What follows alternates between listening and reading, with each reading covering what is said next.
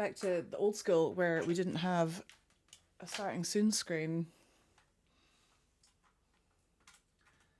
And we just pressed go live and then we were live. And all the things that I usually do. Oh, I haven't been to the toilet. Fry, this is why we have a starting soon screen. So I can get a drink and go to the toilet and stuff. I wanted to go live before 1 though. Can you hear that? Really loud.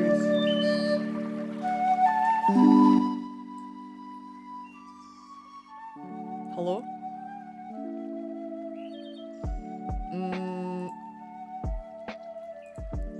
Do we have? Oh, frick. Right, this is why I wanted to go live before. It's very loud. Oh no, I'm sorry. Sorry. My headphones haven't connected yet.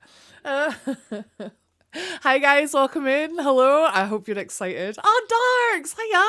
I wanted to go live before 1 o'clock because I wanted to be nice and ready for 1 o'clock my time.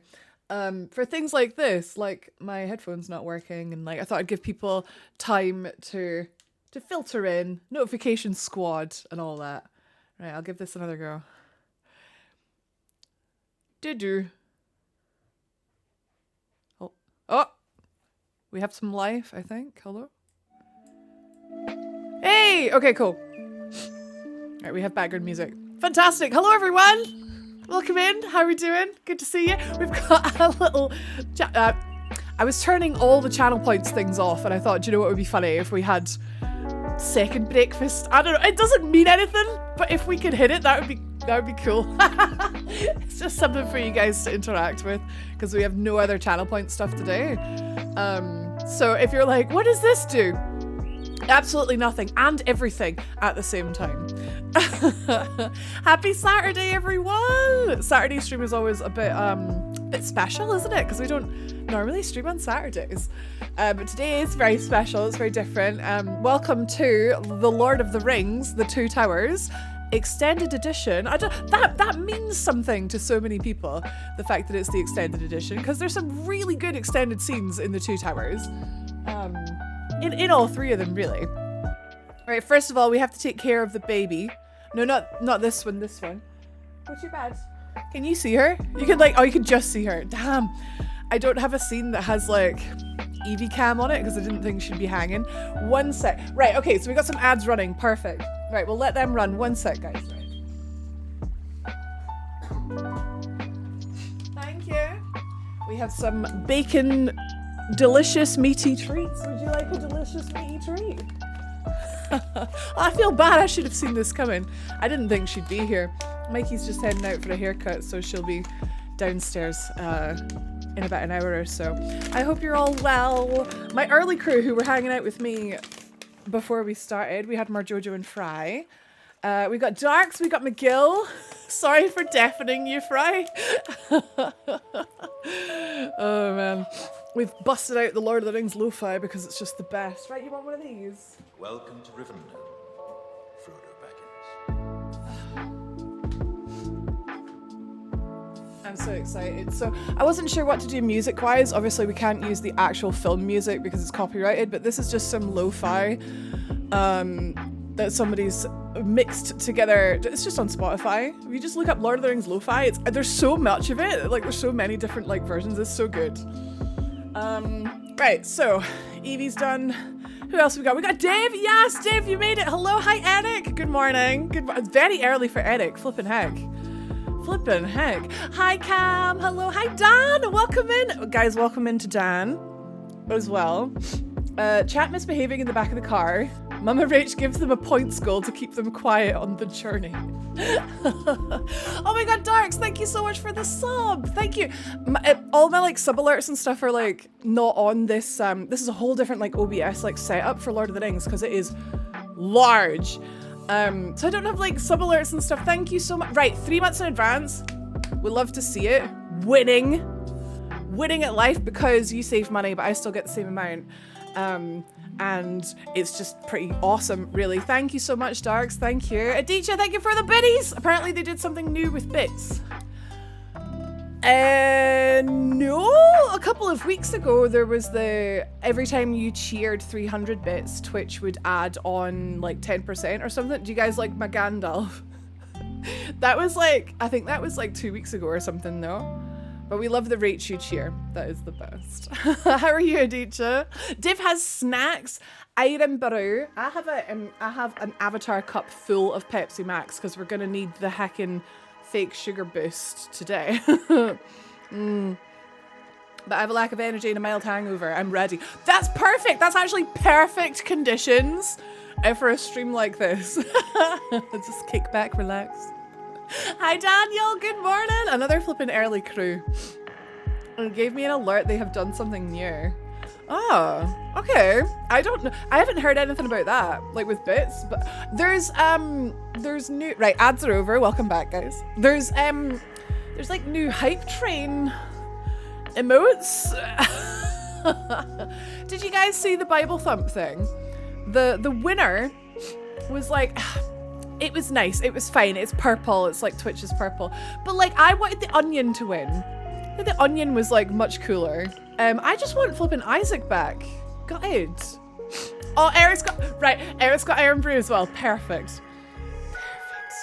It's like, well, to be fair, Lord of the Rings isn't Scottish, but I am, so it's perfect. Hi, Fortis. Good morning. Well, I keep saying good morning. Good afternoon. It feels like good morning because it's super heckin' early to be up and a bit on a Saturday for me anyway, because I'm heckin' chonk. Let me make sure everything is all set up for 1 o'clock because I'd like to start as close to 1 o'clock as we can. Because everything was all going to be fine. I could take my time and just like maybe even have a break for dinner and all that. But then we got invited to Mike's parents' house for dinner. And so we're going to go there at like hopefully about 5-6 o'clock. So suddenly we have a time limit. Hi, darling. So I'm wanting to start like bang on 1 if we can. So... Hello, Captain Hindsight. Lord of the Rings has dwarves in it, which are Scottish. Therefore, Lord of the Rings has Scottish people in it. But when I think of Lord of the Rings, I think of New Zealand. Like Lord of the Rings is Kiwi to me. But like that's like it's got Scottish. It's got a bit of Scot in it. Do you have a bit of Scot in you? Would you like to? Oh no, I know. Oh no, I got invited out for getting my dinner made for me. Oh no. Hi, Jack. Yes, you made it. Are you ready? I'm excited. I started a bit early because I wanted to give people a chance to like come in before we start. Just out of bed for it. Oh my God, rub it in. So my tummy, my stomach and my baby wake me up at like 7:30 if I'm lucky at the latest. Like we did well today. We got up at 7:30. That's a long lie. Oh man, I'm so nervous. I'm so excited. The first one of this went really well. If you guys missed the first one, the VOD is on YouTube, and then obviously the VOD for this is going to be on YouTube. No, not that YouTube. Sorry, not that one. This one. Let me delete that one. Right, this one. Scroll back to January 28th. We did the first one. That was like, hiya, darling. That was, God, that was 9 months ago, which is a significant number this year, having been going through 9 months of pregnancy. How wild is that? Yeah, so we did the first one. It went really well. It was for charity. And we raised so much money. It was really successful. And because we raised so much money, that has unlocked like the second part. So again, similarly to last time, we do have a tip goal, but this time it's not for charity. It's because I'm taking maternity leave. So I just have this little tip. Oh, I say little. Right. I thought this was too much. I thought this was a butt ton of money. But do you know what? My mods were like, flip and go for it. So I'm pretending to be confident for 5 minutes. If we raise this amount of money today, this will be an extraordinary help. Like because I'm planning on I think we'll take about 6 weeks off. I'll do the odd stream. I think I'm going to do like pre-recorded streams and then like hang out and chat and stuff like that. I'll be a bit, but so we need assisted delivery, basically, which entails quite a long recovery time.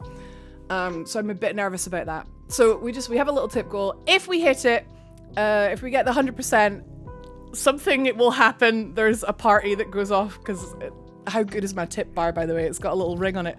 And we will get Return of the King. I've just said in 2025. I don't know when. It took us 9 months to get around to doing Two Towers, but that's because I was pregnant. But I'm going to have a newborn, so I don't know when. I would guess summer. I'd guess the summer. It'll be at some point. Evie's sniffing a bit. Welcome in. Hi, Cam, Dave, Michael Patterson. Hi, Thorn. Good morning, guys. How you doing? Oh, I keep saying good morning. Good morning, good day. Good stream. Good stream. Good stream, everyone. Cam got lunch from Greg's. It turned out my neighbours opposite also ordered Greg's from the same one. And we both got the same delivery person. You could have, like, banded together and saved on delivery fee. But who does that? Who communicate? Hey, you want to get Greg's? You'd have to be very good friends, eh? All right, where's dog? Right, she's gone. I think she's gone. Potatoes. Potatoes! Fry! Oh my God, Fry! Thank you so much for the £10. Thank you. Oh, kicking us off. Right, Fry, right. I've got something very special for you. So for every, look, so that should have, yes, it did. It moved up. Thank God. I mean, I wasn't like nervous about it not working, but you always kind of worry, don't you? Okay, so what I have for you, Flip, I missed some subs. Right, this is the only problem. So my subs are like muted. More potatoes. More flipping potatoes. I want to make that louder. Fine, thank you for the 20. Oh my God, right, guys, Flip, we might need to like slow down a little bit. Heck, thank you so much. I have some gifts for you guys. I have some gifts in return. I'm gonna make the potatoes louder. I got some from Jack. Wait, Jack? Oh no. Jack, we thought this was fixed. Oh no. Wait, that was the, oh, that's because it was a 6 months. Ah, but it won't show us my sub anniversary. It was a few days ago. Amazing. Thank you, Jack. Thank you so much. It's coming up 41 months for me, but it does say the 6 months. So yes, get that discount. Oh, we love to see. Wait, that was more potatoes. I keep thinking it's part of the song. It sounds like it's part of the song. We need to make the potatoes louder. Who was that? Jack, man, thank you so much. Oh my God, this is actually crazy. We're like 10%. I haven't even started. I will give you your gifts in return. I promise, just give me a sec. Addy, thank you for the 26. Are you excited for Lord of the Rings? I'm so excited. This is going to be so silly.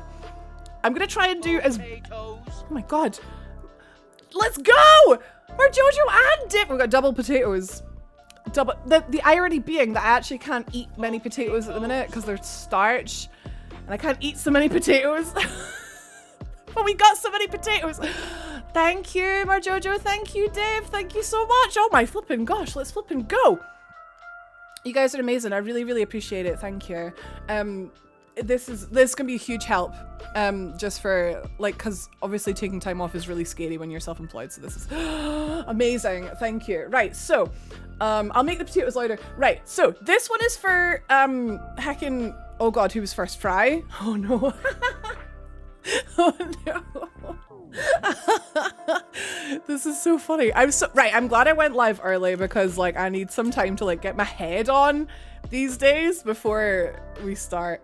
My alerts, so the only alerts I have currently are tip alerts, so that's why it's heckin' all over the place. Right, Fry, if you liked it then you should have put a ring on it. I said to Mike, I was so fun fact, I haven't been wearing my wedding ring for the past few weeks because very, very common side effect of pregnancy is your hands swell up and your feet swell up. My ring doesn't fit me anymore, and I didn't want to risk it getting stuck on there, cutting off the circulation, and then them having to like cut my ring in hospital. No, because my ring is beautiful. So like I haven't been wearing it, and I really, really miss it. And I said to Mike, "Oh, I'll need to get my ring for the stream," and he goes, "Huh?" And I went, "Oh, sorry, my first love." It's like before you, my first love.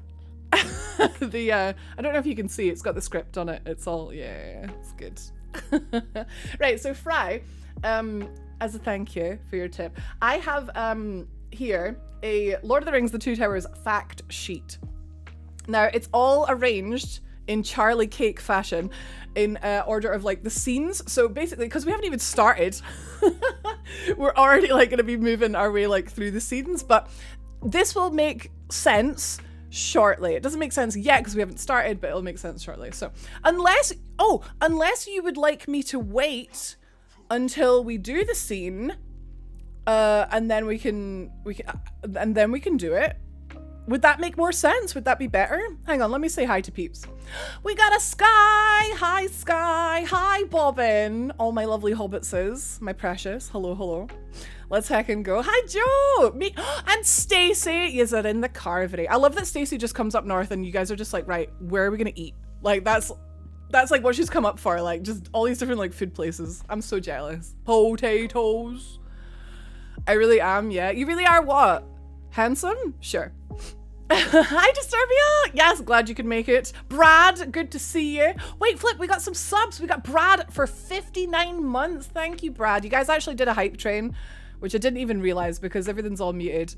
Thank you, Brad. Thank you, Fry, for gifting a sub to Joe. Right, I owe you guys some bass and speakers and tweakers and war and all sort of stuff. I owe you all that because we love those alerts, but like they're not on today. Sorry. Hello, Poshe, star of the show. I mean, what? What did I say? Nobody heard that. What? Could be cool to wait. Yeah, I think so. I think it could be cool to wait. Yeah, let me in. One sec. I keep screaming in the mic. Sorry.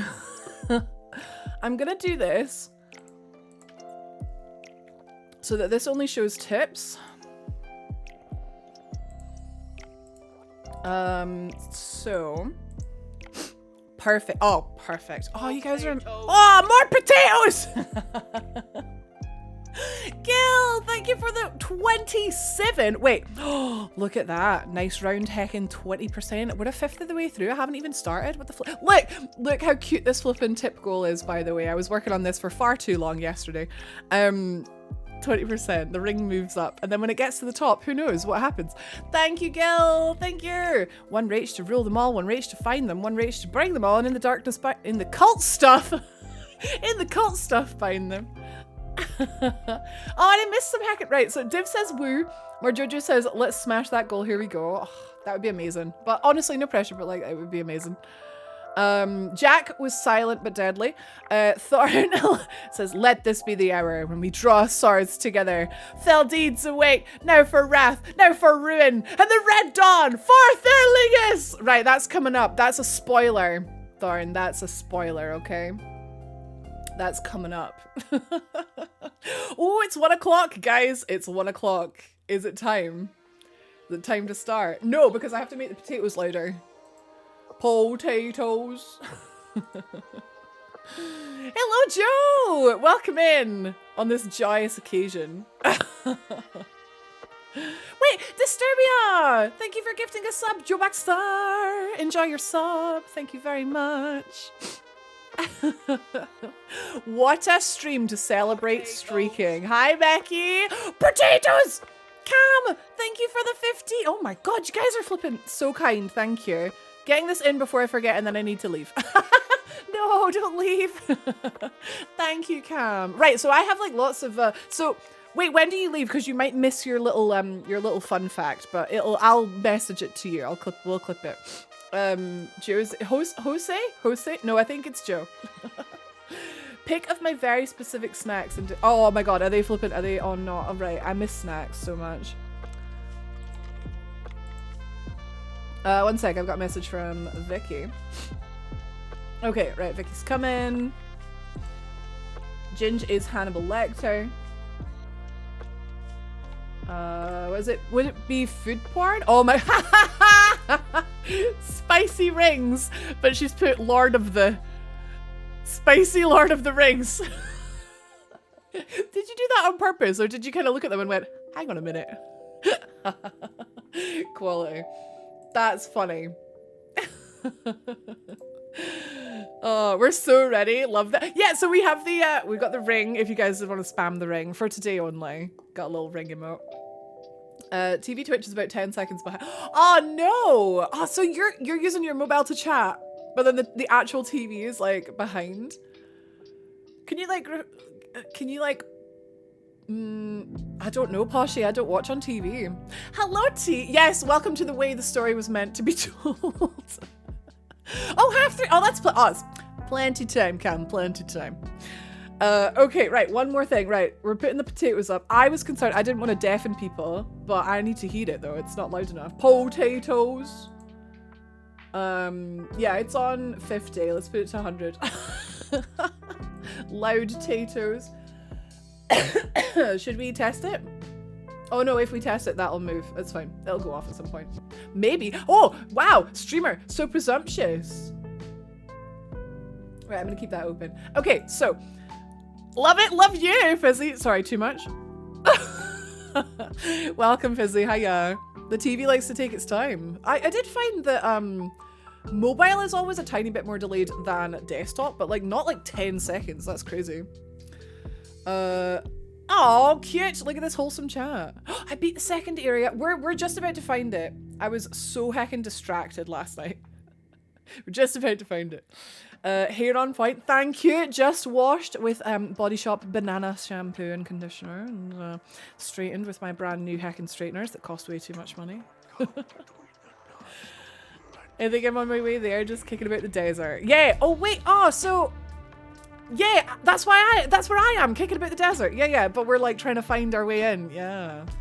TV is the slowest. Mobile is sometimes faster than desktop. Okay. I found the opposite, but that's okay. It's maybe the low latency mode is getting a bit confused. Joe used to have a music teacher who had a ring on every finger, and we called her the Lord of the Rings. You would though, wouldn't you? You would. Caddies, baddies, today is the day. Today is the day. The journey continues. Gandalf nodding away. Isn't he good? I was like, yes, the Gandalf is necessary. We will keep the Gandalf. Hannah, hello, you made it. It's time. Right, I've given you all an extra 5 minutes. Anyone who's late, they can just catch up later. It's time. This once in a lifetime experience. You're correct. It's gonna be incredible. Right, how we got? We got, right, I need my ad manager so I can keep an eye on that because it's a pain in the ass. We're not gonna be doing, like, there's not gonna be content during the ads because I feel quite strongly about that because everyone here, much appreciated. I don't want non-subs to miss quality content. So there we go, we'll put that there. We've got Spotify there. I need a third monitor. See, for streams like this, I need a third monitor. But like at no other time do I need it. Okay, there's chat. There's you guys. There's our tips. Oh my god, we've got so many. That's so nice. Thank you. Thank you, thank you. I hope I didn't miss any flipping... Right, I am worried about missing subs. That's what I'm worried about. Oh, I just missed... Thorn! Thorn, thank you for the gift sub! Caddy's Betties is now Subbies Betties. No, Caddy's Subbies. Yeah, that makes more sense. Caddy's Subbies. Ultimate Troll would be doing big story moments during ads. And it's like, oh, that'll teach you to be unsubbed. Thank you, Thorn. Hi, Tom! Welcome in! Okay, I'm gonna put that there. And then we're gonna have that there. And then that there. Okay, perfect, right. So, and potatoes is like... Right! It's time. It's time. Missing subs it's going to happen. Yeah, we're gonna have plenty breaks because my blood sugars are in an hour and a half. We got ads in 40. So between needing the toilet, ads, snacks, flipping diabetes, etc., we're gonna have plenty breaks. And then during those breaks, I'll come back and I'll see what we've missed. That's the plan. That's the plan. We're doing it live. Okay, friends, right. What's the dealio with the do you like it? That's a tip goal. And the more it goes up, the ring gets to the top, and when it gets to Mordor, who knows what's gonna happen. So basically, I'm oh, has my bot gone awry? Potatoes! Incredible. I'll restart the bot. It's a tip goal.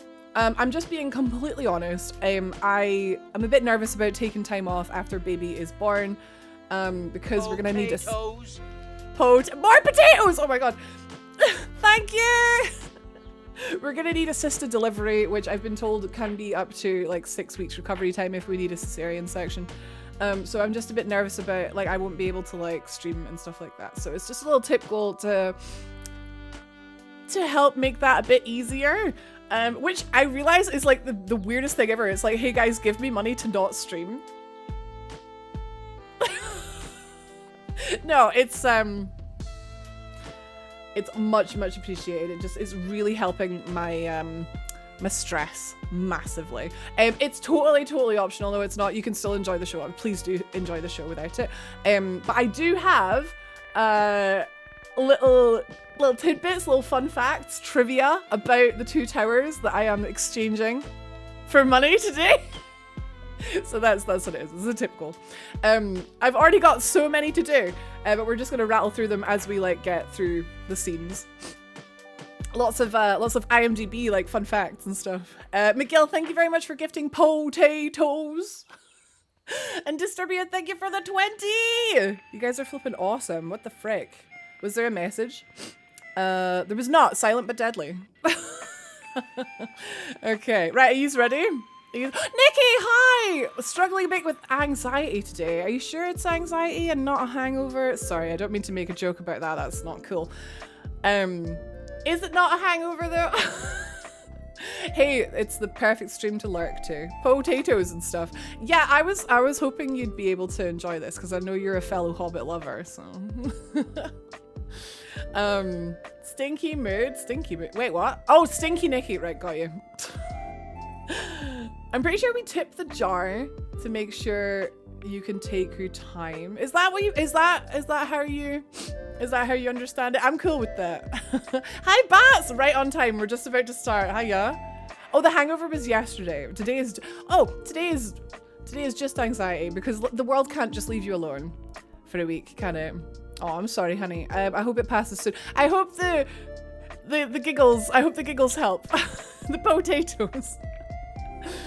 She's just a hobbit. No, she's not that short. She's not that. I wouldn't call Nikki a hobbit. Nikki's at least dwarf height. At least. Okay, right. You guys are awesome. Let's flip and go. You ready? Go back, Sam! What's the music doing? Let's just do this. There we go. Right, so welcome everyone tall and small, to the Lord of the Rings, The Two Towers, a one-woman show. What does this mean? Well, we are performing the entire movie. It is the extended edition. Just myself, with an asterisk. The whole movie is like 3.5 hours long. However, it's not going to take that long on stream because like things that take several minutes like on screen are going to take me like several seconds just to like read out the screen directions. It's going to be mighty scuffed, but we do have name badges with who is talking, and we have scene like images with like setting the scene like with what's going on. Hi Phoebe! So there's going to be aids to help you follow the story. So hopefully even those who have never seen, especially those who have never seen Lord of the Rings, should be able to follow along just fine. Just to point this out, most alerts will be muted during the show, so everything apart from tips is muted because we do have a tip goal. Please don't feel pressured to contribute to that, but those who already have, amazing, thank you so much. If we hit the goal, we will do the Return of the King in 2025. That's how that works. And every time we get a tip, I will exchange for you a fun piece of trivia, fun fact about the Two Towers. So there are plenty breaks scheduled in to accommodate fatigue and check for missed alerts, so like sub alerts and that. I am 35 weeks pregnant. So I am needing wee-wees, I'm needing snacks, and stuff like that. So there's gonna be plenty breaks, so I thank you for your patience with those. Yeah, thanks for understanding. Right, without any further ado, let's flip and go. I know, Phoebe, like, so flipping close. Not long to go. They're taking the hobbits to Isengard! Welcome in, Eric. Right on time. Right on time, let's go. You ready? Let's go. Okay. Do-do-do-do-do-do. Do-do-do. Oh, do we have... Hang on. This'll do. There we go. No, perfect. Here we go. Right. The Lord of the Rings. The movie opens as the camera pans over the misty mountains. Oh, sugar. Oh, flip. Oh, honey. Oh, no, I pressed the wrong button, guys. We are one line in. That's got to be some kind of record. Makes a mistake, one line in. So I just press the button that opens up every window that I need for streaming.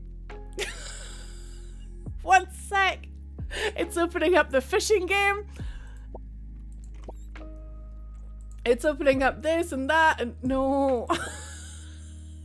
The camera pans, zooms, the camera zooms. Right. Okay. That's the level, that's what we're... Vicky, you made it! That's what we're dealing with today. Okay. You cannot pass! Gandalf! I am a servant of the secret fire, wielder of the flame of Arnor. Go back to the shadow. The dark fire will not avail you, flame of Undun! Hi, Jade! Now we're inside Moria. Gandalf is on the bridge of Khazad-dûm, confronting the Balrog. You shall not pass! Potatoes. Dave, thank you for the tip! Thank you so much for the £10. Gandalf slams down his staff onto the bridge, causing it to crack. The Balrog falls! Gandalf turns away, but the Balrog's whip catches his ankle and pulls him over the edge, leaving him hanging onto the edge of the bridge. No, no! Gandalf! Fly, you fools! No! Gandalf! Gandalf falls with the Balrog into a great chasm. He fights with it all the way down until they fall together into an underground lake. Look at that, look at them, it's flipping. That's a deep heckin' cavern. They're fighting, he's got his sword all the way down. Oh my god. Did that open? Yes, perfect. Why is that not? Oh. Interesting. Okay. I'm learning my buttons. I've got it all coded to my stream deck. I'm learning my buttons. Suddenly the scene cuts to the edge of the mountains in Emyn Muil, where Frodo and Sam lie sleeping. Gandalf! Oh, he was sleeping. He was sleeping. Gandalf! You know? What is it, Mr. Frodo? Nothing. It's just a dream. Just a dream. The two towers! Hi, Bubba! Hi, Rogue! The two towers. Frodo and Sam are scrambling down the rocks using the rope that was given to Sam by Galadriel back in the Fellowship of the Ring. Can you see the bottom? You know what to do, chat. No! Don't look down, Sam. Just keep going. Sam slips and drops a box. Catch it! Grab it, Mr. Frodo! Frodo catches the box, but loses his footing and he slips down the side of the slope. Mr. Frodo! He lands on the bottom. I think I found the bottom. There it is. I think I found the bottom. Sam and Frodo survey their surroundings. Bogs and rope and goodness knows what. It's not natural, none of it. Frodo looks at the box that he's holding. What's in this? Nothing. Just a bit of seasoning. I thought maybe if we was having a roast chicken one night or something. Roast chicken? Well, you never know. Sam. My dear Sam.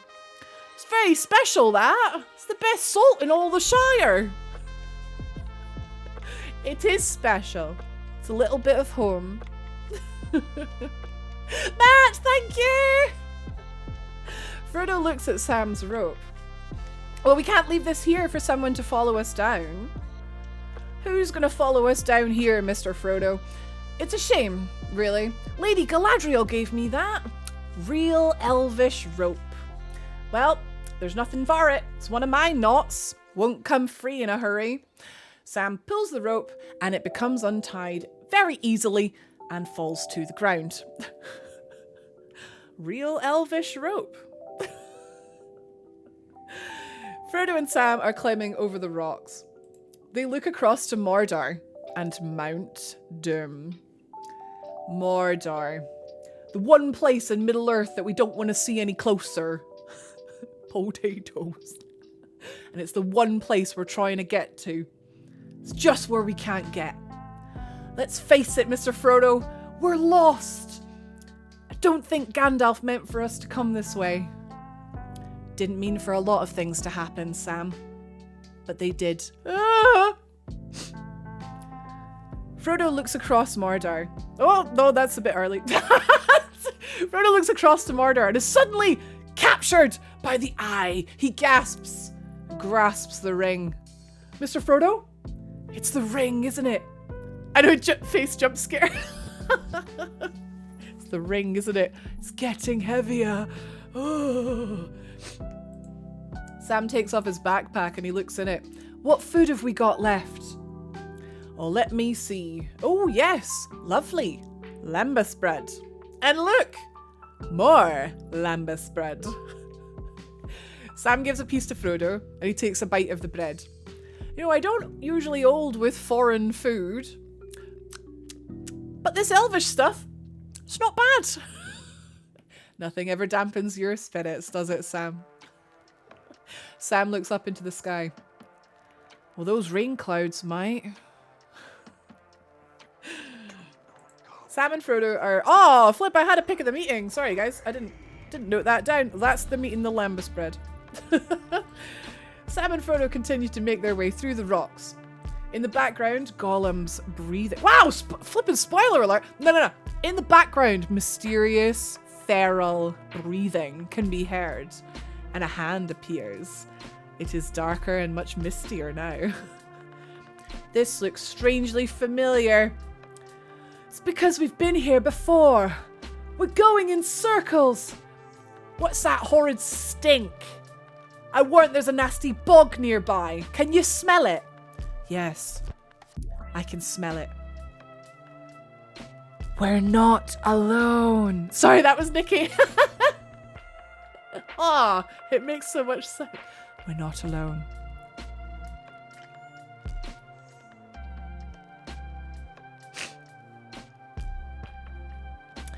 Whilst Frodo and Sam sleep, huddled against a rock face, their cloaks over them, in full moonlight, Gollum, sorry, I realise this picture's quite dark, starts to creep towards them.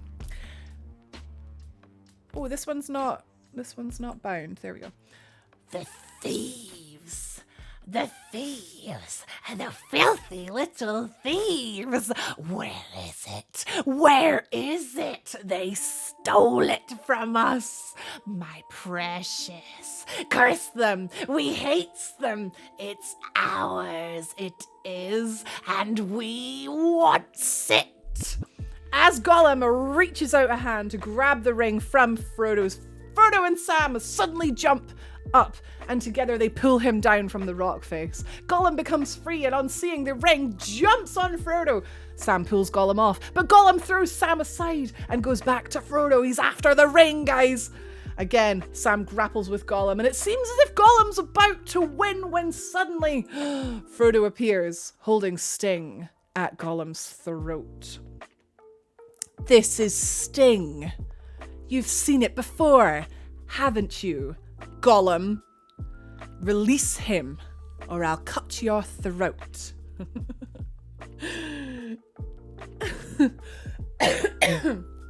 Gollum does let Sam go, and he goes Wah! In anguish. There you go.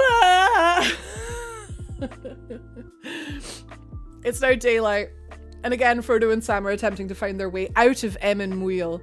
Gollum is being held by Sam and pulled along by the elven rope by the neck. It burns! It freezes us! Nasty elves twisted it! Gollum looks pleadingly at Frodo. Take it off us! Quiet, you! It's hopeless. Every orc in Mordor is going to hear this racket. He looks at Frodo. Let's just tie him up and leave him. No, that would kill us. Kill us. Oh, it's no more than you deserve. Maybe he does deserve to die. But now that I see him, I do pity him. Gollum holds out the rope and looks pleadingly at Frodo. We be nice to them if they be nice to us. Take it off us. We swears to do what you want. We swears. There's no promise you can make that I can trust. Gollum looks puzzled. We swears to serve the master of the precious. Guys, by the way, let me know if the music's too loud. It suddenly just feels like this one's quite loud. Also, that should be on a different one. There we go. Let me know. We swears to serve the master of the precious. We will swear on the precious. On the precious. Gollum! Adam! Thank you for the potatoes! Oh, flip. Oh, guys, I'm so sorry. We're like several scenes in and I totally forgot about the heckin'... I was getting into it. I forgot about the fun facts. Okay, I'm gonna finish this scene and then we will do the fun facts. Okay. Thank you so much, Adam! Frodo walks up to Gollum. The ring is treacherous. There he is. It will hold you to your word. Yes, on the precious. On the precious. I don't believe you! Sam rushes forward and Gollum runs away up a rock. It says it's Gollum, it's because it's not coded properly. Sam yanks the rope, pulling him down. Get down, I said, down! Sam! He's trying to trick us. If we let him go, he'll throttle us in our sleep. Frodo walks back to Gollum. You know the way to Mordor? Yes. You've been there before? Yes. Frodo takes the rope off of Gollum's neck. You will lead us to the Black Gate.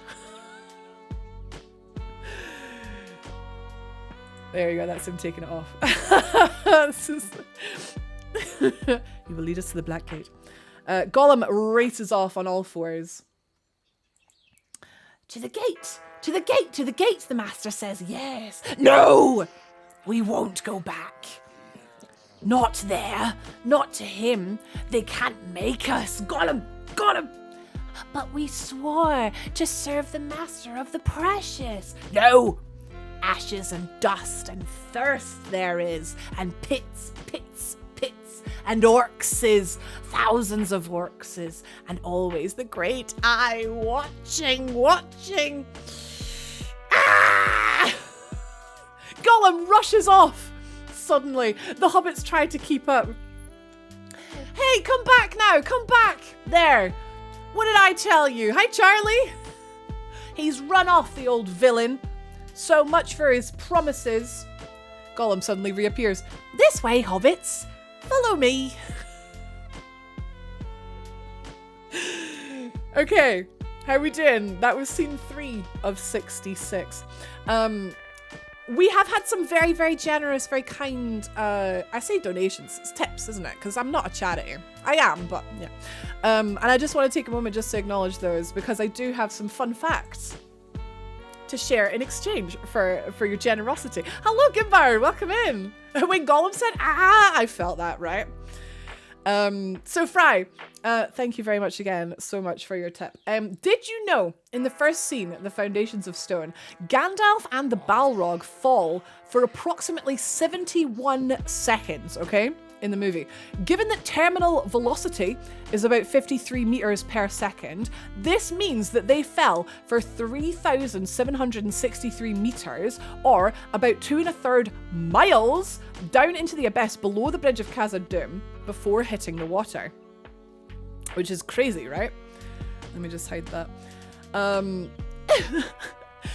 We did get a tip from Thorn as well. Thank you so much again, Thorn. Thank you.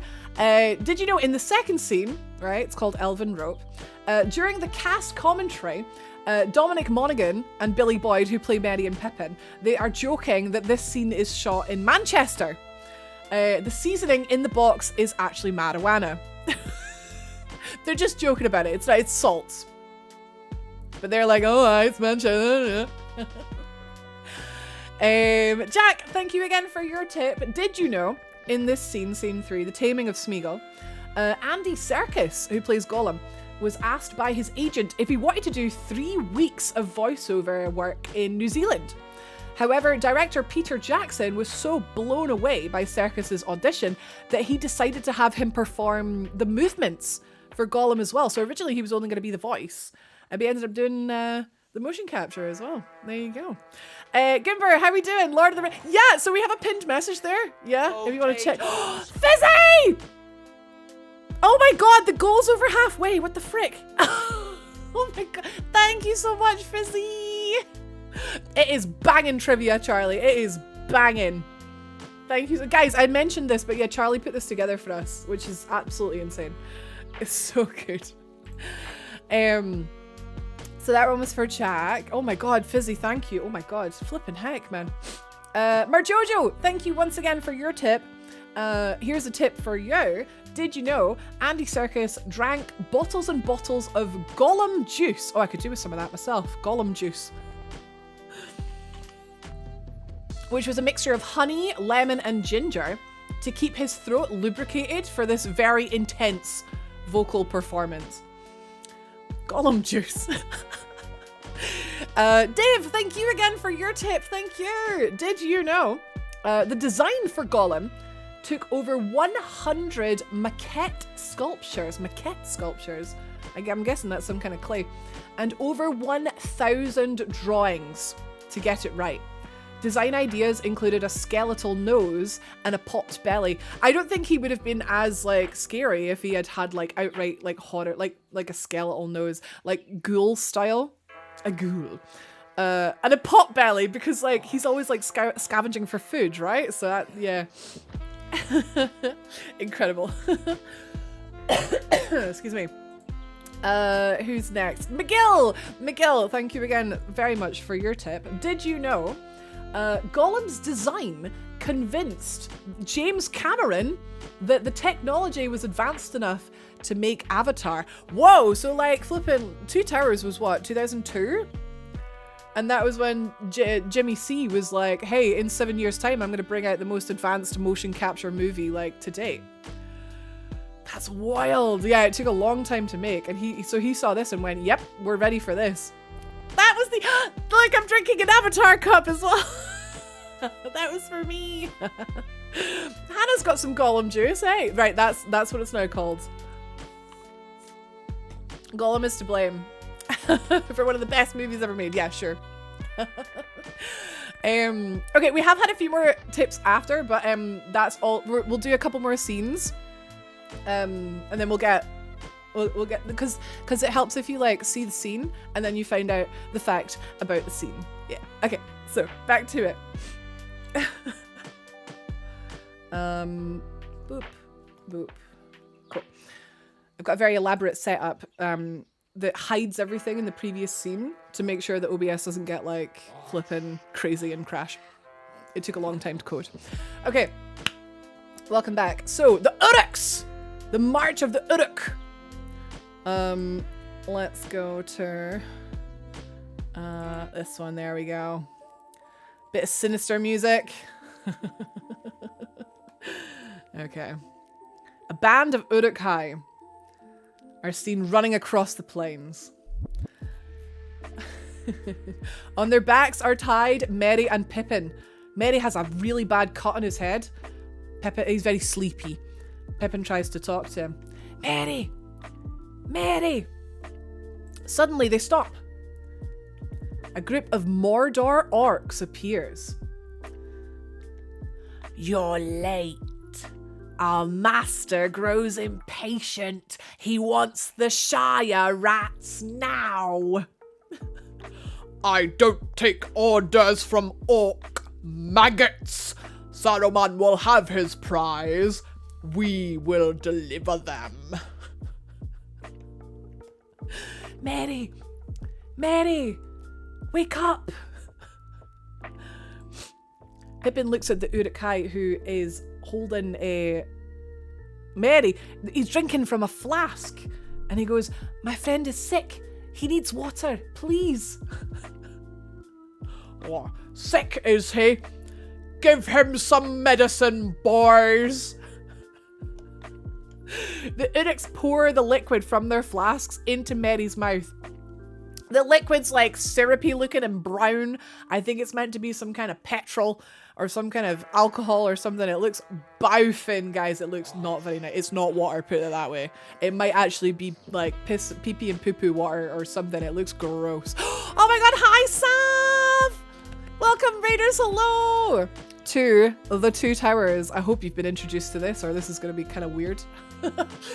This is the Two Towers. Welcome everyone, good to see you. Yeah, so Mary's just had this drink and it's like, it looks like pee-pee poo-poo water. It looks awful. So he wakes up coughing and spluttering. Stop it! And then the Uruks are making fun of him. They're just like, can't take his draft.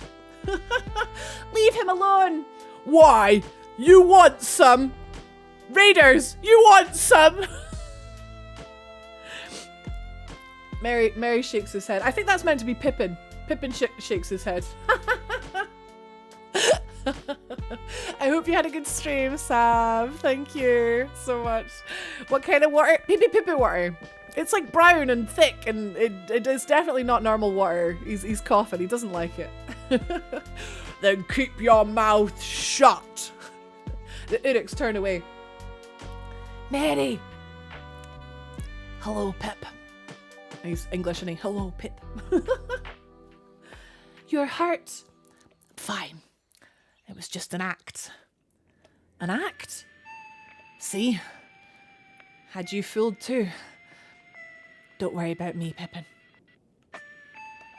And Uruk-hai is sniffing the air. What is it? What do you smell? Man flesh. They've picked up our trail. Aragorn. Let's move. Iconic scene. Iconic. As the Uruk-hai band run off with Merry and Pippin still tied to their backs, with his mouth, Pippin pulls off his elven leaf brooch from his cloak, throws it to the ground, leaves a wee clue for Aragorn, doesn't he? They have emotions, thank you for that. It's right, Sav. I was one line in and already made a mistake. That's the level that we're talking about here. It's been about 15 minutes. We love you! We love you! So this concludes scene 4. We did get very generous tip. Oh my god, I have too many windows open. From Chameleon. Thank you again for your tip. Here's a tip for you. Did you know when Dominic Monaghan, who plays Merry, had that medicine, you know, the pee-pee poo-poo water, administered to him? Sav, thank you for the sub. Thank you. Good morning, Mike. Good morning. Wake up with some coffee and pee-pee poo-poo water. When Merry was drinking that by the Uruk-hai, he coughed it out. It was actually, right, here's what it actually was. It was a mixture of syrup, grape juice, and Coca-Cola. And it was really sticky, like glue. So like, yeah, you wouldn't be tempted to swallow that. You would spit it out, wouldn't you? Okay. Monaghan. Oh, I thought it was Monaghan. Oh, I thought it was Monaghan. Ah! Oh my god! What the frick? Wait, how many did Twitch do? What the hell? Oh my god. Sav, thank you so much for the 20 subs? Because bringing all your friends here apparently just wasn't enough. Oh my god, that's amazing. We got so many free subs from Twitch. What the frick? Aw, Oh, thank you. Right, everyone, if you got a sub, enjoy it. Enjoy the emotes. There's far too many of them. You get a sub badge. You can watch ad-free. Oh, speaking of ads. Okay, cool. We got time. We're not going to do any content during ads, so I'm keeping an eye on them. For the baby. Oh, thank you. That was really cool because, like, Twitch is only meant to do, like, 1 free sub every 5 subs, right? But then it did an extra 6. Let's go. That's very kind. Thank you so much. Oh my god. Thank you. Oh my god. Ignore that. Ignore the tip message. You've done enough. Thank you. That was poor timing, helpful Evie. That's not very helpful. Oh my god. Thank you. Okay, so we continue with our story to scene 5. The 3 hunters. The scene changes. Aragorn is lying with his ear to a rock. Their pace has quickened. They must have caught our scent. Hurry! The most handsome man. Legolas is running up the hill. He shouts back to Gimli, "Come on, Gimli!" Gimli comes panting up the hill. 3 days and nights pursuit.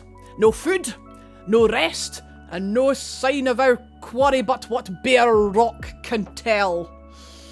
Aragorn, Legolas, and Gimli, trailing behind, are seen running along the top of mountains and hills. Aragorn suddenly bends down. He picks up Pippin's fallen elven brooch. Remember that? Remember that? Not idly do the leaves of Lorien fall. They may yet be alive. Less than a day ahead of us. Come. Come, Gimli! We're gaining on them! Gimli appears falling and rolling down the hill. I'm wasted on cross-country. We dwarves are natural sprinters. Very dangerous over short distances. They arrive at the brow of a hill, looking down on the plains below. One sec. There we go. Looking down at the plains below. We love Gimli. Gimli's the best, man. Rohan. Rohan, home of the Horse Lords. There's something strange at work here. Some evil gives speed to these creatures. Sets its will against us. Thank the community. I'm paying it forward. I'm a Lord of the Rings nut. Me too. Let's go. Absolutely, Sav. Thank you so, so much. Mate, you're so sweet. Thank you. All the best to you and the fam. I'll take care of your pals. Legolas! What do your elf eyes see? Are you ready? Chat, are you ready? The Uruks have turned northeast! They're taking the hobbits to Isengard! I'm sorry, what? They're taking the hobbits to Isengard! God. He said the thing! Saruman. He said the line! Saruman. There he is. There he is. The scene changes to Isengard seen standing in a circle of smoking pits. Oh, that is not what the picture I have is of. Sorry, guys. Saruman, there you go. Saruman is inside, eyes closed, hand held over the Palantir, the seeing stone, which is glowing with flames. He's chatting to Sauron on the phone. The world is changing.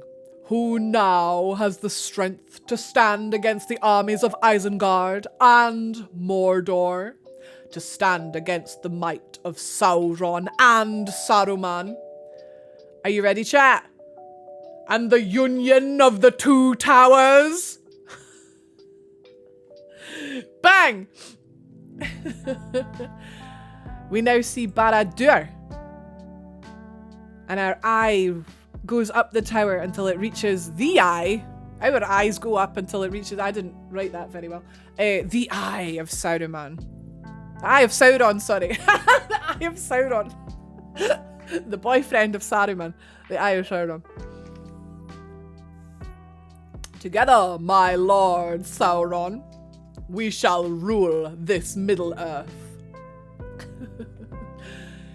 The trees of Isengard are being ripped down and thrown into the pits. Saruman walks through, watching all the orcs feeding the furnaces, molten metal being poured into the molds, and helmets and weapons are being made. The old world will burn in the fires of industry.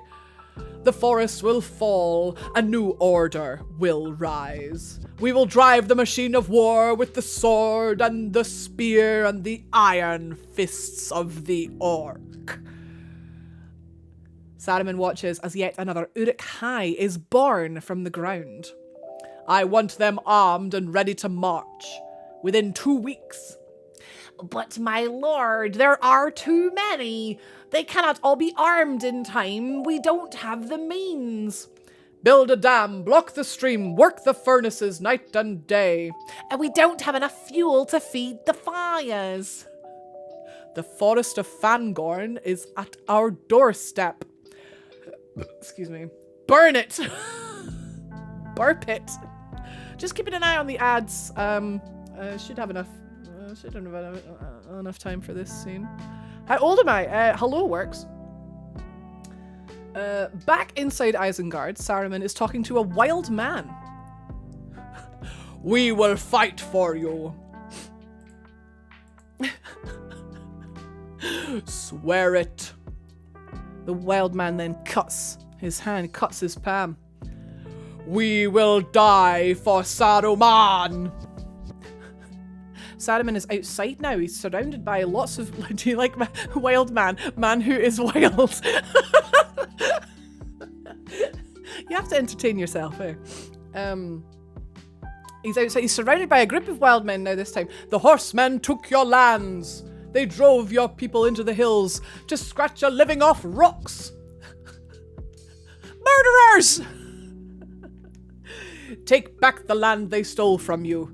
Burn every village! And all the wild men are like, yeah, let's go, let's go. They cheer and run off. They are seen running into a Rohan village with flaming torches. We have only to remove those who oppose us. It will begin in a Rohan. Too long have these peasants stood against you, but no more. Right, Rohan. A lassie, a Rohan lady whose name is Morwen, a wild man who is wild. She saddles a horse and beckons to her children. Eothan, you take your sister. You'll go faster with just 2. Papa says Eothan must not ride Garulf. He's too big for him. Morwen lifts the child onto the horse. You listen to me. You must ride to Edoras and raise the alarm. Do you understand me?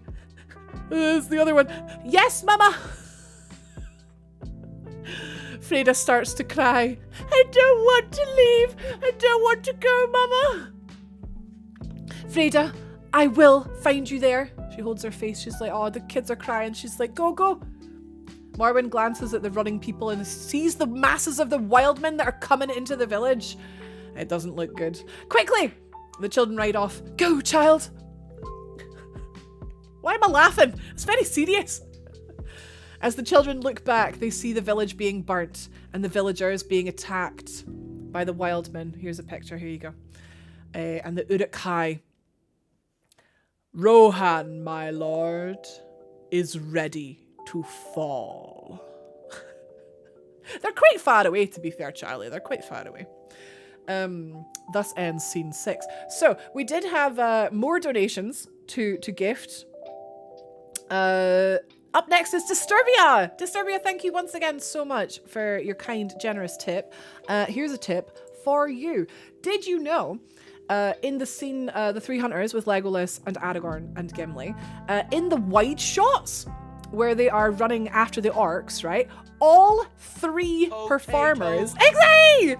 Thank you! Thank you so much! I'm adding you to the list of good beans that need to be rewarded. All 3 performers, right, are running injured. They're all injured. Orlando Bloom had a couple of broken ribs from falling off a horse. Viggo Mortensen had 2 broken toes. from kicking the helmet in the orc's funeral pyre scene. Brett Beatty, who is Gimli's stunt double, had a knee injury. Peter Jackson said that all three were very dedicated and continued to film the scene, often yelling ouch or ow, or like they were just, so they'd be like cut and then the actors would be like, ah, this is brand new information. No, no. Who's next? Who's next? Very good bean. Tall Dave! The tallest of beans. Right, Dave, did you know? Thank you again for your tip. Did you know Aragorn's basic costume is changed slightly in this movie compared to the previous one? He wears the leather wrist gauntlets of Gondor, which he took from Boromir's body. Boromir died at the end of the first one. To honour his fallen comrade, he takes his gauntlet. Oh, that's well sad. I didn't know that. That's well sad. Oh, why are we laughing? Adam! Biggest tip of the day. Thank you very much. In the scene that we've just watched, the burning of the Westfold, did you know Peter Jackson has stated that he wished his cameo in The Two Towers had been as one of the wild men. Peter Jackson cameos in all three of the films, by the way. Really small part. The Wildmen were a disenfranchised group who rallied to Saruman's aid. They caused the burning of the Westfold.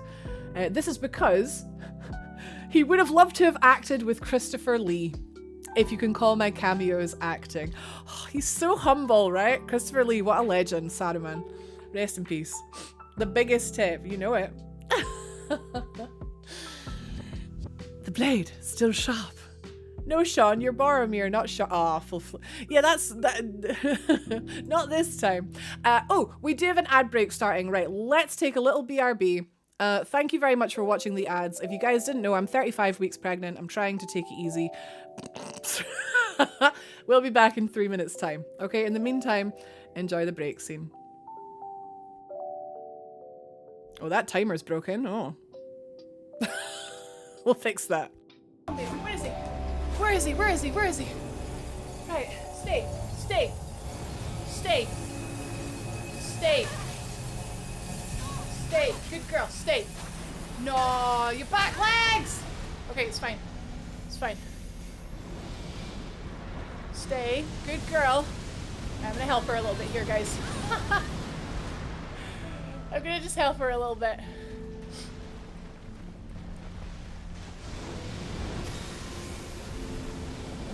Good girl, Evie.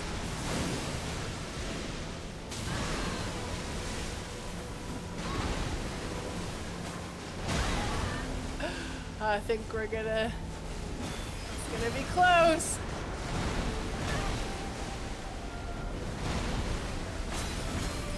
Come on! Come on! Yes!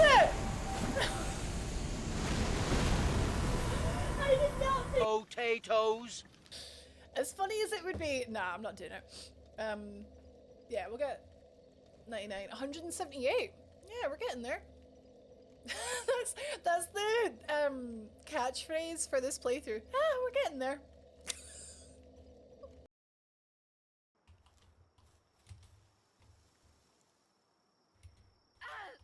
I don't have a glider.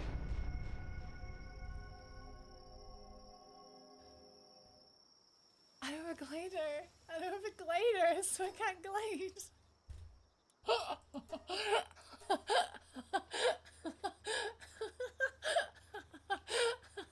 I was like, why isn't my glider working?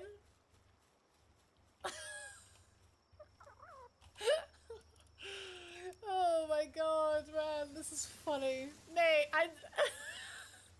that is the second dumb flippin' stuff I've done today, man. Oh god. That's the TikTok, right? Okay. It's not funny without context, though.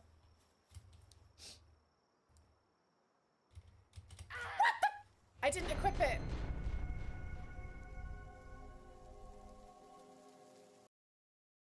Towards myself. You, on the other hand. What am I gonna do with all these ducks? could you? I refuse to believe the King of Puppets is truly behind this puppet rampage. It's too simple, but also a bit too much even for him. No.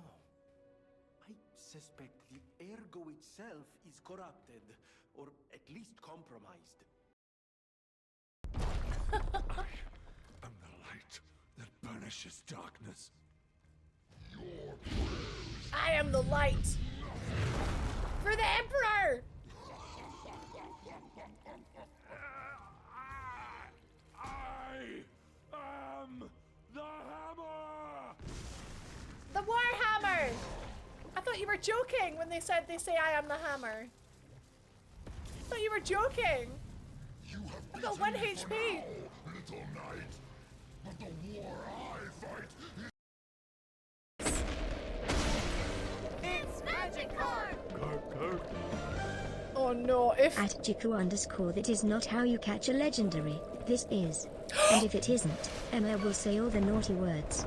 Like dong, asshole, balls, titties, lady flaps, and taint. And sometimes you're doing it.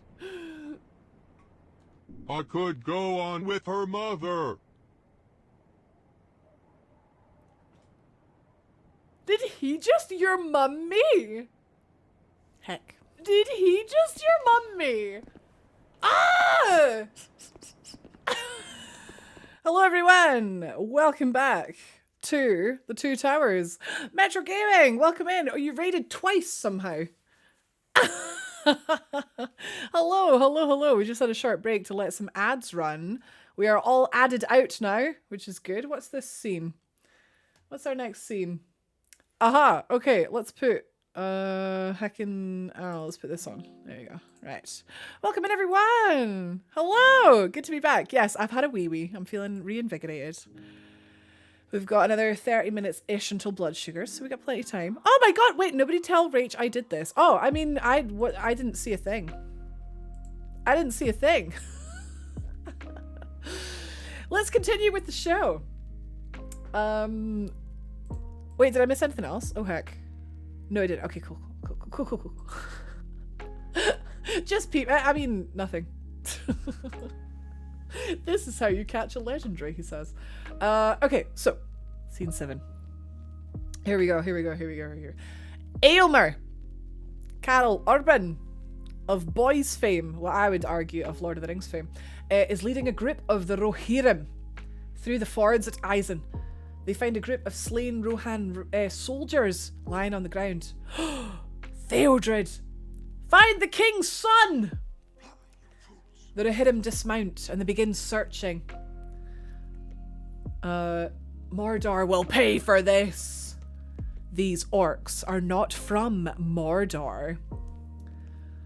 I didn't mean to press that there. Eomer turns the head of a dead orc, reveals the white hand of Saruman on his helmet.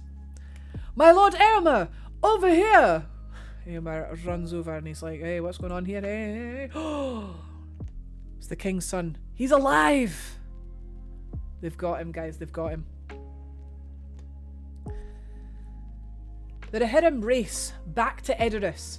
Eomer is carrying Theodred in front of him on his horse. Eowyn, his sister, is looking out from the front of the Golden Hall. She rushes into a bedchamber where Eomer is kneeling next to Theodred on the bed. Theodred! He has a bad head wound. Eomer gestures for Eowyn to look under the covers. She sees a huge wound in his abdomen, closes her eyes.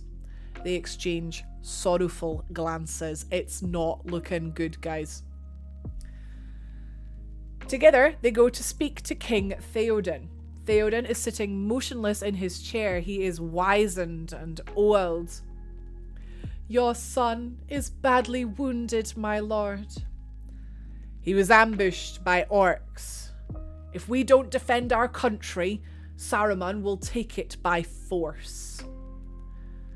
Theoden shows no reaction. He's just deadpan. He's just like, proper old looking. From behind him, Grima appears. That is a lie. Saruman the White has ever been our friend and ally. He's well creepy. He's awful. We hate him. We hate him, Vicky. We hate him. Boo! Boo! There you go. Put creepy music on. There you go. Boo! Theoden's mumbling quietly. Grima. Grima. Grima. Orcs are roaming freely across our lands, unchecked, unchallenged, killing at will. Orcs bearing the white hand of Saruman. Éomer drops the orc helmet, showing the white hand of Saruman on it. Why do you lay these troubles on an already troubled mind? Can you not see? Your uncle is wearied by your malcontent, your warmongering. Hi, Abs! One of my favourite lines in this movie. Warmongering. Éomer grabs Grima. How long is it since Saruman bought you? What was the promised price, Grima? When all the men are dead, you take your share of the treasure? Huh? Huh? Abs, thank you so much for the raid. Bernard Hill, I know, rest in peace. I love that though, he's like, warmongering. He's like proper angry, it's well good. Grima glances over Éomer's shoulder as Éowyn is walking out of the hall. Éomer follows his eyes and realizes that Grima's looking at his sister. Éowyn pauses, exchanges glances with Grima, walks out frowning. She's not into him. She's not into him. Éomer squeezes Grima's face. Too long have you watched my sister. Too long have you haunted her steps. Grima looks over at Éomer's shoulders as two guards approach and pull him off.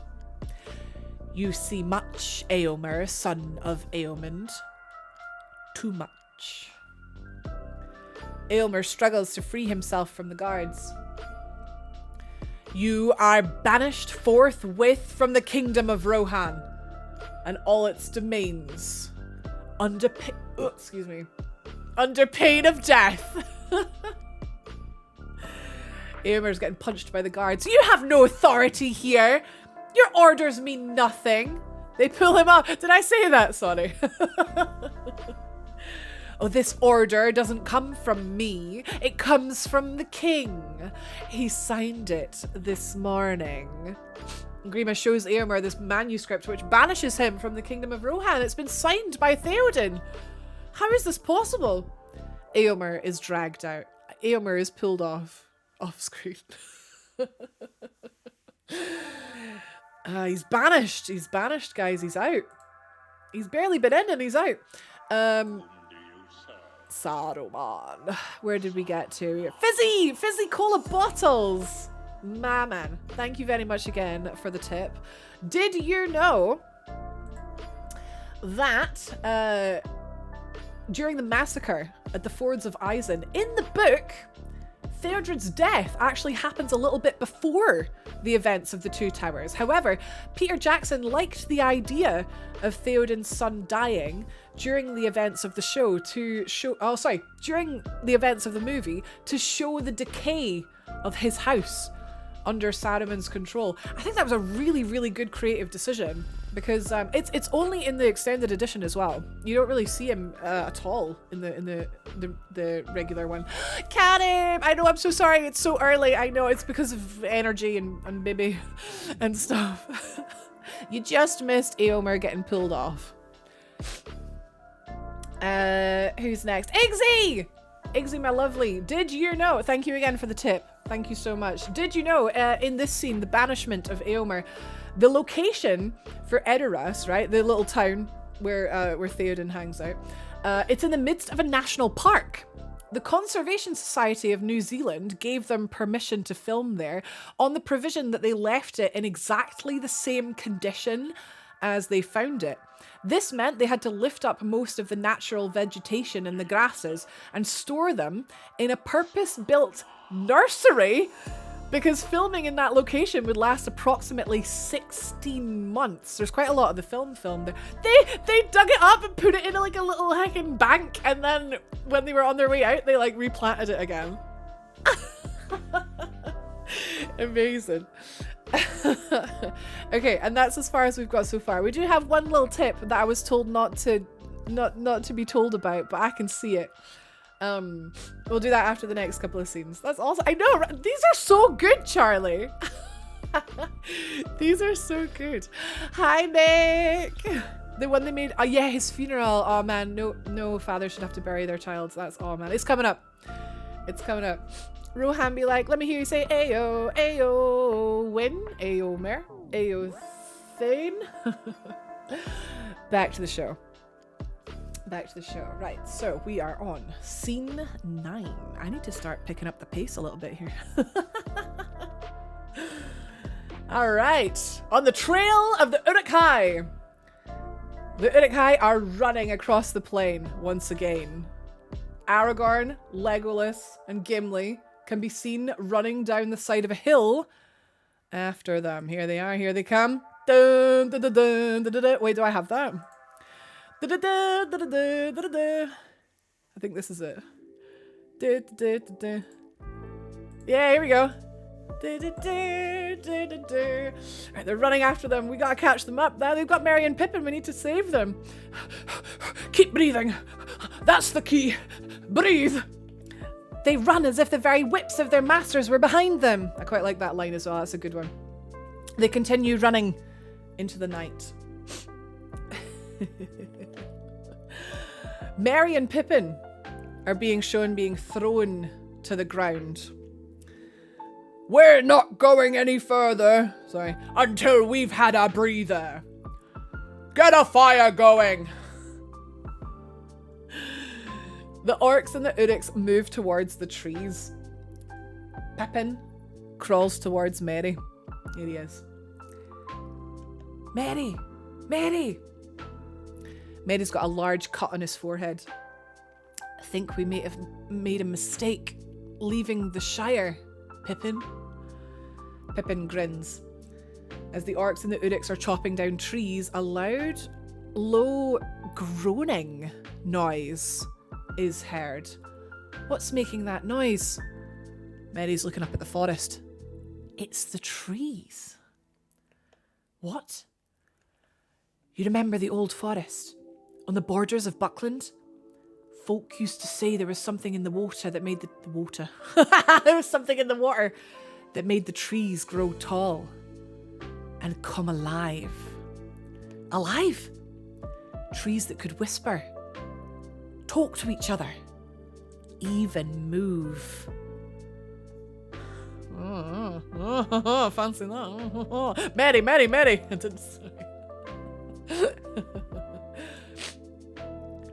I'm starving. We ain't had nothing but maggoty bread for 3 stinking days.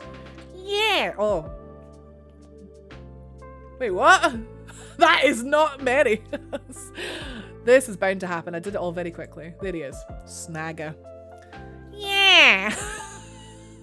Why can't we have some meat? He's looking at the hobbits. What about them? They're fresh. They are not for eating. The Uruk-hai drag Merry and Pippin away from the orcs. What about their legs? They don't need those. Merry and Pippin are looking astonished. They're looking at their legs. They're like, oh no, oh no. Oh, they look tasty. The orc walks towards the hobbits, but he gets thrown back by Ugluk. Get back, scum. The prisoners will go to Saruman. Saruman. Alive and unspoiled. Hello, Nilaki. Welcome in. Thank you. Alive? Why alive? Do they give good sport? They have something. An elvish weapon. The master wants it. Oh, they have potatoes. Thank you, Vicky. Thank you so much. The master wants it for the war. Snagga creeps up on the hobbits with his blade. Uh-oh. Uh-oh, he's creeping up, Merry and Pippin. They think we have the ring. Shh. As soon as they find out we don't, we're dead. Snagga's close to the hobbits now. He raises his blade. Just a mouthful. A bit off the flank. Ugluk turns around, raises his scimitar, cuts off Snagga's head, which rolls off the hobbit's shoulders. Looks like meat's back on the menu, boys. Oh, it's good. Yeah! The Uruk-hai push past Merry and Pippin, rapidly throw them to the ground again as they fight to get to this orc's dead body. They're ripping it apart. There's intestines flying everywhere. It's disgusting, but meat's back on the menu, boys. Pippin, let's go! They begin to crawl away. Suddenly they are stopped as Grishnak, the mean orc guy, places a foot on Merry's back. Pippin rolls over to see him. Go on. Call for help. Squeal. No one's gonna save you now. He's got his blade. He lifts his blade. Suddenly a spear is thrown into Grishnak's back and he falls over. The Rohirrim appear on their horses, start slaying all the orcs and the Uruk-hai. Merry's like, Pippin! He starts to crawl away again. The pandemonium ensues. Pippin and Merry are caught in the middle of an attack. Pippin rolls onto his back, sees a horse rearing above him. The hooves come crashing down on top of him. Ah! Sorry, I forgot about the ah!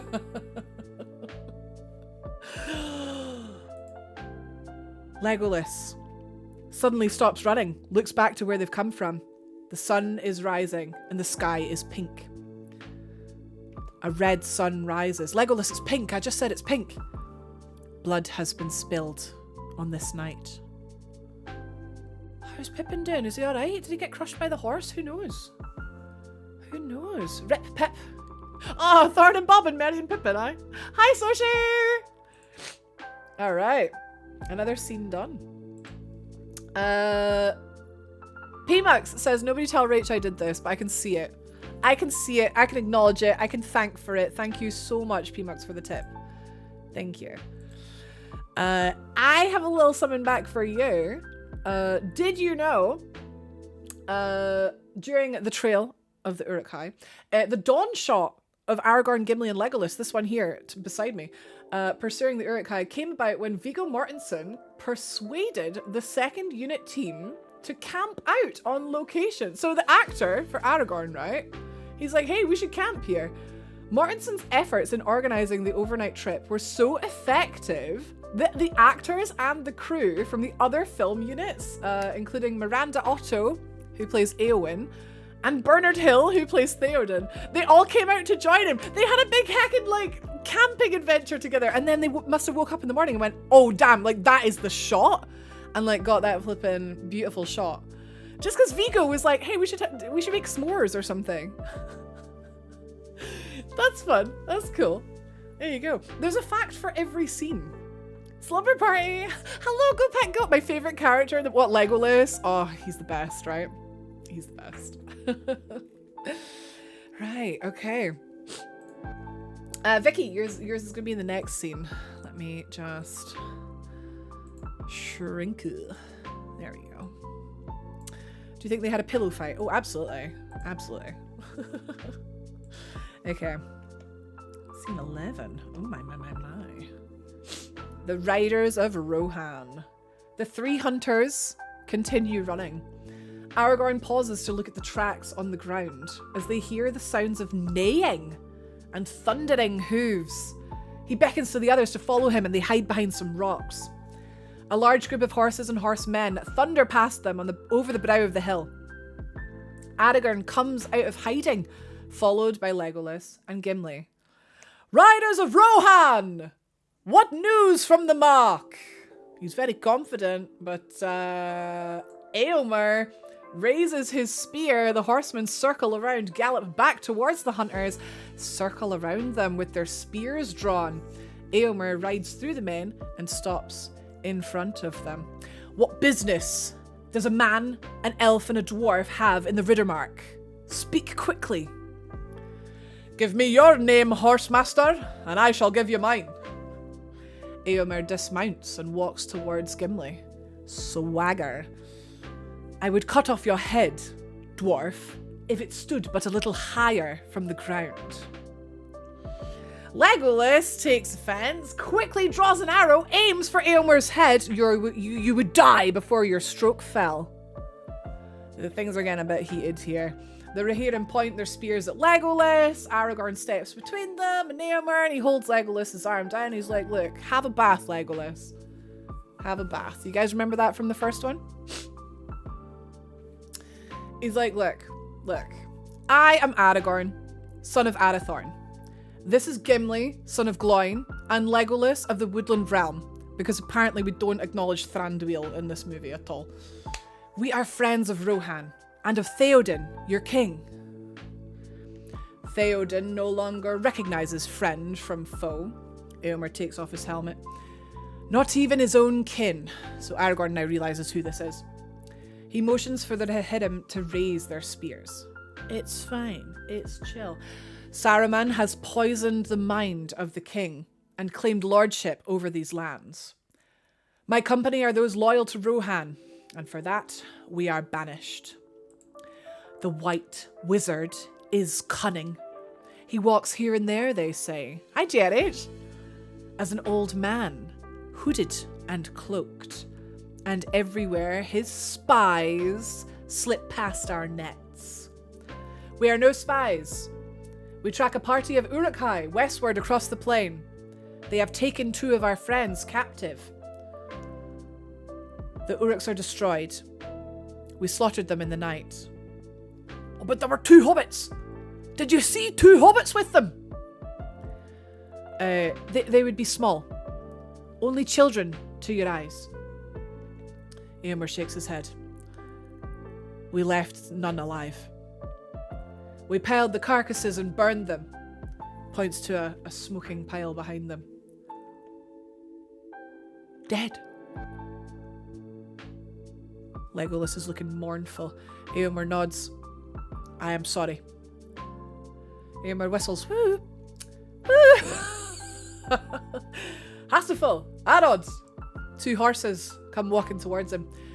May these horses bear you to better fortune than their former masters. Farewell. Eomer puts his helmet back on, mounts his horse. Look for your friends, but do not trust to hope. Do not trust to hope. It has forsaken these lands. He shouts to his men, we ride north! And the Rohirrim ride away. What's happened to Merry and Pippin, guys? What's happened to Merry and Pippin? Right. The Riders of Rohan. Vicky Tori. Oh no, I shouldn't call you. Vicky Tori. Oh no! Vicky Labour. Vicky Conservative. Thank you so much again. Wait, that made it 69? Of course it did. Now no one's gonna want a tip. No one's gonna want a tip now. Look what you've done. Thank you again for the tip. Thank you. Did you know, Vicky, here's a tip for you. While the 3 hunters are surrounded by the Rohirrim, 3 or 4 cameras were used at once to get a more realistic shot. The whole sequence was filmed non-stop, right? From the moment the Rohirrim ride up to the moment they ride away. That's actually really uncommon in this kind of film, like a sort of non-stop shot. 3 or 4 cameras at once. How did they manage to not film each other's cameras? Hey, movie magic, innit? My mum used to call me Victoria. But it's the at the end. That's the Victoria. Yes. Oh my god, I finally caught up on tips. Thank you so much, everyone, for your generosity. I'm so glad you're enjoying the show. Let's get right back to it. The fate of Merry and Pippin. What happened to them, guys? What are they okay? Is Pippin okay? Who knows? They piled the carcasses and burned them. Let's put some sad music on. We need Tekken, I don't know. This one. Oh, right, it's sad. Sad music. There we go. Aragorn. Legolas and Gimli ride up to the smoking pile and dismount. Gimli digs through the pile of burnt bodies with his axe and picks up a belt. It's one of their wee belts. Legolas is bowing his head. He's speaking Elvish, which means may they find peace in death. Are you ready, guys? Aragorn kicks an Uruk helmet and falls to his knees. We failed them. Oh, wait, why is he holding the... Oh, I think... Oh, I've done it. I was meant to have a scene of him kicking the helmet. I must have just went, nah. Potatoes! Oh my god, Rainbow! Thank you for the tip. Thank you so, so much. Chat, did you... No. No. No. I have a tip for you, Rainbow. Right after this scene, I have a tip for you. We failed them. Aragorn looks to the ground, surveys the marks on it. He's like, oh, is there... Poshy! Thank you so much for the tip. Man, we've left 69 behind. We've left it behind. Thank you. He's like, hang on. All of a sudden, Aragorn's like, wait, hang on a minute. A hobbit lay here. And the other. We get a flashback. Pippin is rolling over. He dodges the horse hooves that are above his head. And then Pippin and Merry are crawling away on their stomachs. Aragorn's tracing them in the present day. He's tracing their tracks. They crawled.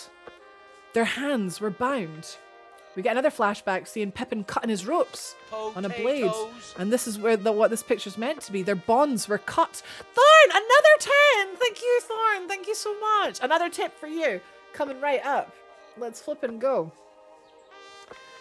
Aragorn continues tracking them. Legolas and Gimli are following him. They're just fascinated. Aragorn's flipping great at this, right? They ran over here. They were followed. We get a flashback of Grishnak with the ugly orc. He grabs Merry's belt. That's where the belt came from. And then Merry goes, the belt! So he's undoing it so that the orc's left holding the belt and he goes, run! Run! Merry and Pippin are running away into Fangorn Forest. Aragorn runs to the forest with the others following him. The tracks lead away from the battle. They stop running and they stare into the trees. Into Fangorn Forest. Fangorn! What madness drove them in there? Whoa! Very spooky. What could be going on in there, guys? If you know, you know, right?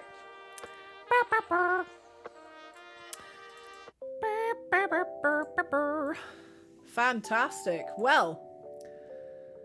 I have another tip about the previous scene, the Riders of Rohan. This one's especially for Rainbowzilla. Begone 69. She's not a fan. Thank you again, Rainbow. Did you know, in the scene with the riders, the Rohirrim, to increase the number, because there's quite a lot of them. I don't know if you saw, they were all like, hang on, it's over here. They're all like hanging about. There's loads of them. Loads of them. To increase the number, right? Because they didn't have enough men, okay? Many of the men were actually women that just had beards glued on. That was easier than getting more guys. They just got ladies with beards. There you go. Poshy, potatoes. Thank you again for the tip, Poshy. I have a tip for you. In this scene, the fate of Merry and Pippin. Did you know Viggo Mortensen broke 2 of his toes while kicking the steel helmet by the Orc Pyre. And that take is the one that appears in the final cut of the film. KMS. JP! Oh my god, JP, your timing! Did you know? I'm like drooling, like, did you know? Hi Chase, welcome in. Hello. You can't, I know, you can't have trivia and not have that. Everyone knows it, but it's, oh my god, Adam. What the frick? Oh my god, I'm getting warm. We are tantalizingly close to the goal, guys. That's, oh my god. Oh my god. The other funny number. When Nikki was like, oh, there's always the other funny number. I was like, what is she? 420. Thank you, Adam. Thank you so much. We need to do a couple more scenes before we can have more funny tips. The tips are getting high in multiple ways. What you mean, like, yes, mine is very grateful. Actually kind of stunned. It's only 2:30. This is insane. Thank you so much. What? Charlie, what? I'm just being honest. I'm an honest streamer. Back to the show. Right. It's time to go into the woods. Into the woods. The worst film I think I've ever seen. Into the Woods. Oh, Michael. Just the tip. Depends. All right. Scene 13. Mary and Pepin run into Fangorn. Do we have a Fangorn? Do we have a Fangorn? We don't have a Fangorn. We've got a Lothlorien. I mean, that's a forest. Bit of a different forest. There we go. Mary and Pepin run into Fangorn, running through the trees. They stumble and fall over. Did we lose him? They were being pursued by an orc, remember? Oh my god!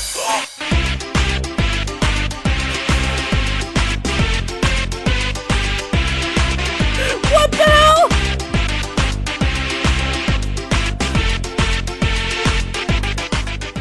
Was not expecting that! Was not expecting that! What the hell? Oh! Oh my god! What the frick? Bungees, your stream is so much fun! £130? What? I need to go open a window. What the frick? Right, stream over. Bye, guys. Look at Gandalf. He's so flippin' happy. The tip bar calls for aid.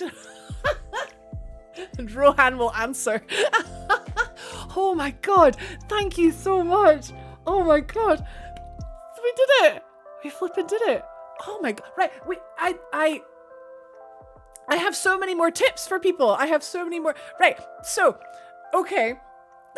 Stretch. Let's go. So, I'm so glad you're having fun. Thank you. We hit one goal, yeah. Okay, I'll make it high. So basically, what we have now is you have unlocked, you have secured, you have guaranteed now the return of the king, or rather, we'll call it the return of the queen. When we're back to normal in the new year, I'm guessing at some point in the summer. Probably won't get to it in spring. I'm about to have a baby.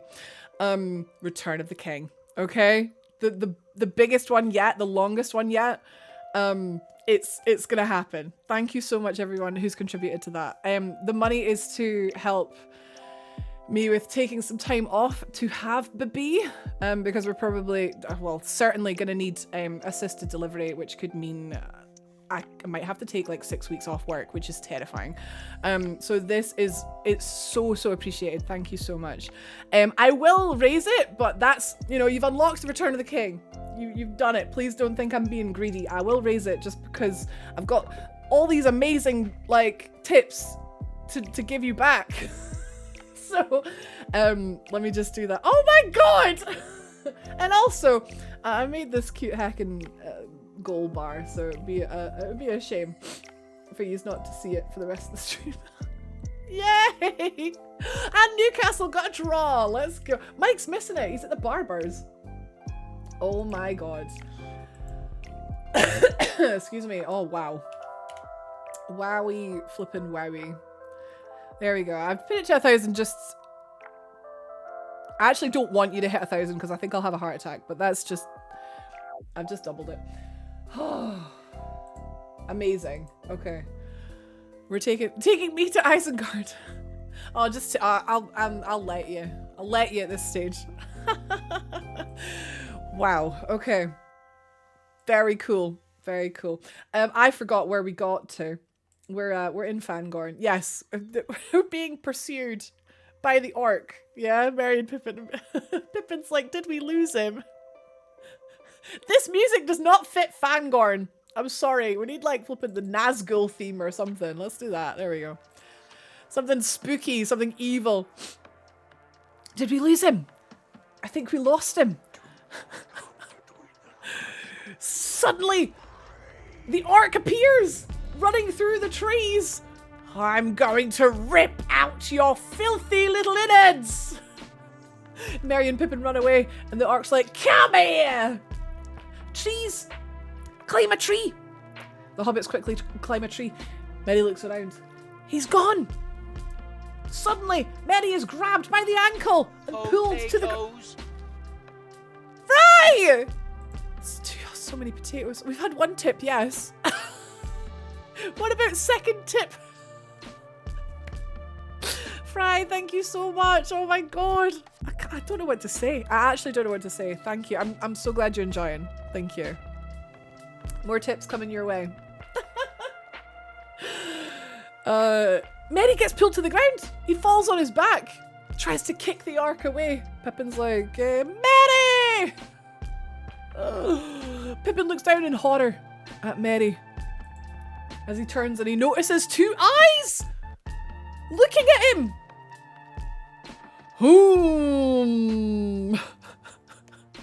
Ah! Pippin loses his grip and starts to fall, but the tree catches him. The orc holds his blade over Merry. Let's put a maggot hole in your belly. The orc hears a noise just as the tree moves forward and stands on him. Squishes him flat. Dead. Kaput. Finally, this guy has about 3 lives.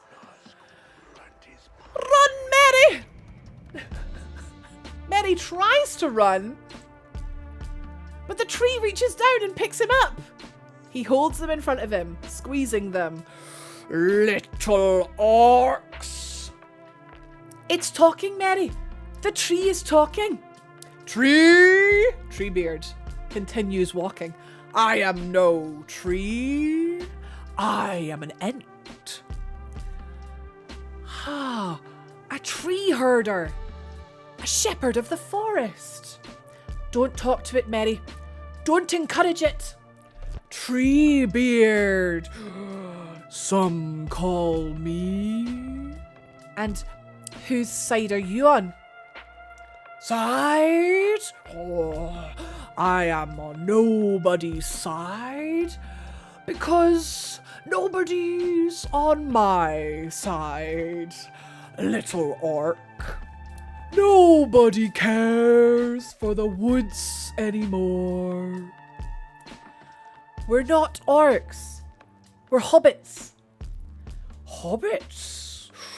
Oh, never heard of a hobbit before. Sounds like orc mischief to me. Squeezes them tighter. They come with fire. They come with axes. Gnawing, biting, breaking, hacking, burning. Destroyers and usurpers curse them. No, you don't understand. We're hobbits. Halflings. Show your folk. Maybe you are and maybe you aren't. The White Wizard will know. The White Wizard? Saruman.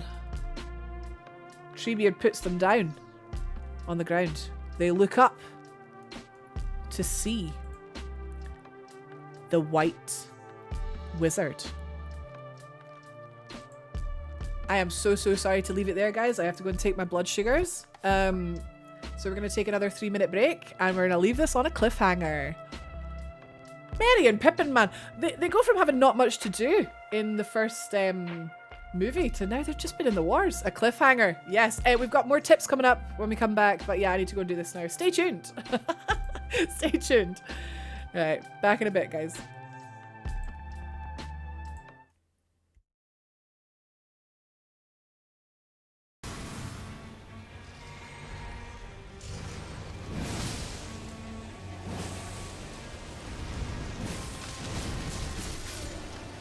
Okay.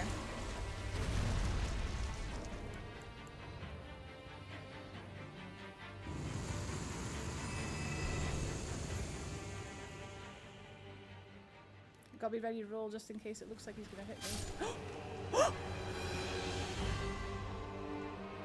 Did it work? Yes! Get in! Get in! Get in! You stinky flower! Let's go, cheese! Let's go! Yeah! Set in.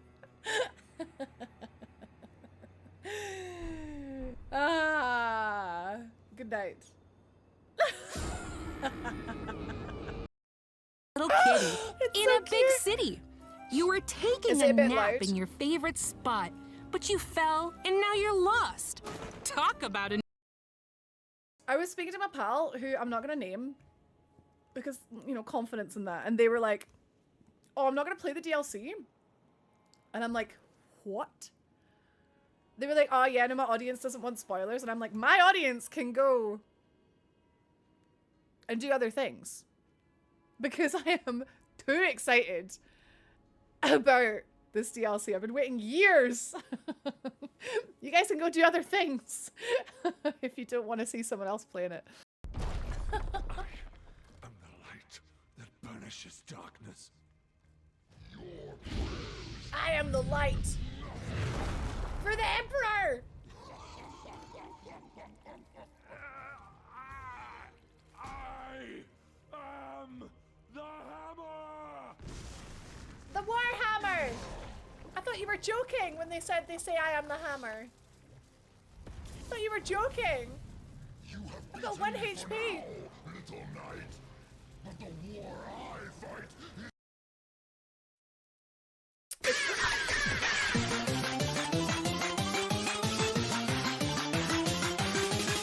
I'm 43 okay. months.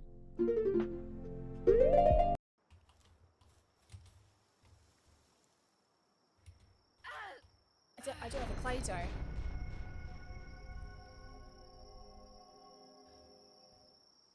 I don't have a glider. I don't have a glider, so I can't glide.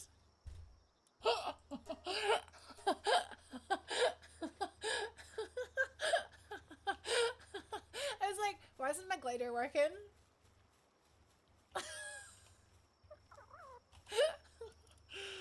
Oh my god, man, this is funny. Nay, that is the second dumb flippin' stuff I've done today, man. Oh god. That's the TikTok, right? Okay. It's not funny without context, though. What the? I didn't equip it.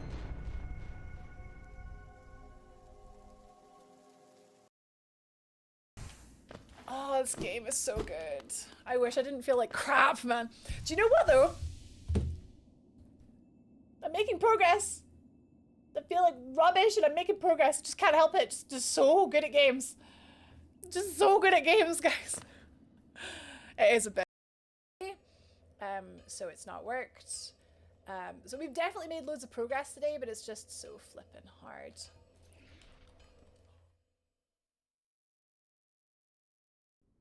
Holy god! Oh my god! Oh my god! We did it! Oh my god! We did it! Oh my god! We did it! Oh my god! We did it! Oh my god! We did it! Oh my god! We did it! Oh my god! We did it! Oh my god! We did it! Oh my god! We did it! Wow! We did it! Oh my god! We did! And I got a raid. Oh my god! We did it! Oh my god, we did. Right, Maria. Right, okay. Hello. Oh my god, we did it. Oh my god, I've been trying to do. Welcome, guys. We've been trying to do this for over 6 hours. Welcome, guys. Welcome. Oh my god, we did it. Oh my god, it's been 6 hours. Oh my god. I love this clip. It's so hard. I love that clip because, like, I feel like it perfectly encapsulates my feelings of, like, finally accomplishing something that took me 7 hours to do. Like, good to be back. We are in the green, which is always good. I've got my tucks. Do you guys have tucks? Tuck. And a sugar-free jelly to get us through the show. We're gonna get straight back to it because it's 20 to 3 and I said we might make dinner at 5 o'clock. That's probably not happening. All right, guys, how we doing? I hope we're doing good. If you came in during the break, settle down. Settle down. Settle down. Relax. Kick back, relax, enjoy the show. We're in Fangorn Forest. We landed. We left on a cliffhanger. Hey, hi, Aaron. I mean you. I do. And now we're gonna continue our journey with the passage of the marshes. Hello, Zeno. We're getting closer to Mordor, guys. It's getting a bit spooky over here. Gollum scrambles through the rocks with Frodo and Sam following. He leads them to the edge of the rocks and they can see Mount Doom in the distance. See? Is this not coded either? Flippin'. I've made a lot of mistakes, it's fine. We led you out. Hurry, hobbitses, hurry. Very lucky we find you. Gollum looks at Sam, grinning. Nice hobbit. Sam places a foot on the ground below the rocks and it sinks. It's a... None of these are coded. Damn it. Okay, right. We'll do it manually. It's fine. It's a bog. Oh, sugar. I'll do the fun facts after this scene. I forgot about the fun facts. It's a bog. He's led us into a swamp. A swamp. Yes, yes. Come, master. We will take you on safe paths through the mist. Come, hobbits, come. We go quickly. I found it. I did. The way through the marshes. Orcs don't use it. Orcs don't know it. They go around for miles and miles. Come quickly. Soft and quick as shadows we must be. The marshland stretches, as Gollum said, for miles. The hobbits appear as specks. The camera pans out. They stop to take a rest. I hate this place. It's too quiet. There's been no sight nor sound of a bird for 2 days. No birdses to eat. No crunchable birdses. We are famished. Yes, famished we are, precious. Gollum finds a worm. Nice big juicy worm. Eats it quite happily. Frodo takes a bit of pity on him. He throws Gollum some of the lemba bread. Lembas bread. Here. What does it eat? Is it tasty? It's like Evie. Gollum takes a bite and he starts coughing. It tries to choke us. We can't eat hobbit food. We must starve. We'll starve then. Good riddance. Oh, cruel hobbit. It does not care if we be hungry. Does not care if we should die. Not like Master. Master cares. Master knows. Yes, precious. Once it takes hold of us, it never lets go. Frodo touches the ring. Gollum reaches out for it too. Don't touch me! I would do the same. They continue picking their way through the marshes. Marsh flames are everywhere, and in the water, there are submerged bodies. Potatoes. There are things, dead things. Dead faces in the water. Hello, Jonesy. Welcome in, Raiders. Thank you for joining us. I hope that I hope you have a little idea of what's going on here, or it's going to seem very strange. We are reenacting the Lord of the Rings, The Two Towers. Welcome in. We're in the dead marshes. I hope you had a good stream. Yeah, we're in the a little bit of context. There's dead things, okay? There's dead faces in the water. Yeah? All dead. All rotten. Elves and men and orcses. A great battle long ago. Dead marshes. Yes, that is their name. This way. Don't follow the lights. Raiders, don't follow the lights, okay? It's a trap. Hi, Nat. Welcome in, everyone. My name is Rach. We're doing this because I'm mental. I don't know. It's very fun. If you like Lord of the Rings, if you've never seen Lord of the Rings, it's as Tolkien intended. Suddenly Sam's foot slips into the water. Bloop. Careful now, or hobbits go down to join the dead ones and light little candles of their own. Frodo stops to look at one of the faces in the water. Suddenly, it opens its eyes! And Frodo tumbles forward into the water. He just falls right in. Sam be like, Frodo! Frodo's under the water. He sees all the bodies floating and moving around him. Their hair and gowns flowing. They're reaching out skeletal hands towards him. Suddenly, a real hand grabs his back. It's Gollum! Dragging him out of the water. Oh, thank goodness. He's okay. It's fine. The heebies are heckin' jeebies. It's Gollum. Sorry for sniffing. Frodo's be like, Gollum? Quite surprised. Why no Sam? Why wouldn't Sam help him? Why is it Gollum? What a nice lad. I know. What did I say? Don't follow the lights. Gollum! Mr. Frodo, are you all right? Yeah, Sam, you did enough, didn't you? It is nighttime. Sam is asleep and Frodo lies, stroking the ring. Here we go. Gollum is lying, stroking his own palm. What did you think I was going to say? Our precious. What did you say? Master should be resting. Master needs to keep up his strength. Who are you? Mustn't ask us. Not its business. Gollum! Gollum! Gandalf told me you were one of the river folk.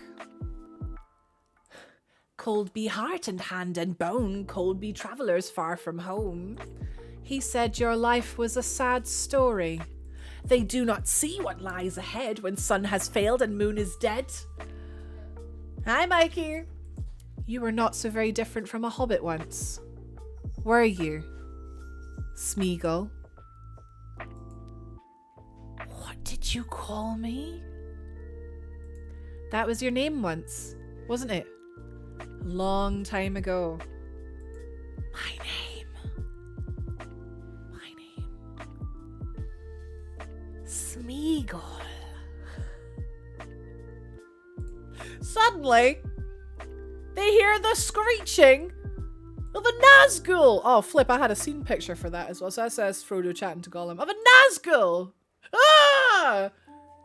Gollum be like, ah! Ah! There we go. Black Riders! Hide! Yeah, there you go, right, Bob and Sonic. Hide! And Frodo be like, ugh! Clutches his upper chest, seeing flashes of the Witch King from Weathertop in the Fellowship of the Ring when Frodo gets stabbed. The very Nazgul that stabbed Frodo is kicking about. Come on, Mr. Frodo, come on. So Sam has to flipping go and help Frodo because Frodo's seeing flashes of this Witch King advancing him, stabbing him in the shoulder. He's having PTSD from what was quite a traumatic experience in the first movie. Frodo continues to clutch the ring to his chest. Sam drags him under a bramble. They hear more screeches and a Nazgul appears, riding his fell beast, flying and swooping over the marshlands as if searching for something. Quick! This is Gollum. I flip it. My stream deck stopped working. Quick! They will see us! They will see us! I thought they were dead. Dead? No, you cannot kill them. No. The Nazgul screeches louder. Frodo feels the ring calling and reaches inside his shirt for it. Wraiths! Wraiths on wings! They are calling for it. They are calling for the precious! Sam sees Frodo reaching for the ring and grabs his hand. Mr. Frodo, it's all right. I'm here. The Nazgul flies off. Whoa. Hurry, hobbits. The Black Gate is very close. Sam does well, doesn't he? He does well. Right. Hopefully there's not too many scenes that are like not coded properly. I did this quite quickly this week. All right. So we had some very kind tips that I'd like to repay with some tips of my own. Thorn, thank you so much again for a second. That was a second tip. Let's go. Did you know, Thorn? Back in the scene with Treebeard, where we first meet Treebeard the Ent, John Rhys Davies, who plays Gimli, who we love and adore, also provided the voice for Treebeard.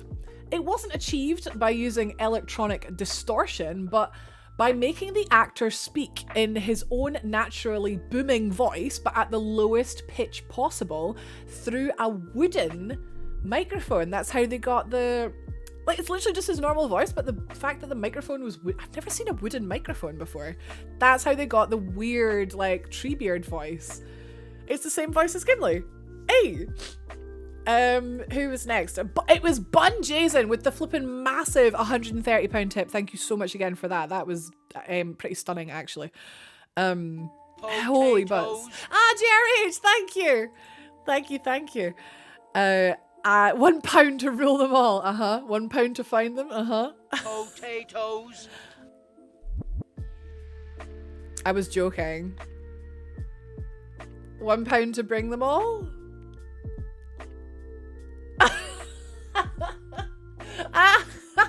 Potatoes.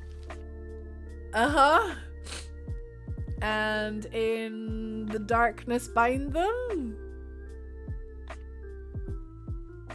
I'll wait. Potatoes. Thank you, JRH, for the £4. Wait! Huh? That's not the line! That's not the last line! 22. No, it's not. It's in the darkness, bind them.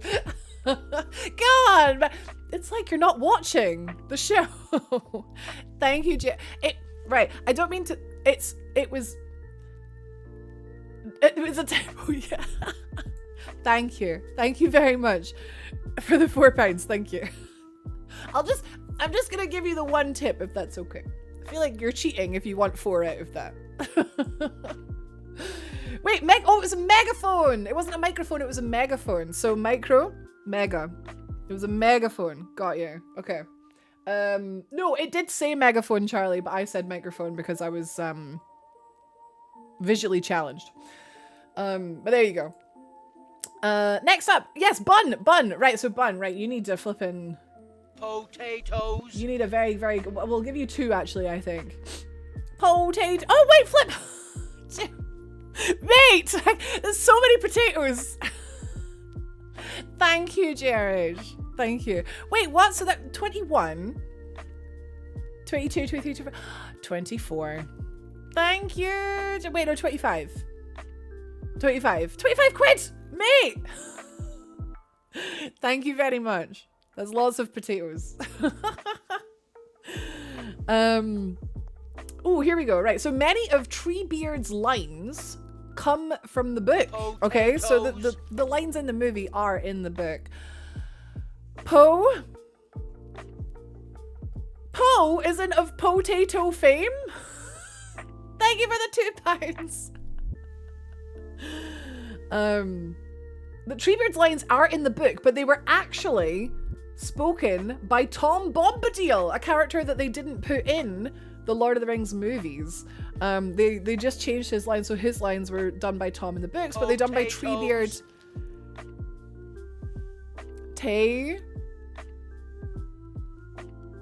Pote.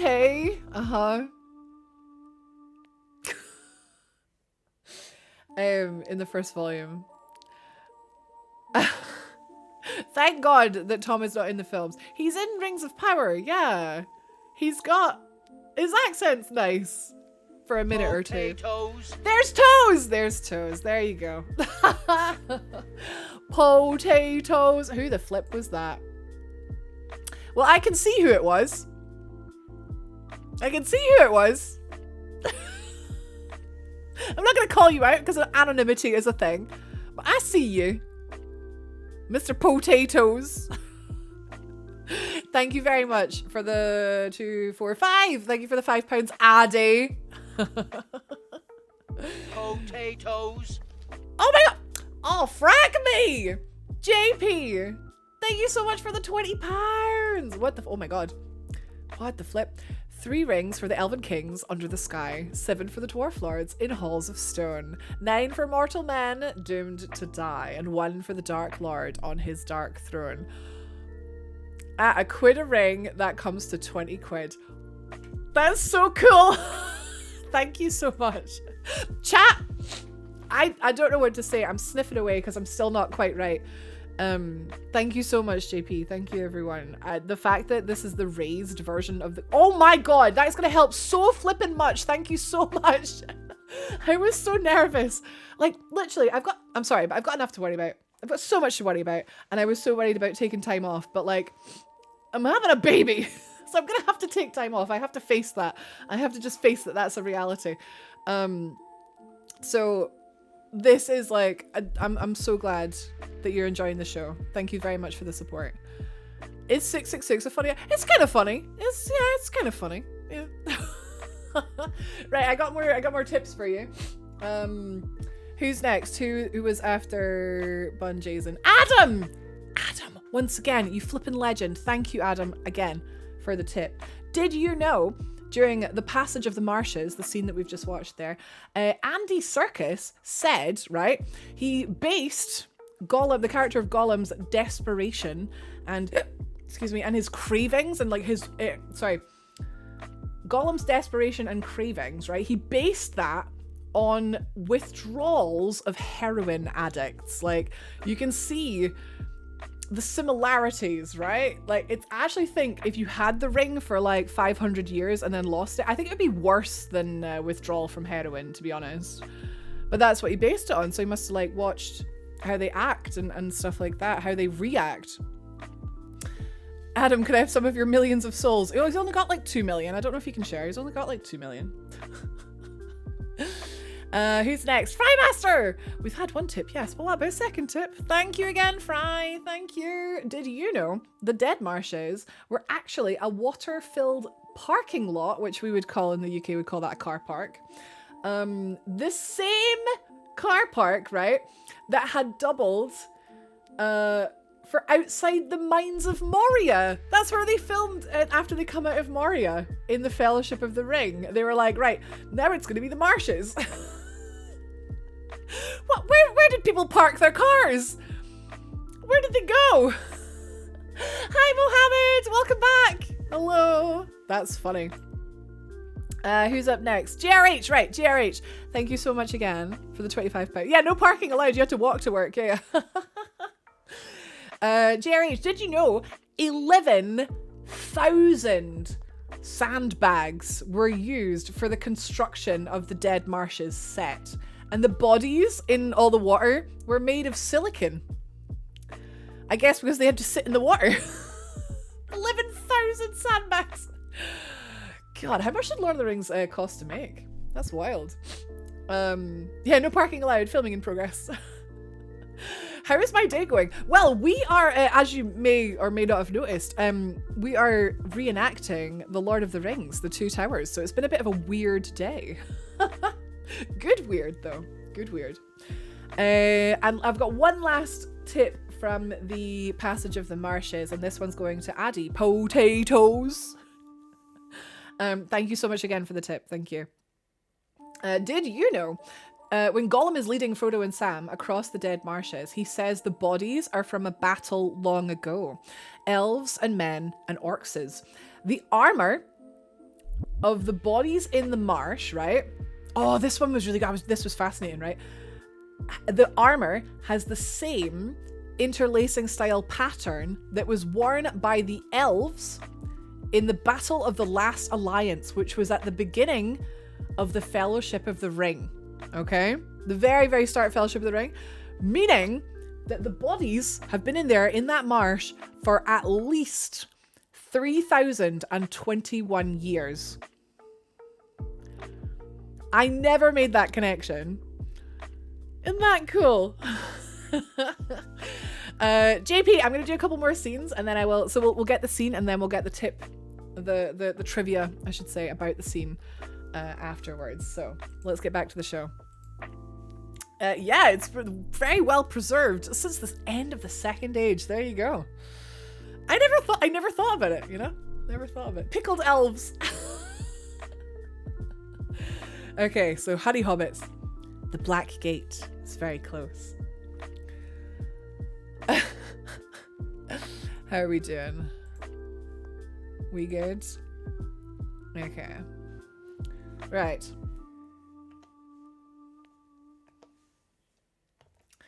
Back in Fangorn, Gimli puts a finger on a blood-stained leaf, sniffs it, tastes it. Pah! Orc blood. Not very tasty. Aragorn, Legolas and Gimli run through the forest. Aragorn pauses to examine the ground. These are strange tracks. The air is so close in here. This forest is old. Very old. Full of memory and anger.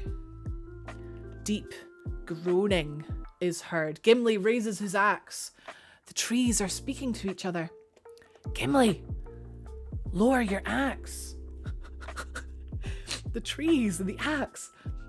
Oh, suddenly realizes what they mean. Oh, lowers his axe.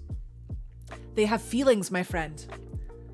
The elves began it, waking up the trees, teaching them to speak. Talking trees. What do trees have to talk about, except the consistency of squirrel droppings? Legolas is speaking Elvish. Aragorn, something's out there. Aragorn replies in Elvish, asking, what do you see? Legolas is looking deep into the forest. There he is, looking deep into the forest. The White Wizard approaches. Oh, do not let him speak. He will put a spell on us. Aragorn grips his sword, Gimli grips his axe, and Legolas loads his bow with an arrow.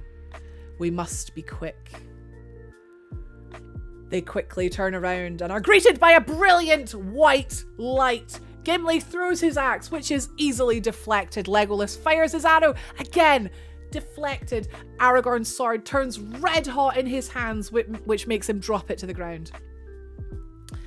The White Wizard sounds like Saruman's voice from within the white light, but no form can be made out.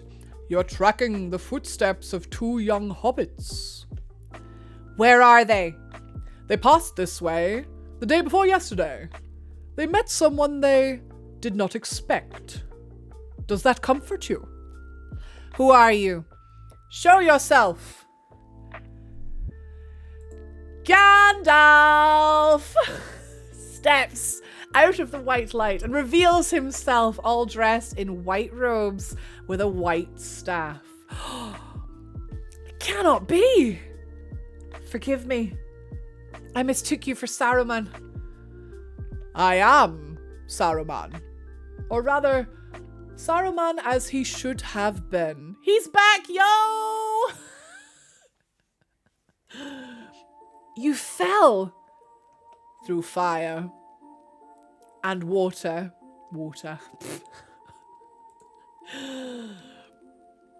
From the lowest dungeon to the highest peak, I fought with the Balrog of Morgoth. Gandalf holds up glamoring his sword. A flash of lightning strikes it. He plunges it into the Balrog, who falls from the peak and lands on the snowy slopes below. Until at last I threw down my enemy and smote his ruin on the mountainside. Darkness took me, and I strayed out of thought and time. Stars wheeled overhead, and every day was as long as a life age of the earth. But it was not the end. I felt life in me again. The white light fades and Gandalf is seen lying naked in the snow. His wounds are healed, his hair and beard are snowy white, and he gasps. He's back.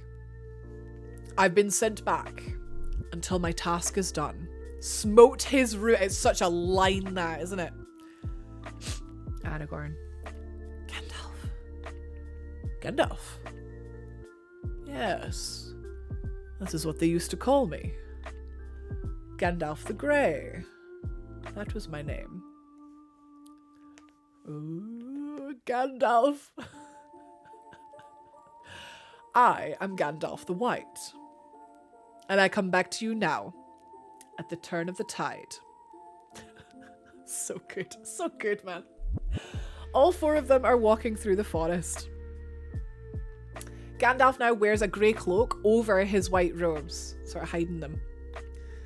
One stage of your journey is over, another begins. We must travel to Edoras with all speed. Edoras? That is no short distance. We hear of trouble in Rohan. It goes ill with the king. Yes, and it will not be easily cured.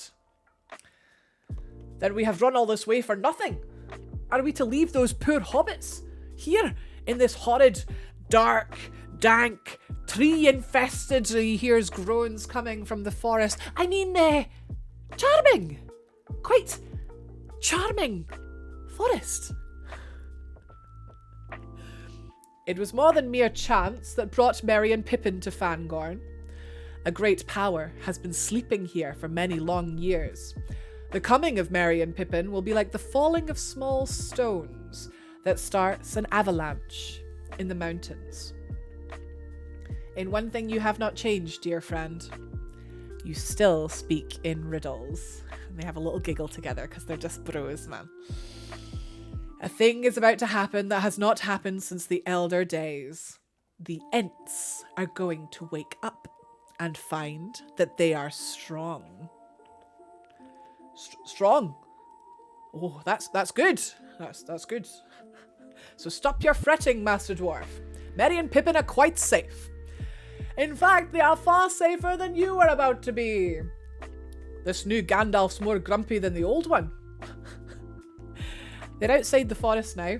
Gandalf whistles a long, high, loud whistle. Ooh, ooh, it's like that.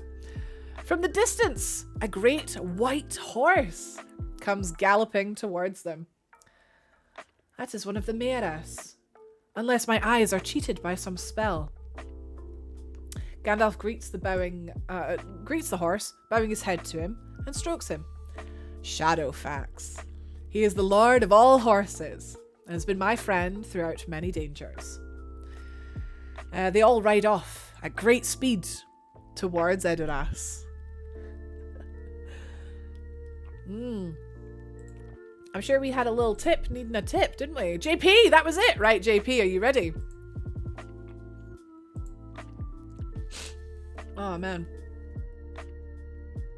So, did you know? Or, I think I knew this, but I never really thought about it. Did you know?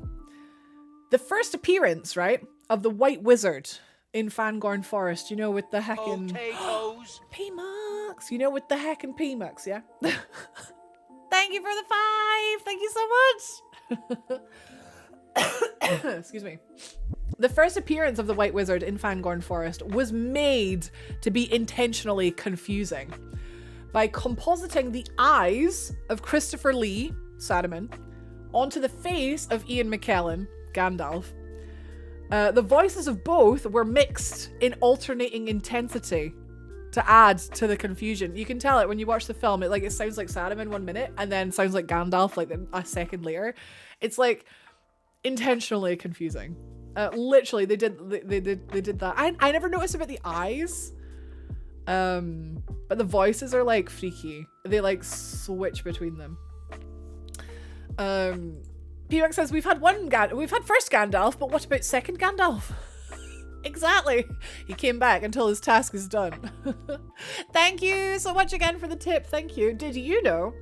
After Aragorn, Legolas, and Gimli meet Gandalf and they travel on horseback from Fangorn to Edoras, so here, you can actually see the Westfold in the distance.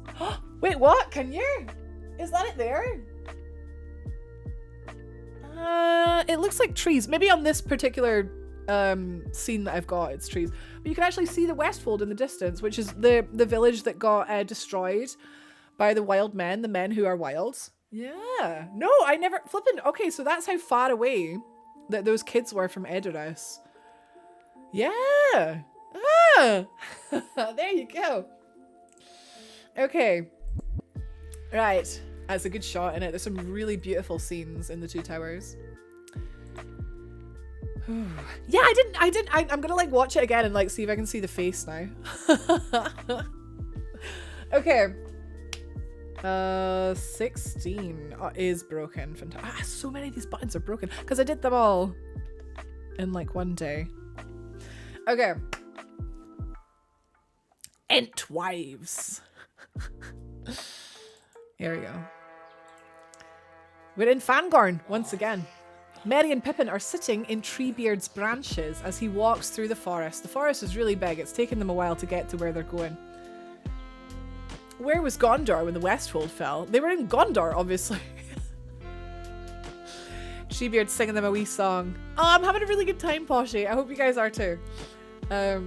Oh, Rowan mine, I saw you shine. And now we know that that's actually Gimli's voice as well, eh? Upon a summer's day, upon your head, how golden red, the crown you bore aloft, Merry. Oh, let's out a big yawn. Such a beautiful verse. Is it much further? Burahum, don't be hasty. You might call it far, perhaps. My home lies deep in the forest, near the roots of the mountain. I told Gandalf I would keep you safe, and safe is where I'll keep you. I believe you will enjoy this next one too. Pippin starts to close his eyes. It's one of my own compositions. Right. Beneath the roots of sleeping leaves and the dreams of trees unfold, when the woodland halls are green and cool and the wind is in the west, come back to me and say my land is best. Treebeard notices that the hobbits are fast asleep and he gently places them on the ground. Sleep, little shirelings, heed no nightly noise. Sleep till morning light. I have business in the forest. There are many to call, many that must come. The shadow lies on Fangorn. The withering of all woods is drawing near. It is night, and Gandalf, Aragorn, Legolas, and Gimli are resting by a campfire. The veiling shadow that glowers in the east takes shape. Sauron will suffer no rival. From the summit of Barad-dûr, his eye watches ceaselessly. But he is not so mighty yet that that he is above fear. It's quite difficult sometimes. Doubt ever gnaws at him. The rumour has reached him. The heir of Numenor yet lives. That's Aragorn. Aragorn's the heir of Numenor. Gandalf looks at Aragorn. Sauron fears you, Aragorn. He fears what you may become, and so he'll strike hard and fast at the world of men. He will use his puppet Saruman to destroy Rohan. War is coming. Rohan must defend itself, and therein lies our first challenge, for Rohan is weak and ready to fall. The king's mind is enslaved.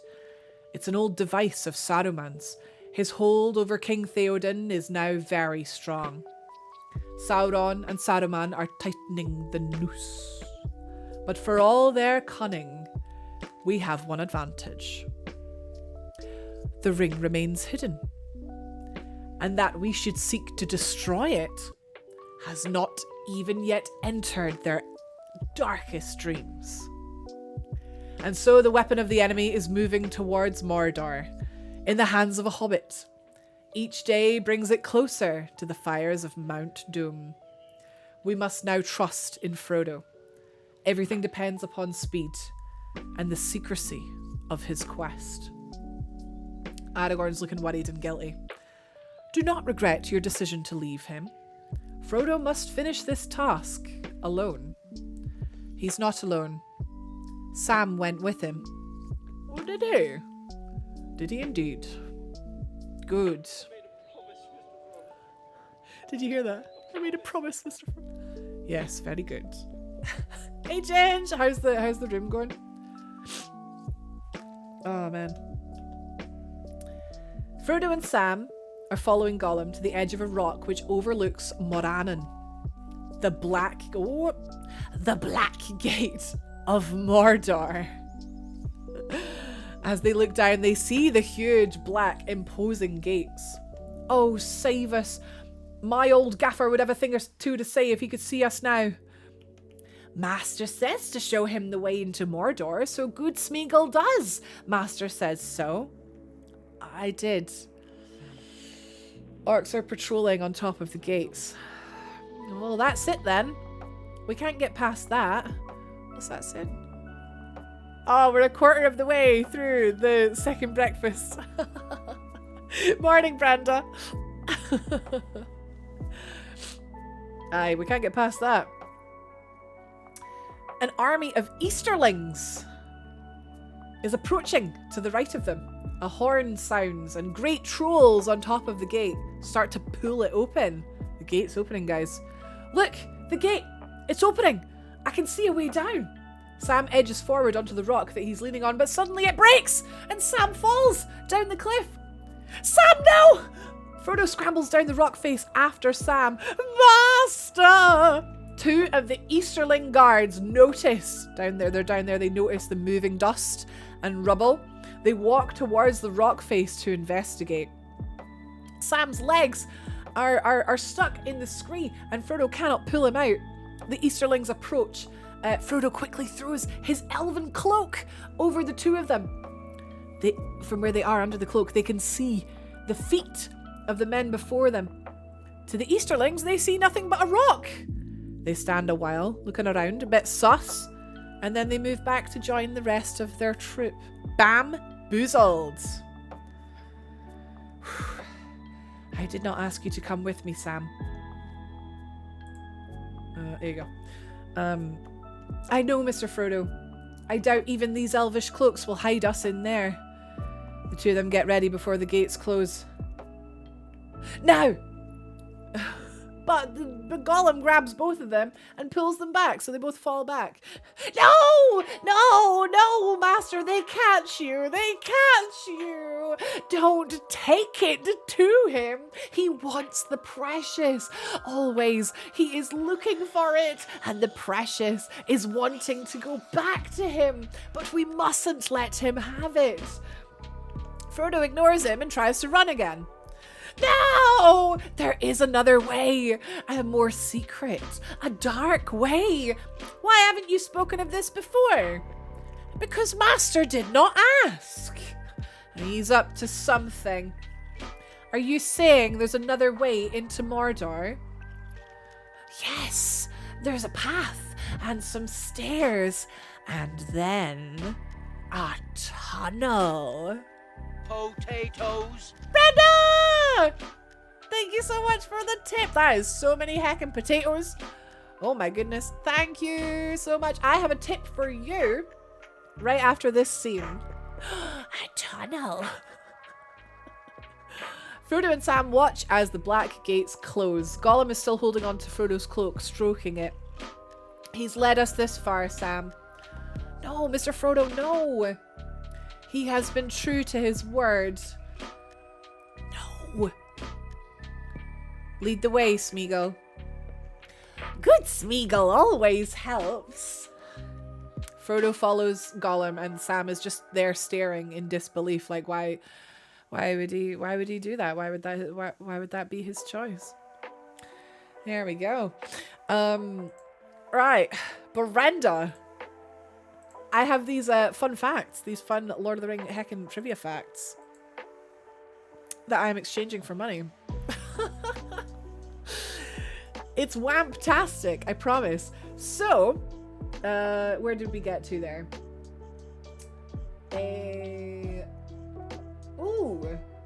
Oh, this is interesting, actually.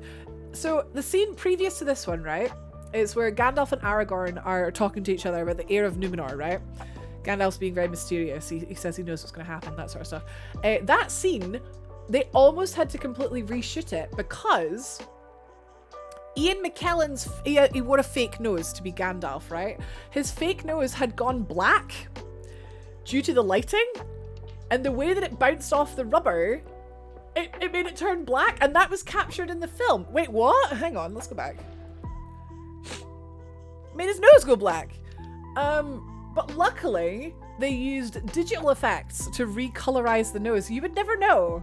That made it go like proper black. But yeah, they fixed it in post. It was fixed in post. There you go. Amazing. Excuse me. Right. How are we doing for... We're good for ads? Half an hour? Yeah, I'm good. I'm a little bit sniffly. Sorry.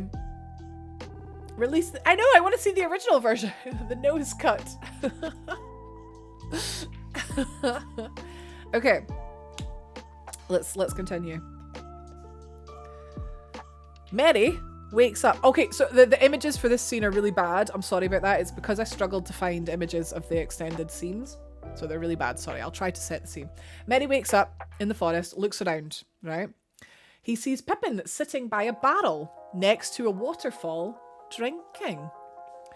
Hello? Hello? Hello? Treebeard? Where has he gone? I had the loveliest dream last night. There was this large barrel full of pipeweed, and we smoked all of it. And then you were sick. I'd give anything for a whiff of old Toby. Mary hears what sounds like the trees cracking. Did you hear that? There it is again. Something's not right here. Not right at all. Kozo! Thank you for the sub! Thank you, thank you, thank you. Pippin stands up. And when he does, he makes a strange noise. Oh. Mary says, looking surprised, you just said something tree-ish. No, I didn't. I was just stretching. Oh. You're taller. Who? You. Than what? Than me. I've always been taller than you. Pippin, everyone knows I'm the tall one. Oh, you're the short one. Please, Mary, you're what? 3'6" at the most? Whereas me, I'm pushing 3'7". 3'8". Takes another drink quickly. 3'8". You did something. Pippin smiles, he puts his bowl down. Merry tries to drink from the barrel. Merry, don't! Don't drink it! Merry grins and runs away with the barrel, taking another drink. Merry, no! Treebeard said that you shouldn't have any!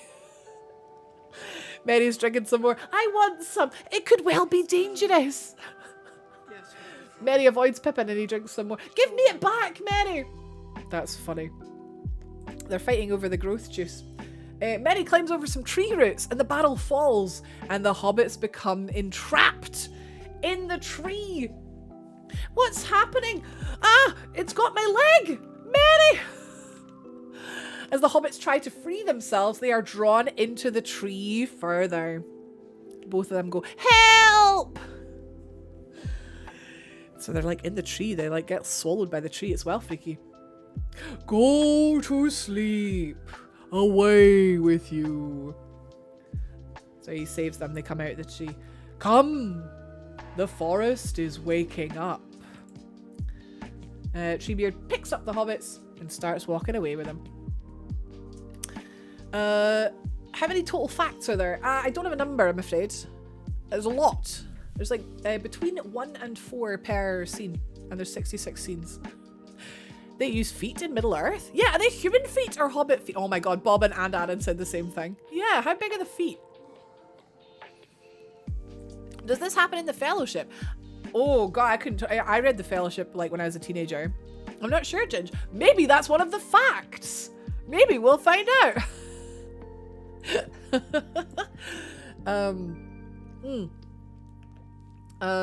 It isn't safe. The trees are flipping angry, man. The trees have grown wild and dangerous. Anger festers in their hearts. Black are their thoughts. Strong is their hate. Hi, Ed. They will harm you if they can. There are too few of us now. Too few of us Ents left to manage them. Why are there so few of you and you have lived so long? Are there Ent children?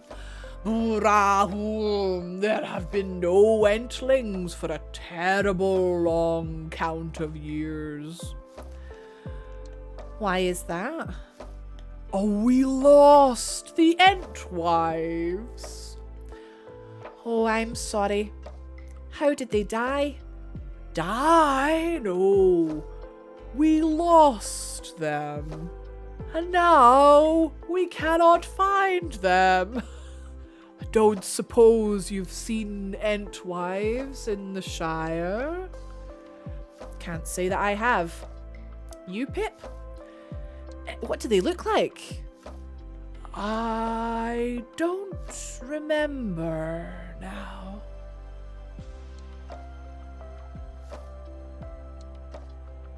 Just pump ahead, innit? Ah, that works, doesn't it? Have you checked down the back of the sofa?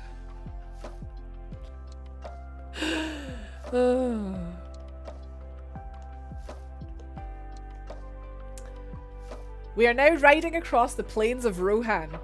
Gandalf, Legolas, Gimli and Aragorn stop to look at Edoras in front of them. Edoras. Potatoes. Oh, potatoes! Call for fire! Thank you so much for the tip! Diaper money. Thank you! It literally is diaper money. It literally is. For the diaper gods. Thank you so much, Hannon. Thank you. Thank you, thank you. Because we've just started this scene, let me give you a piece of trivia from the previous scene. Did you know, right? So when in the previous scene, when Merry and Pippin are they're arguing about like who's the tall one, who's the short one, that is actually a nod to how Dom and Billy were viewed by the crew at the time of filming those scenes. They literally called them, instead of by their names, they knew them as the tall one and the short one. Who was the tall one then? Because I would have guessed Dominic Monaghan. Monaghan? I've been pronouncing that wrong the whole time. That's funny. I love when you get like little behind the scenes of them all, because like what a crew, right? The Lord of the Rings, like what a flipping. Mike was talking about how they've all the actors, the Fellowship, they've all got matching tattoos as well, and just stuff like that. That must have been such a banger, like, of a project to work on for so many years. But yeah, that's actually, they put that in the movie, the tall one and the short one, because they were like, well, this is what people call us. 69% again. Nice. Potatoes. Do you think that goes the same as their speech? Slowly? Oh god. Think how long it takes to make an Entwife come. Oh my god, like about 6 years. How's the horse representation been? Many nays? Many nays? Oh, do you know what? Distinctive lack of nays, actually. Yeah. One of the 9 didn't get it. Oh! Oh, maybe Gimli. Yeah, I don't know. John Rhys Davies is kind of like... He's... Well, I don't know. Is he a bit like... A bit more like sort of... I don't know. Oh, Gimli didn't get it, but his body double did. Okay, well, he was maybe like, no, I don't want a tattoo. You get it. God, I would... Like, flipping... Ian McKellen got it, like... Behind the scenes photo of Vigo and Carol getting Gundam in Japan. Oh my god. Oh, Carol Urban. I was like, who's Carol again? Got you. Oh my god. Many nays, nay. He doesn't like tattoo. That's fair. That's fair. But yeah, I was surprised. I was like, oh, Ian McKellen's got it in his arm, eh? Yeah, John Rhys Davies. Yeah, of course. But yeah, there you go. Just sounds like pure banter, start to finish. We're back in Rohan, riding across the plains. Gandalf, Legolas, Gimli and Aragorn stop to look at Edoras in front of them. Gandalf, Edoras, and the golden halls of Meduseld. There dwells Theoden, king of Rohan, whose mind is overthrown. Saruman's hold over King Theoden is now very strong. Inside the Golden Hall, Éowyn is kneeling in front of King Theoden, holding his hand. My lord, your son, he is dead. Theoden just doesn't react. My lord, uncle, will you not go to him? Will you do nothing? Well sad. Back to the Gandalf and the others outside Edoras. Be careful what you say. Do not look for welcome here. And they ride into Edoras. Back inside, Éowyn is kneeling, crying on the bedside of the recently dead Theodred. When Grima arrives at the door. Oh, he must have died sometime in the night. What a tragedy for the king to lose his only son and heir. He sits on the bed and puts a hand on her shoulder. I understand. His passing is hard to accept, especially now that your brother has deserted you. Éowyn stands up. She jumps up. Leave me alone, snake. Oh, but you are alone. Who knows what you've spoken to the darkness in the bitter watches of the night, when all your life seems to shrink, the walls of your bower closing in about you, a hutch to trammel some wild thing in. He puts a hand to her cheek and she closes her eyes. He runs his hand down her throat. So fair, so cold, like a morning of a pale spring, still clinging to winter's chill. Your words are poison. She runs out of the room to the front of the Golden Hall. She stands staring out and sees 3 horses riding across towards Edoras. The standard on the flagpole next to her, you see, with the horse, flutters loose and gets carried by the wind. Gandalf and the others ride into Edoras. As Aragorn reaches the outside gates, he sees the standard fluttering to the ground next to him. He's a bit puzzled, like, okay, they're not really taking care of their flags here, are they? As they ride through Edoras, people stare at them. Aragorn looks up to see a maiden dressed in white, standing in front of the Golden Hall. You'd find more cheer in a graveyard. Aragorn looks back at the Golden Hall, but the maiden has gone. They walk up the steps to the hall. Hammer, with the ginger hair, and his guards walk out of the hall. Hammer. I cannot allow you before Theoden, king so armed, Gandalf Greymane, by order of Grima Wormtongue. Gandalf nods at the others, and they all hand over their weapons. Your staff. Huh? Oh, you would not part an old man from his walking stick? Thank you, Skog, for the sub. Thank you. Hammer looks worried for a moment and then turns and leads them forward.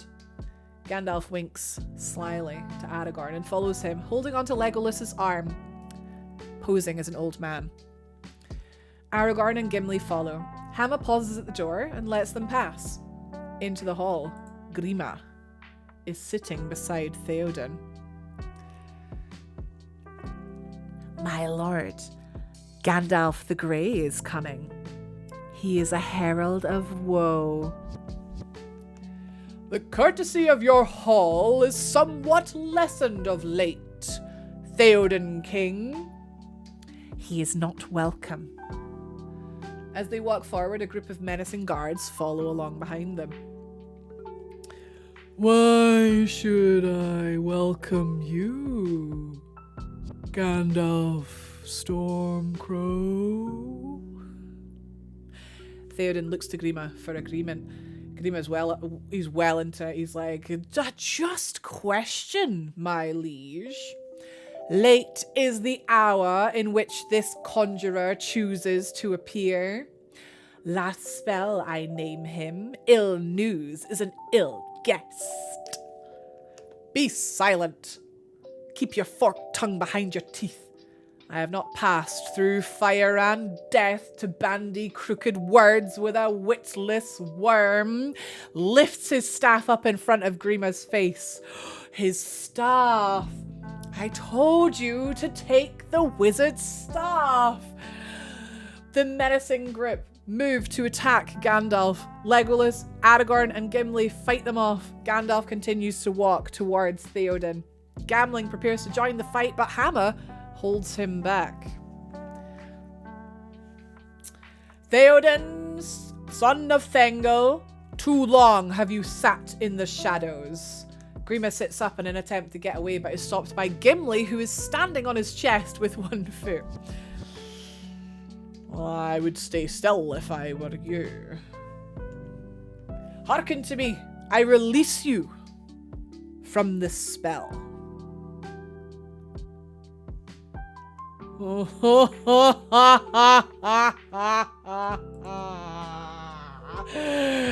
You have no power here, Gandalf the Grey. Gandalf is angered, throws off his grey cloak, and Theoden is thrown back by a bright white light. I will draw you, Saruman, as poison is drawn from a wound. Thrusts forward his staff, which throws Theoden back in his chair. Eowyn runs in and sees her uncle in trouble, goes to run towards him, but Aragorn grabs a hold of her. Wait. I have no Aragorn. I have no Aragorn. Wait. If I go, Theoden dies. You did not kill me. You will not kill him. Rohan is mine. Be gone.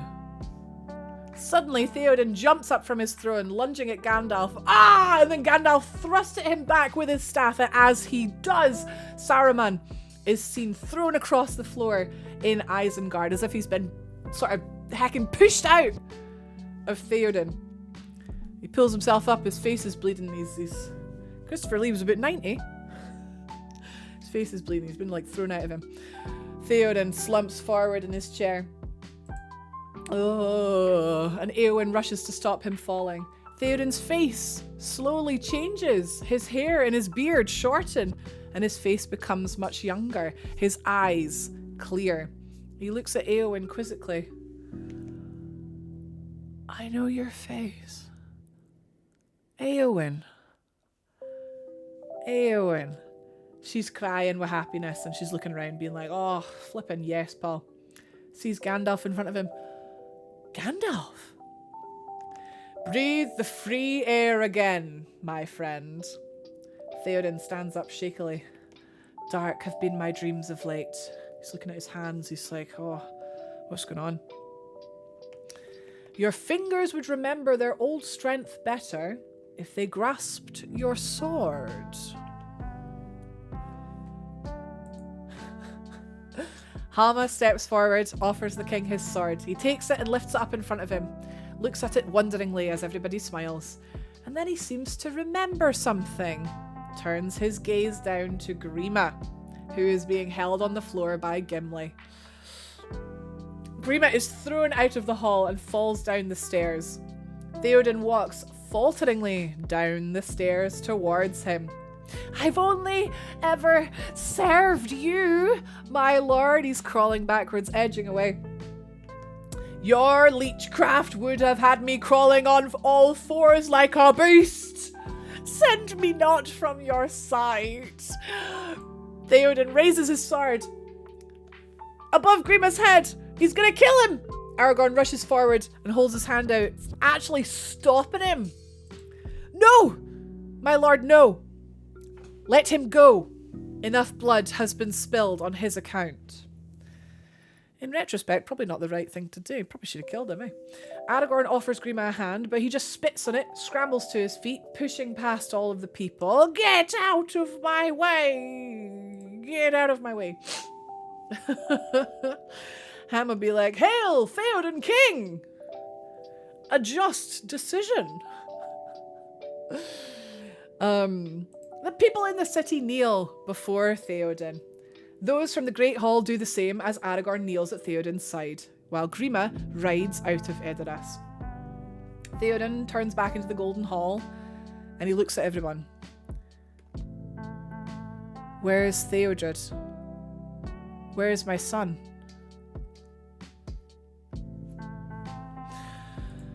Oh no, guys. Call for fire. Thank you so much again for the tip. I have a tip for you. A little bit of trivia. Marjojo, thank you for the tip. Thank you for the £7. I've got one for you as well. Did you know Bernard Hill, rest in peace, plays Theoden. Also, Mike reminded me of this the other day. He is the captain of the Titanic as well. Forgot about that. Oh my god. Bernard Hill spent up to 9 hours in makeup to make the aged version of Theoden. He wore contact lenses to give his eyes that milky look. I'll see if we can... Where was it? There. But it wasn't sufficiently... Not even the contact lenses were enough. So the eyes had to be later tinkered with digitally as well. 9 hours! Bloody hell. And now one from our Jojo. More tips, please! Right away. Absolutely. Between takes, Brad Dourif, who plays Grima, fun fact, also plays Chucky in Child's Play. He stayed in character by continuing to speak with an English accent. This was so convincing, right? That, like, at the end, when he eventually came back to them with, like, his normal voice, Bernard Hill thought that the English accent was real and the American accent was fake. And he was like, wait, what? You're American? Like, because Brad was just kicking about being English all the time. Again, I love these little, like, behind the scenes, like, bits. They're so good. Yeah, 69 again, Nikki! I would have to keep the English accent to actually do the job too. It's too hard. Yeah, you would have to keep it up. Like, because if you dropped it, like, picking it up again. Yeah. Ah, Bernard Hill was the only actor to appear in 11 Oscar films. Return of the King and Titanic. 11. Bloody hell. Yeah, he was fantastic. I have that issue when I have to be Hagrid. What, when you're like reading Harry Potter? Oh my god. I should not have said that. I should not have said that. Incredible. Alright. How are we doing for ads and stuff? Are we good? 7 minutes? All right. Okay, the next scene's kind of short. It's kind of short. Next scene. Boo. Theodred's body. Oh man, so sad. He was brainwashed. Didn't say bye to his son. Well sad. His body is borne from the main city and taken outside the city gates to the burial mound. He is borne by 6 royal guards and followed by Theoden, Aragorn, Gandalf, Legolas and Gimli, and the people of Edoras. Éowyn waits with the other women at his tomb. At his tomb, his body is passed to the women, and Éowyn starts to sing. It's well sad. Theodred's body is passed into the tomb, and the door is shut behind him.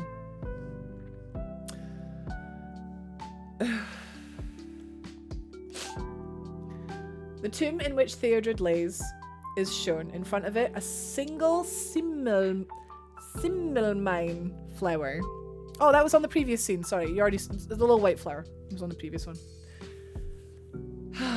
Simmelmine. Simbelmune. Oh, hang on. I wrote down how to pronounce it because I couldn't remember. Simbelmune. Simbelmune. That's the name of the flower. Ever has it grown on the tombs of my forebearers. Now it shall cover the... Now it shall cover the grave of my son. Sad scene! Sad scene. Now it shall cover the grave of my son. Alas, that these evil days should be mine. The young perish and the old linger. That I should live to see the last days of my house. Theodred's death was not of your making. No parent should have to bury their child. He falls to his knees weeping.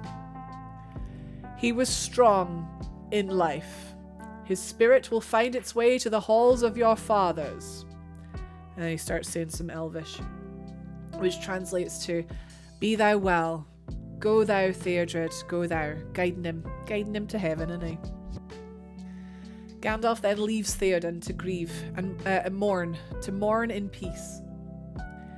As he walks back up the hill, he turns to see 2 children riding on a horse. The boy falls off the horse in exhaustion. In the Golden Hall, the children are eating ravenously as Éowyn sits with them. They had no warning. They were unarmed. Now the wild men are moving through the Westfold, burning as they go. Rick Cotton Tree. This is broken. Where is Mama? Sorry. Shh. She wraps a blanket around her. Did I just... No. Wait, did it... Are you talking about the funeral? The sad funeral? You just missed the sad funeral. My favorite trivia? Well... Your favorite trivia? We didn't... Sorry to be blunt, but we didn't get a tip, so I didn't... Which one? Which... Oh, is it about Scotland? Was it something about Scotland? We'll do it next, Charlie. We'll do it next. Don't be angry. Right, she's got a blanket around her. This is but a taste of the terror that Saruman will unleash. All the more potent, for he is driven now by fear of Sauron. Ride out and meet him head on. Draw him away from your women and children. You must fight. I've been making my birds fat. You have 2,000 good men riding north as we speak. Éomer is loyal to you. His men will return and fight for their king. Theoden gets up out of his seat. They'll be 300 leagues away from here by now. Eomer cannot help us. I know what it is you want of me, but I will not bring further death to my people. I will not risk open war. Open war is upon you, whether you would risk it or not. When last I looked, Theoden, not Aragorn, was king of Rohan.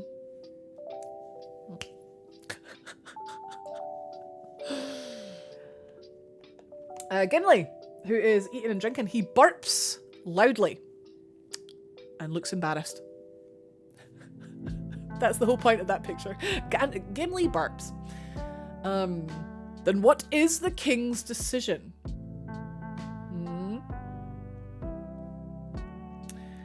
Outside the Golden Hall, Hamma stands amongst the people of Rohan. By order of the king, the city must empty. We make for the refuge of Helm's Deep. Gandalf walks through the people, gathering their belongings, followed by Aragorn, Legolas, and Gimli. Do not burden yourself with treasures. Take only what provisions you need. Helm's Deep. They flee to the mountains when they should stand and fight. Who will defend them, if not their king? He's only doing what he thinks is best for his people. Helm's Deep has saved them in the past. They walk into the stables. There is no way out of that ravine. Theoden is walking into a trap. He thinks he's leading them to safety. What they will get is a massacre. Theoden has a strong will, but I fear for him. I fear for the survival of Rohan. Turns to Aragorn. He will need you before the end. Aragorn, the people of Rohan will need you. The defenses have to hold. They will hold. Gandalf is stroking Shadowfax. The Grey Pilgrim. That's what they used to call me. 300 lives of men I've walked this earth, and now I have no time. With luck, my search will not be in vain. He mounts Shadowfax, and Aragorn stands aside. Look to my coming. At first light on the 5th day. At dawn, look to the east. Go. Gandalf rides out of the stables. Gandalf's away. What's he doing? Where's he going? Huh? Right, so we have some ads starting very shortly. 20 seconds time. I'm going to have a 3-minute stretch. Starting to get a little bit tired now. We are not yet halfway. So we're starting to get... I'm starting to be like, I can't really like rush this stuff. So interesting. We'll see. We'll see. Thank you very much for watching the ads. We'll be back in 3 minutes. Yeah.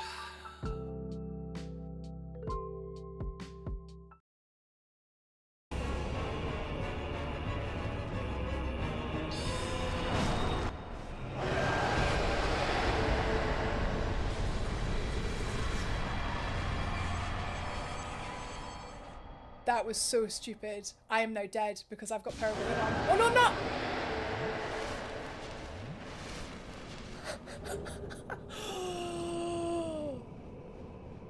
I think like power within ended like at the very correct flippin' time. That was amazing. Okay, I'll explain what happened there. So I was a flippin' doofus and I thought, it's fine, we'll just shoot him. He hit me. I didn't. Hi, Scarf. Welcome back. to I was like, well, yes, I died immediately. It was very scary, but at least they found some treasure. And I followed. I solved the mystery of Rachel's death by dying in the exact same way. She did. She did. A lot of sass in this room. Yeah.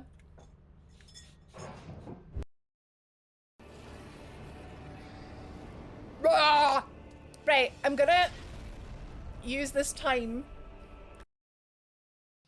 Oh my god, I should have said D's nuts. Oh, do you know what? My brain just doesn't operate on D's nuts, really. In my mind's eye. I can't. Wait, we're back. We're here for the cult stuff.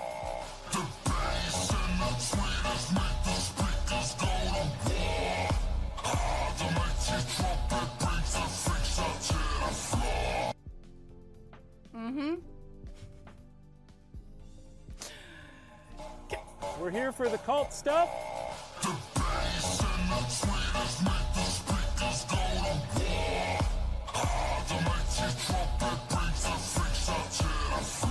That was not a challenge. I mean it. I mean it. Give Rach a chance. Give her brain a little chance. 1 second, please. Thank you. Right, I swear to God. We're here for the cult stuff.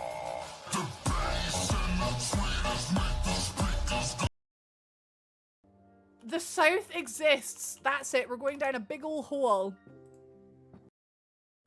At the end of May, Mike and I went on holiday in Rome.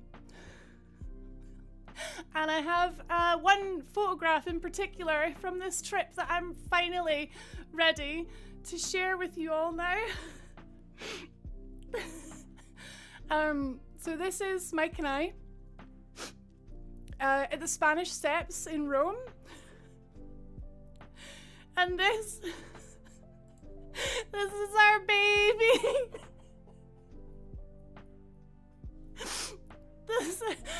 I'm pregnant.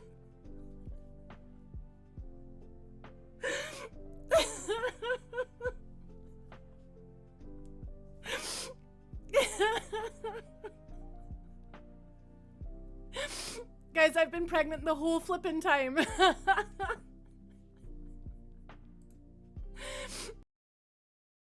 I beg you, cut me down. As my final moment in life, I want to taste the blade's exquisite edge. After all this time, all this toil, haven't I earned it?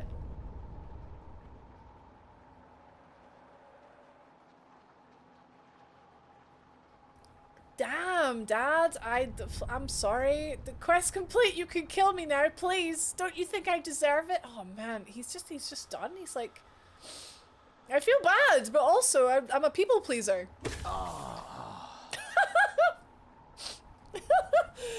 I'm a people pleaser. Don't you know? Is this what you want? You have a choice. Oh no. This way. Boop, boop, boop, boop, boop. Boop, boop, boop, boop, boop. I don't like stealth. No, is this a bad time to admit that I don't like stealth? Ah! Sadness! Wait, can I just run past them? Evasive maneuvers! I didn't know there was a guy right there! Thought he was downstairs, to be fair. It's so clunk. Sting! Continue.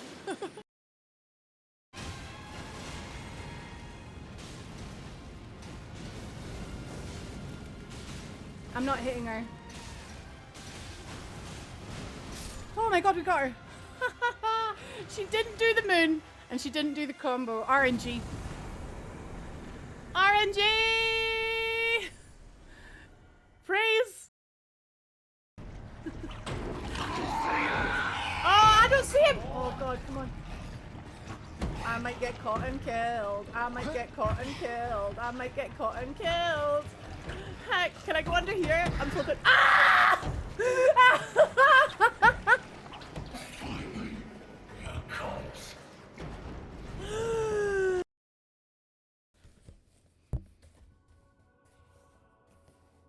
All right.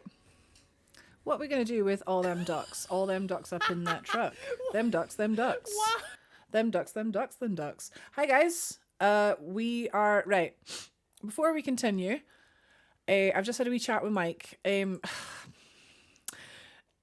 been 3 hours and we are a third of the way through.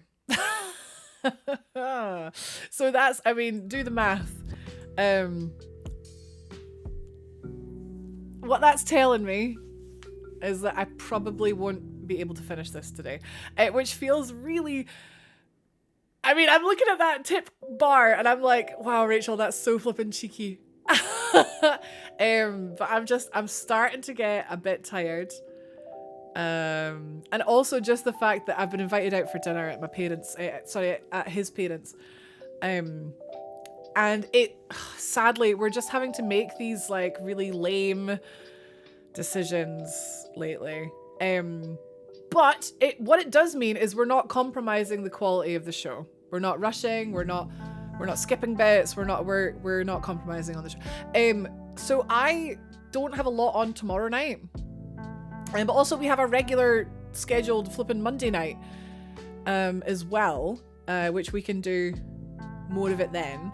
I was incredibly naive, I think, Disturbia, when I thought we could do this whole thing today.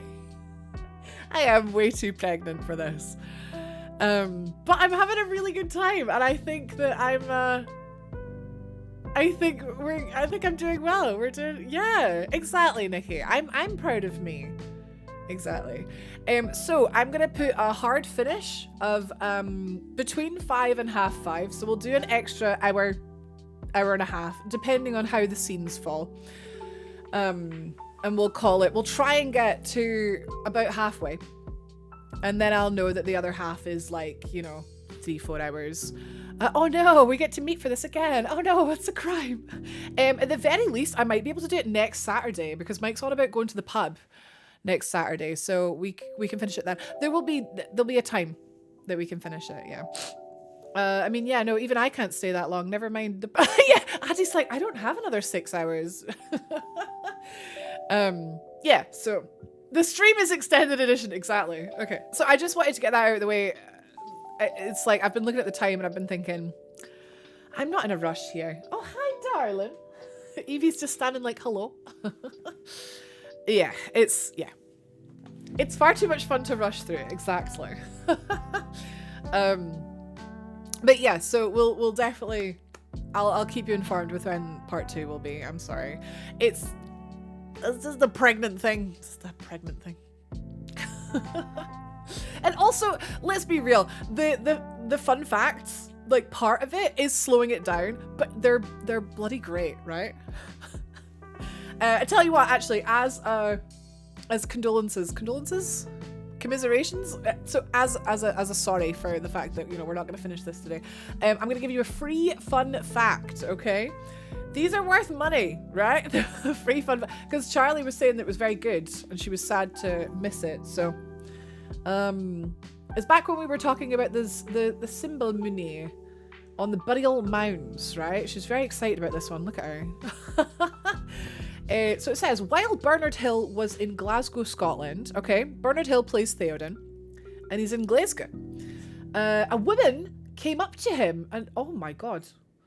A woman came up to him and told him about how her daughter had died in a terrorist attack in Northern Ireland. Bernard had just completed filming a series where his character had tried to keep his family together, and this woman had felt great sympathy towards this character. And the woman was like, parents shouldn't have to bury their children. Oh my god. This experience affected him so much that he asked if that line could make it into the Two Towers. Peter Jackson agreed, and he asked that Bernard keep his character's stoicism, until that line, until he had spoken that line. He says, I want you to feel like you're holding on hard, and then that line is, you say that, and that's what sets you off. Oh, it's the saying of that line that makes you break down. You don't say that line because you've broken down. Oh my god, that's so sad. Bernard's like, yeah, that's real. That's why it's so sad. It's because it was real, There you go. Evie's behind us. Oh, you can't see. Bless. She's chilling. A free fun fact. Now we're all greeting. Oh, enjoy the Bible thump, by the way, while we've got it. It's going to be Big Sad soon. Fantastic direction from Peter Jackson as well. Absolutely. Yeah, these movies are fantastic. Right. Back to the show. Once again, as you can see in the tip box on the bottom, I am trying to raise some money just to help keep mum and dad and baby comfy this winter, because I will have to take some time off.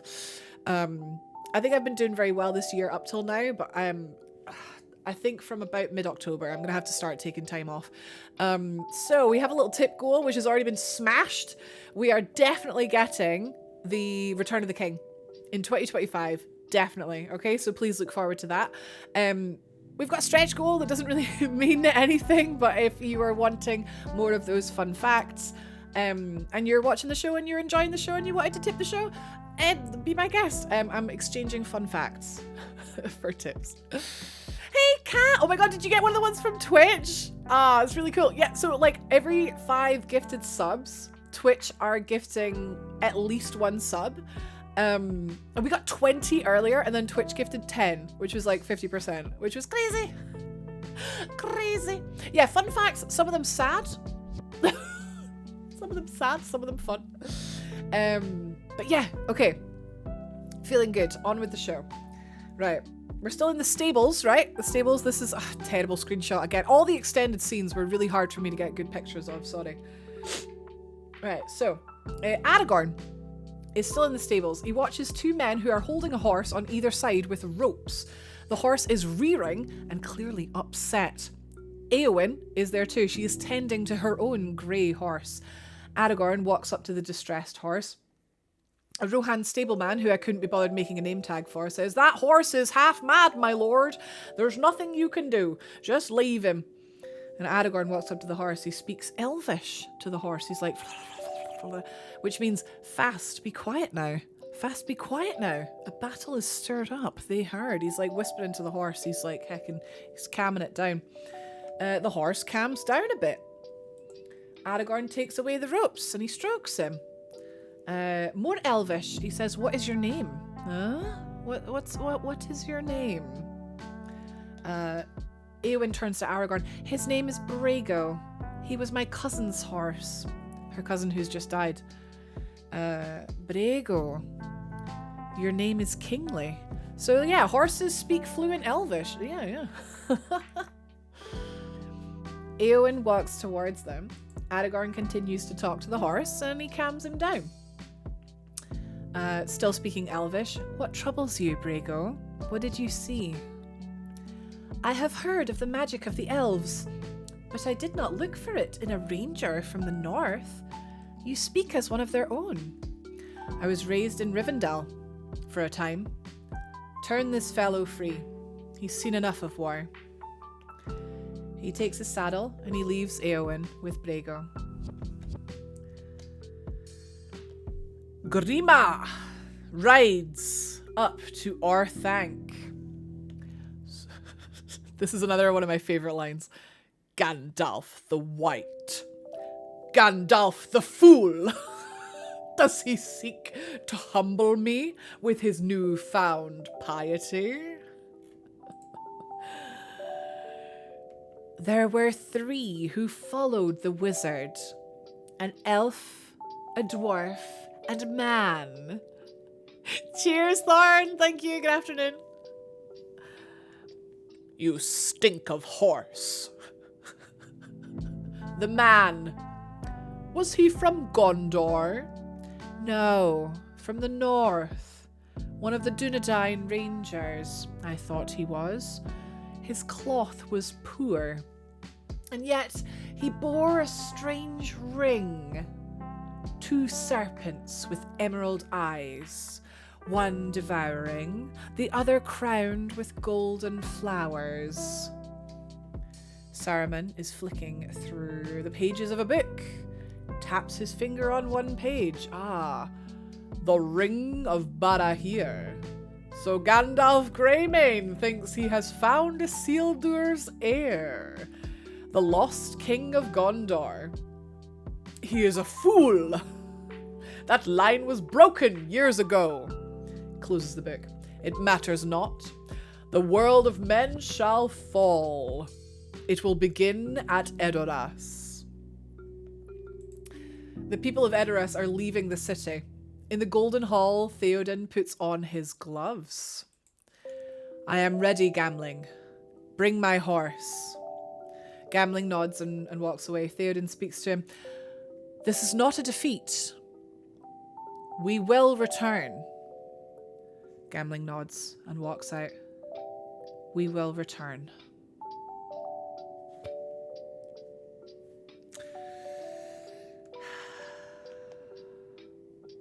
As the people of Edoras carry chests from the Golden Hall, Éowyn opens up a chest, lifts out a sword, and unsheaths it. She holds it up and runs her hand down the blade, practices some swiping, and as she turns around, her sword meets Aragorn's knife. You have some skill with a blade. Éowyn swings her sword round swiftly, releasing it from Aragorn's knife, and puts it away. Women of this country learned long ago, those without swords can still die upon them. I fear neither death nor pain. What do you fear, my lady? A cage. To stay behind bars until youth and old age accept them. Damn it, that was quite a good line that I messed up. To stay behind bars until youth and old age accept them, and all chance of valor is gone beyond recall or desire. You are a daughter of kings, a shield maiden of Rohan. I do not think that would be your fate. A cage. The people of Edoras are leaving through the city gates led by Theoden and his guards, with Legolas, Gimli and Aragorn. Theoden pauses to look back at Edoras and then rides off. A long line of people can be seen weaving its way down the hillside. Back at Orthanc, Grima is wiping his mouth with a handkerchief when he was punched or whatever. Theoden will not stay at Edoras. It's vulnerable. He knows this. He will expect an attack on the city. They will flee to Helm's Deep, the great fortress of Rohan. It is a dangerous road to take through the mountains. They will be slow. They will have women with them. And children. Sorry. Saruman raises an eyebrow, which I always thought was quite funny. Children. And he raises his eyebrow. Saruman is walking into the pits of Orthanc. He summons the head orc.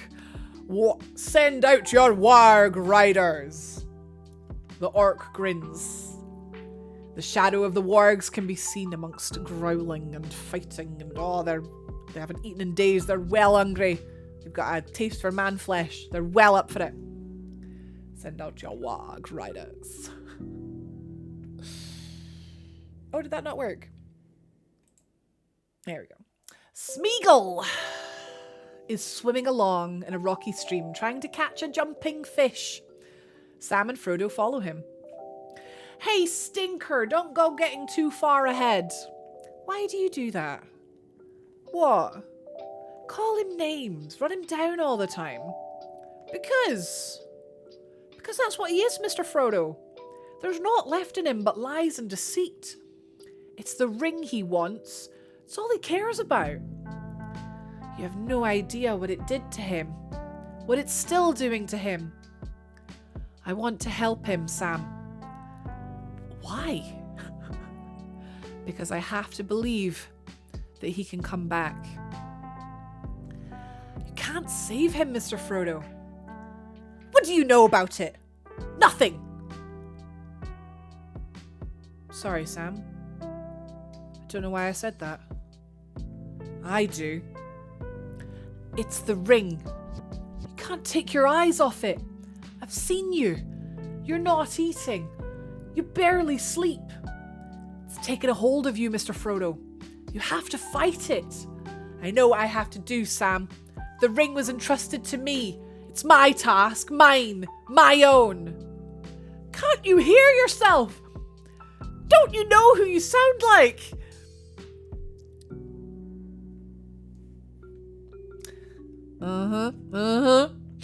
You're the right old stinker. Sam and Frodo are sleeping. It's night, and Frodo sleeps holding the ring in his hand. Gollum looks at them. He's sitting next to some pillars. We wants it. We needs it. Must have the precious. They stole it. They stole it from us. Sneaky little hobbitses. Wicked. Tricksy. False. No. Not master? Yes, precious. False. They will cheat you, hurt you, lie. Master's my friend. You don't have any friends. Nobody likes you. Wait, hang on. I'm not listening. I'm not listening. You're a liar and a thief. Oh no, sorry, that was Gollum. Oh, my brain is getting tied in a knot here.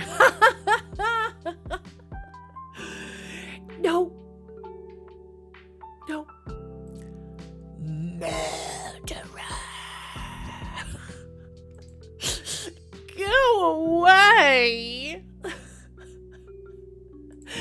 Go away. I hate you. I hate you.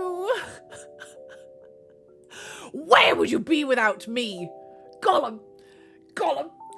I saved us. It was me.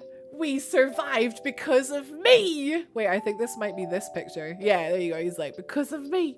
And he goes, Not anymore. What did you say?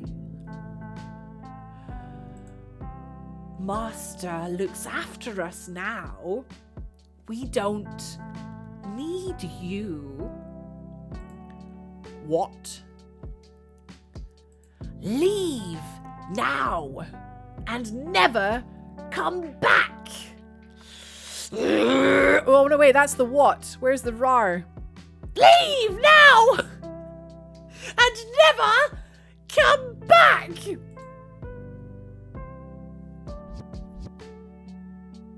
There is silence. And no response from Gollum. We told him to go away, and away he goes, precious! Gone, gone! Smeagol is free! I knew that scene would be hard. The next day, Frodo is lying down. Tying it. Wait, lying down resting? Resting. Oh my god. Resting, Hannah. Excuse me. And Sam looks over the edge of a cliff. Gollum appears and drops 2 dead rabbits on Frodo's lap. Why does this not have a thing for... Wait, what? I don't have a thing for Gollum. Here we go. Look, look. See what Smeagol finds. Frodo looks at Gollum and then smiles, and then looks at Sam, who sighs. Gollum dances, pleased. He picks up one of the rabbits and snaps its spine. They are young, they are tender, they are nice. Yes, they are. Eat them, eat them. He rips into the rabbit with his teeth. There we go. Oh, you'll make him sick, you will, behaving like that. There's only one way to eat a brace of conies.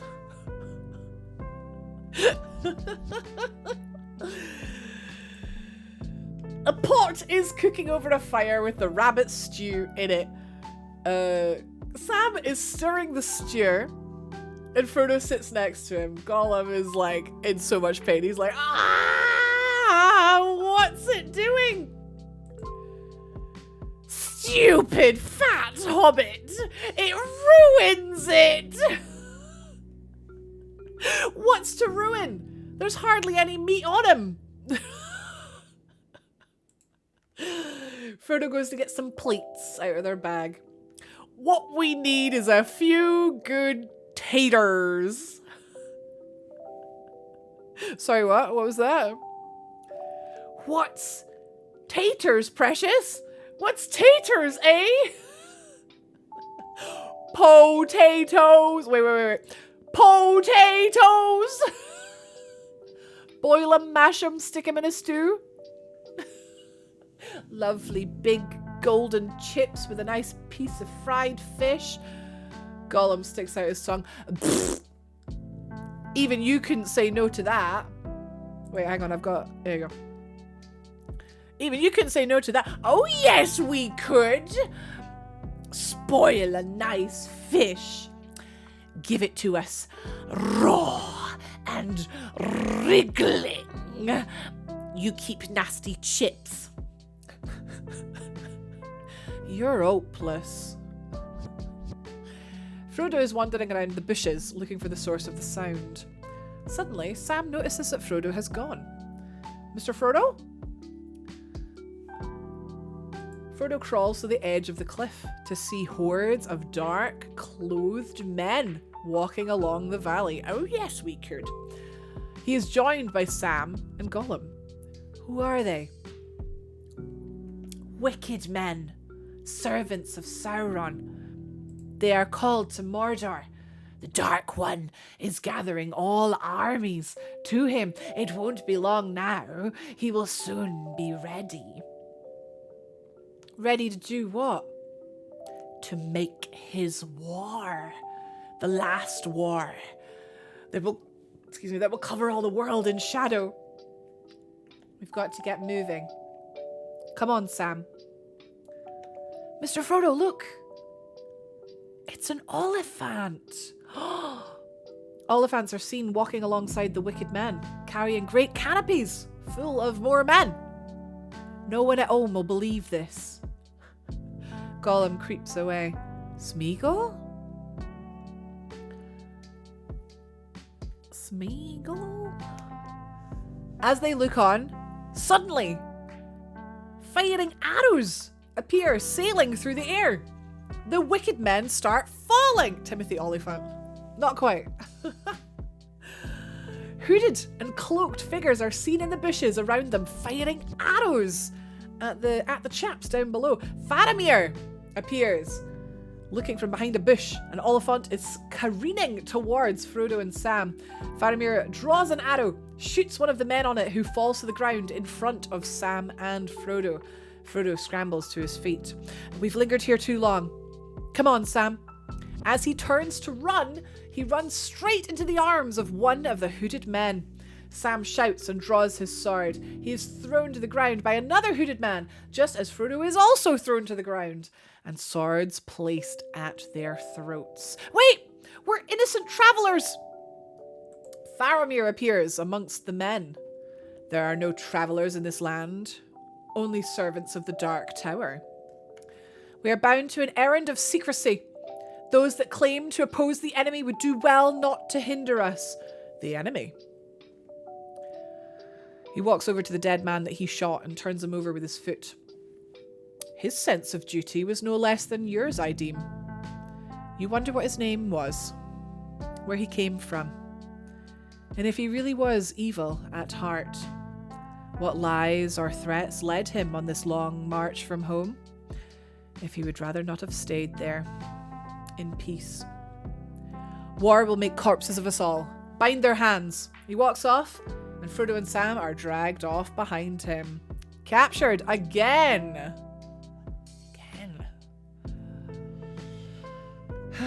Oops.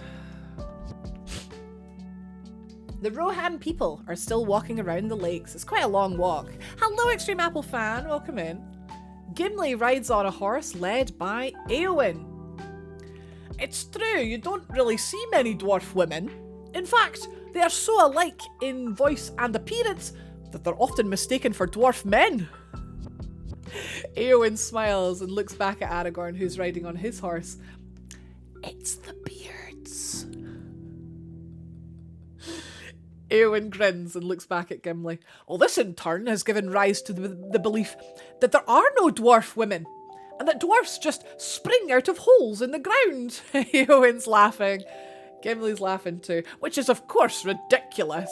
Throws his hands up, and then the horse suddenly freaks out, gallops off, throwing Gimli to the ground. Éowyn smiles and then quickly runs up to help him. It's all right. Nobody panic. It was deliberate. It was deliberate. Aragorn and Theoden are riding side by side and they grin widely. Eowyn looks back at Aragorn laughing and he laughs back and his laugh turns into a smile. I haven't seen my niece smile for a long time. She was a girl when they brought her father back dead, cut down by orcs. She watched her mother succumb to grief. Eowyn looks at Aragorn dreamily, smiling with the wind in her hair. It's all very beautiful. And then she was left alone to tend her king in growing fear, doomed to wait upon an old man who should have loved her like a father. But then, of course, we know he was taken over by Grima and Saruman. It's very sad. Thank you, it's very sad. Oh, that one's not working either. The Rohan people have stopped for a break. Eowyn walks up to Gimli and Aragorn with a cooking pot and a bowl in her hand. Gimli? Oh, no, I couldn't. I really, really couldn't. She walks past him to Aragorn, who's cleaning his sword. I made some stew. It isn't much, but it's hot. She fills a bowl and passes it to Aragorn. Thank you. He tastes it. Tries to hide a grimace. Eowyn's looking concerned. It's good. Really? She turns and starts to walk away. Aragorn quickly goes to pour the stew on the ground, but then Eowyn turns back and he goes, ah, and it spills all down his hand and he's like, it's friggin' hot, man. Yeah. My uncle told me a strange thing. He said that you rode to war with Thengel, my grandfather, but he must be mistaken. King Theoden has a good memory. He was only a small child at the time. Well, then you must be at least 60. Aragorn looks a bit embarrassed. 70? But you cannot be 80. 87. You are one of the Dunedain. A descendant of Numenor, blessed with long life. It was said that your race had passed into legend. There are a few of us left. The Northern Kingdom was destroyed long ago. I'm sorry. Please, eat. So she, of course, stays there, watches him, and he reluctantly continues his meal because she's like, yeah, you like it. And it's bowfin. This stew is awful. Fantastic. Thank you, Apple. I'm glad you're enjoying. Thank you. He looks damn good for his age, doesn't he? Doesn't he? It is now nighttime. Aragorn sits smoking his pipe, thinking of Arwen, as you do. He appears lying sleeping on a couch in Rivendell. Do I have the couch? Oh, kinda. Thinking about Arwen. Ooh, Arwen. The light of the Evan star does not wax and wane. It is mine to give to whom I will, like my heart. Go to sleep. I am asleep. He opens his eyes to see Arwen standing over him. This is a dream. Then it is a good dream. She leans down and kisses him. He strokes her face and she looks at him concerned and kisses him again. Sleep. Closes his eyes and she stands and moves to look out at the gardens. Aragorn opens his eyes and now they're speaking in Elvish. He says, you told me once that this day would come. Arwen replies, this is not the end. It is the beginning. You must go with Frodo. That is your path. I'm not even going to try and pronounce any of this Elvish. I can't be bothered. Aragorn sighs and stands up, walks over to Arwen, puts his arm around her. He says, my path is hidden from me. Arwen replies, it's already laid before your feet. You cannot falter now. Arwen. Aragorn. Ah. Arwen puts her hand to his lips to silence him, moves it down to the Evan star around his neck. If you trust nothing else, trust this. Trust us. They kiss passionately. Do I have a kiss pic? Oh, no, I don't have a kiss pic.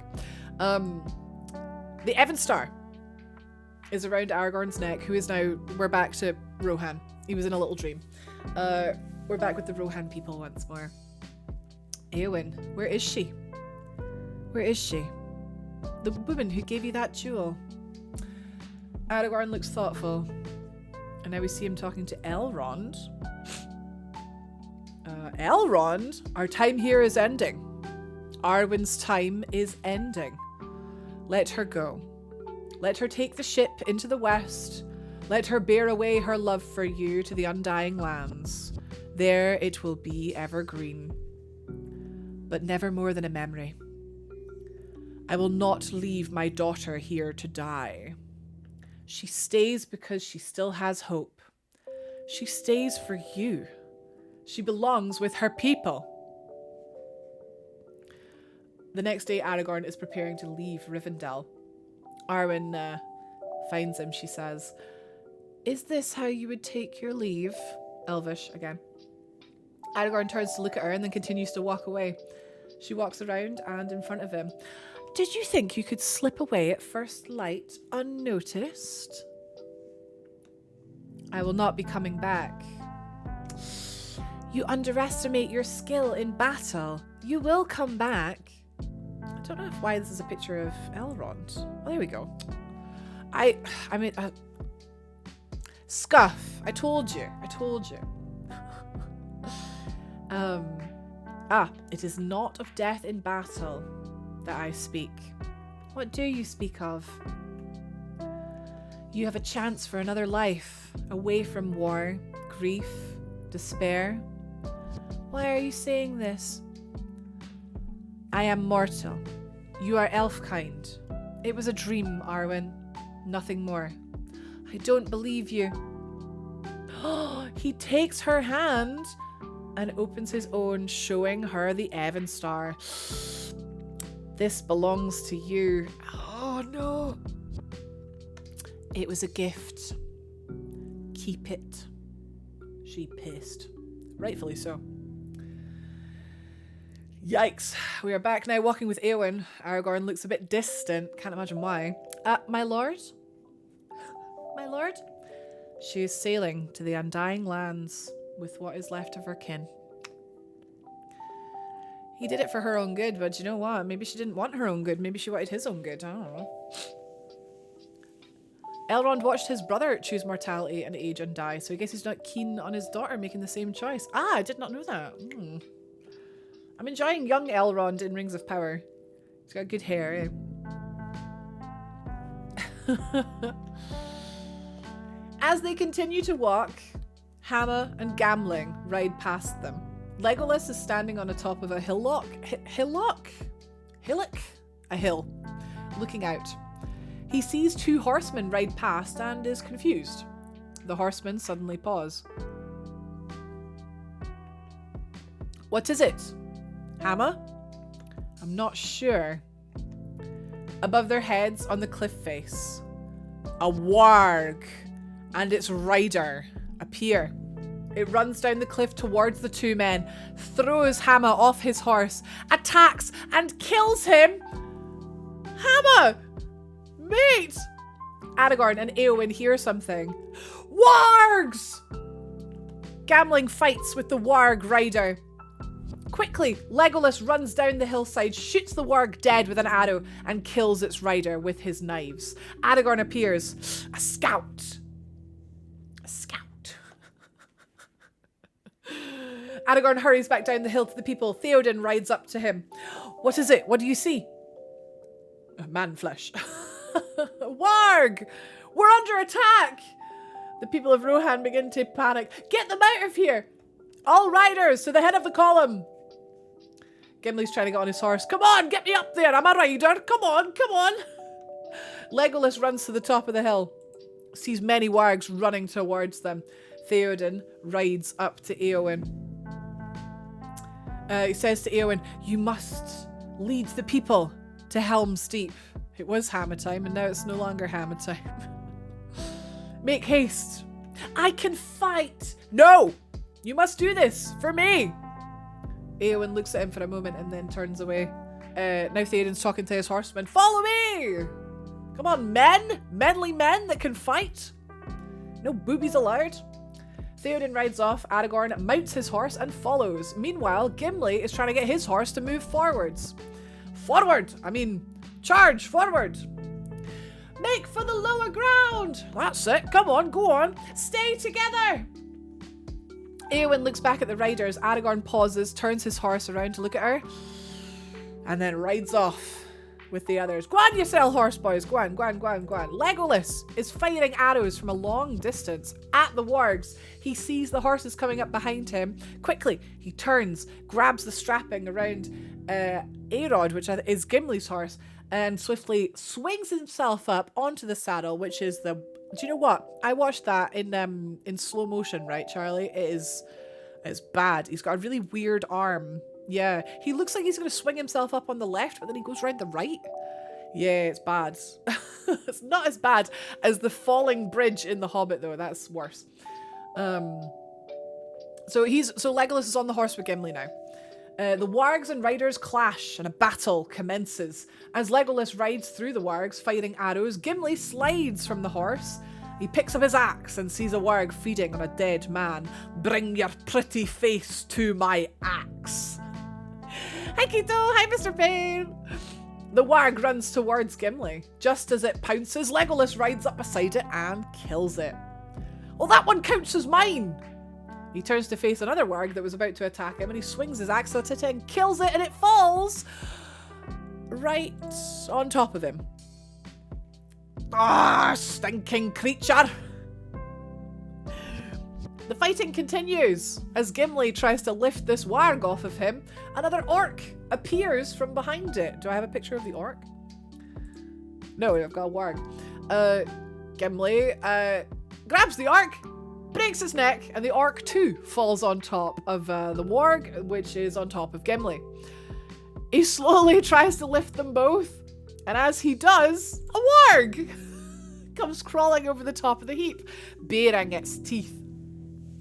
Aragorn, spotting the warg, rides over, grabs a spear, throws it at the warg, killing it.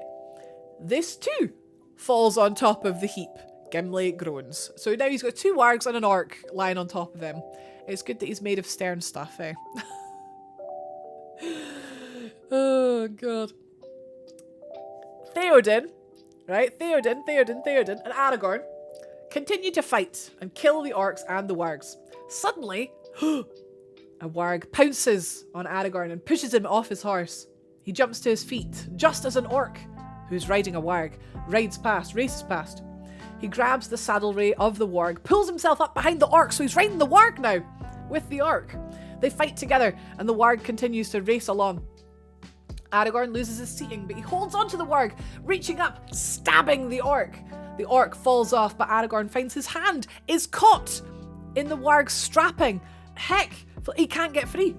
The warg is racing towards a cliff top and shows no signs of stopping.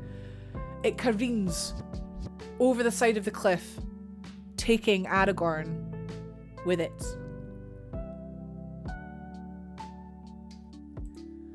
The battle is almost over. Gimli kills a warg, Theoden's looking at the field of the dead men and the orcs. Legolas is walking around looking for Aragorn. Aragorn! Aragorn! Aragorn! Aragorn! You get it. Theoden scans the field. Legolas walks towards the cliff top. He pauses to examine something on the ground and hears an orc laughing. The orc is dying. Tell me what happened and I will ease your passing. I don't have a thing for this orc. I couldn't be bothered. He's dead. Took a little tumble off the cliff. You lie. The orc dies. Legolas looks down at the orc's hands and finds the Evan Star.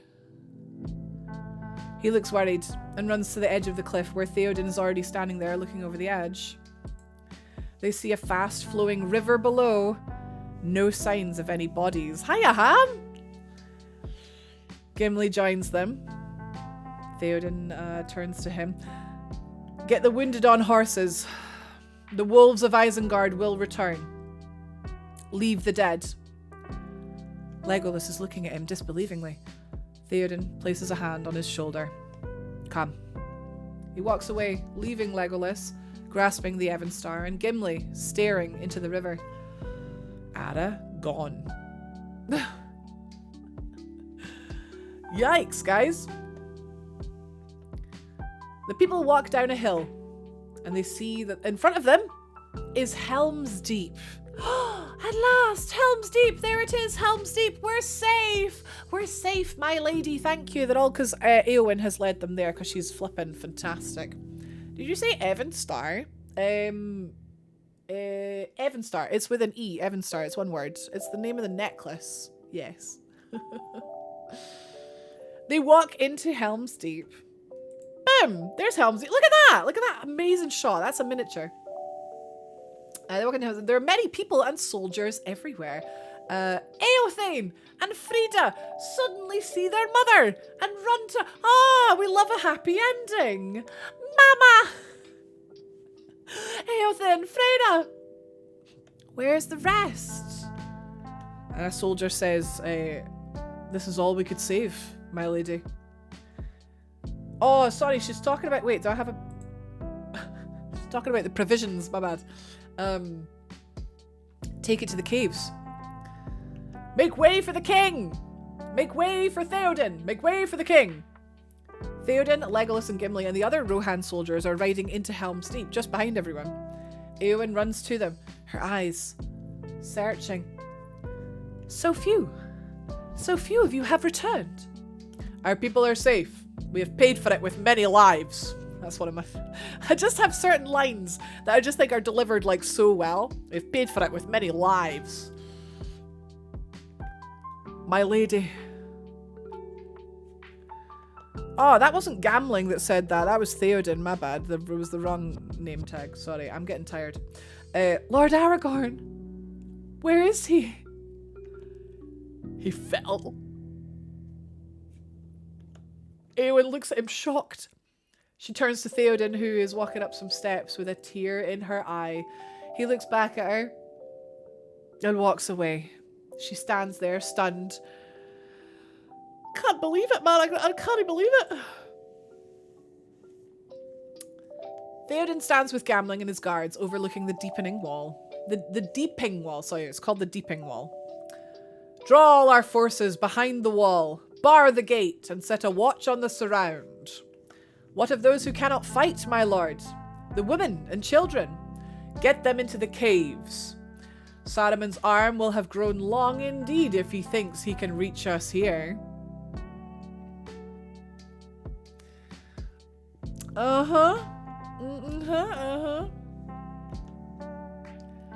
In Isengard, Saruman is pouring some small stones into a bowl. Grima walks up behind him holding a candle. Helm's Deep has one weakness. Potatoes. Potatoes! Ham buddy! Thank you so much for the tip. Thank you. Oh my god, and Disturbia. What the frick? What the frick? Potatoes. Double potatoes. My favorite kind of chips. That's like Five Guys chips, right? Double potatoes. Thank you both so much for the tips. Thank you. Ham says good luck with the bairn. Thanks, pal. I'm gonna need it. Oh god, am I gonna need it? Disturbia says, 1,000,000%. My favorite way to get my Lord of the Rings content. The only way. Well, not the only way. That's a bit blasphemous, but thank you both so much. In return, I have some fun facts and Lord of the Rings trivia as a wee extra thank you for the tips. So, what's the scene we've just watched there? It was Helm's Deep? Right. Helm's Deep. Here we go. There's other ways. So, you saw the big, like, miniature? The big miniature. About that. Where is that? It was a really good pick. This, right? So, Ham Butter. Did you know Forced perspective, right, is the trick that was used on Helm's Deep. They've called this a bigature, right? Because it's a model, right? The miniature, but it's exactly, JP, it's a bigature because it's actually massive. So forced perspective was used to make it look like the real thing. Parts of the set that were far away from the camera were built to a smaller scale to make them look further away. The shots were also made. The shots were also always made in smoke. Okay, to increase the sense of atmospheric distance. During the design process, parts of the model were filled with Action Man dolls to provide a scale reference. It's such a good heckin' model, this. Like, this shot is great. It looks real. I do think, though, when you're watching the 4K versions, you kind of notice that it's not real. But when you're watching, like, the original version, it's like, it's kind of potato version, and it you can't tell. Potatoes. More potatoes! Eric, thank you so much for the tip. For mum and baby, thank you. Ha, suck it, Dad. Thank you, Eric. Thank you so much. Right, let's get you guys some tips. For Disturbia, as a thank you for your tip, here's one of mine. Did you know the bigature, like miniature bigature, model of Helm's Deep, right? This one here, it was 7 feet tall and 20 feet squared. Bigature. Which is crazy. I want to get paid to play with action figures. I don't know if they were playing as much as creating art, but yeah, you can.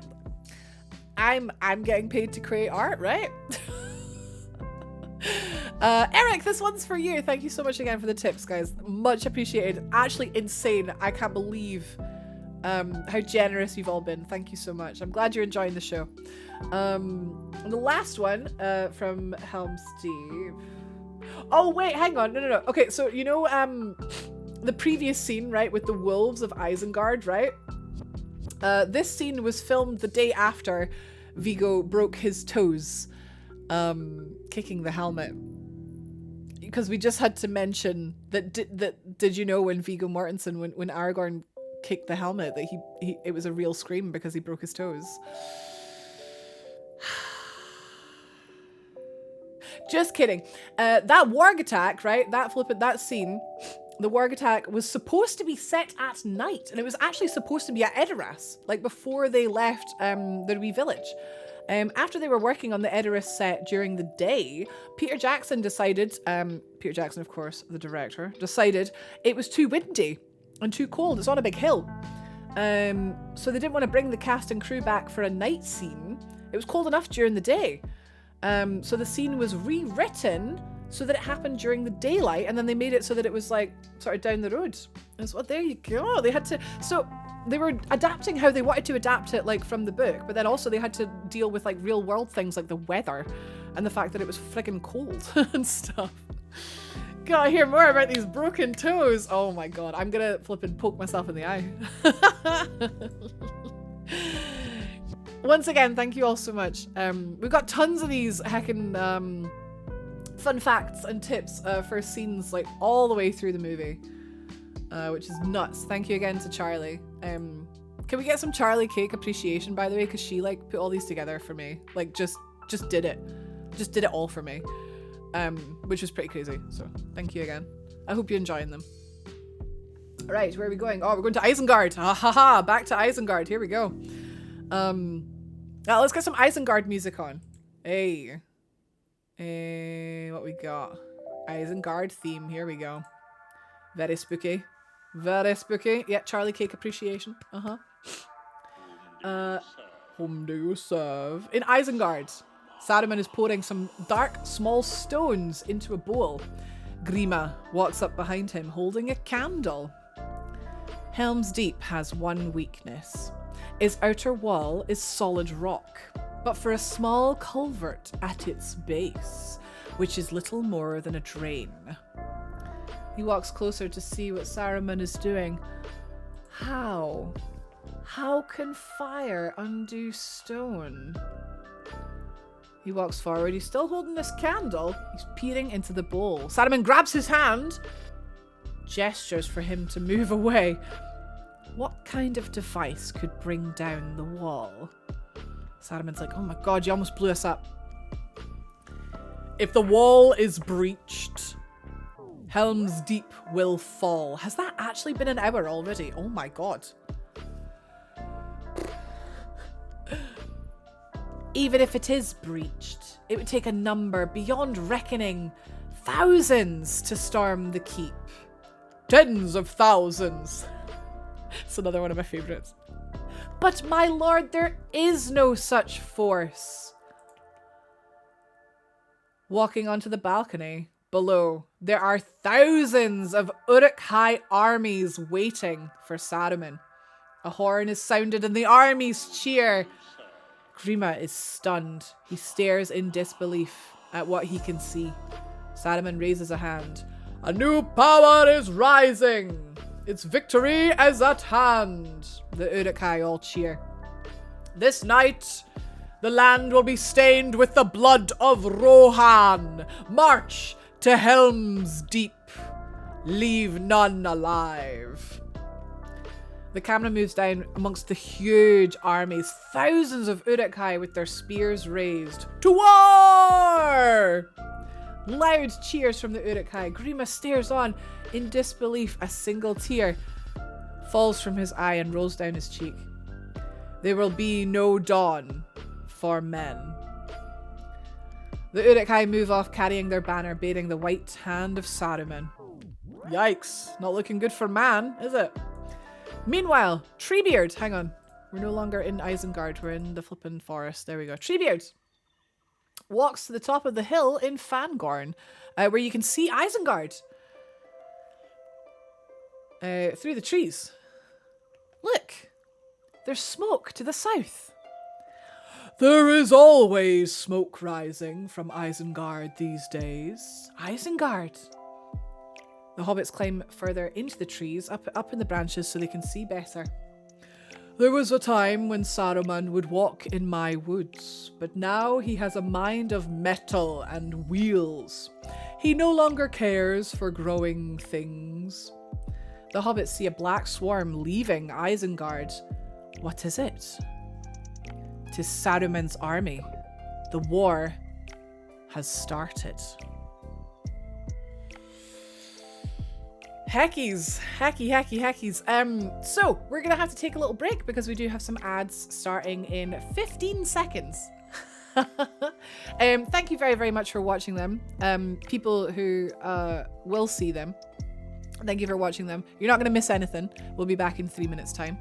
And people who can't see them, hi. I've got a BRB screen. I'm just like having a wee stretch and just making sure that I'm taking breaks like for my throat and that. I'm feeling okay. I'm feeling good. I'm just a bit tired. Yeah, I said this about an hour ago. It's becoming increasingly very obvious. There's the ads. There we go. We're not going to finish this today. Oh my god, wait, Brido, you fell asleep. Wait, hang on. Have you only had like 4 hours sleep? Mate! I'm glad it was relaxing. Yeah, we're not gonna finish this today. I thought that me enacting it would be faster than the actual movie, but I think in reality it's like slower. I thought it'd be faster. Because we did the Fellowship in like 3.5 hours, so I thought we'd be alright. But I'm just, it's a longer movie, and I'm tired. So for reference, we're on scene 37 out of 66. So we're about halfway in 4 hours. Some of the scenes towards the end are a lot shorter, but yeah, so we're not gonna finish today. I'm really, really sorry. You're just gonna have to tune back in. We could do next weekend, actually. We could say same time next Saturday, and then at least that's like consistent.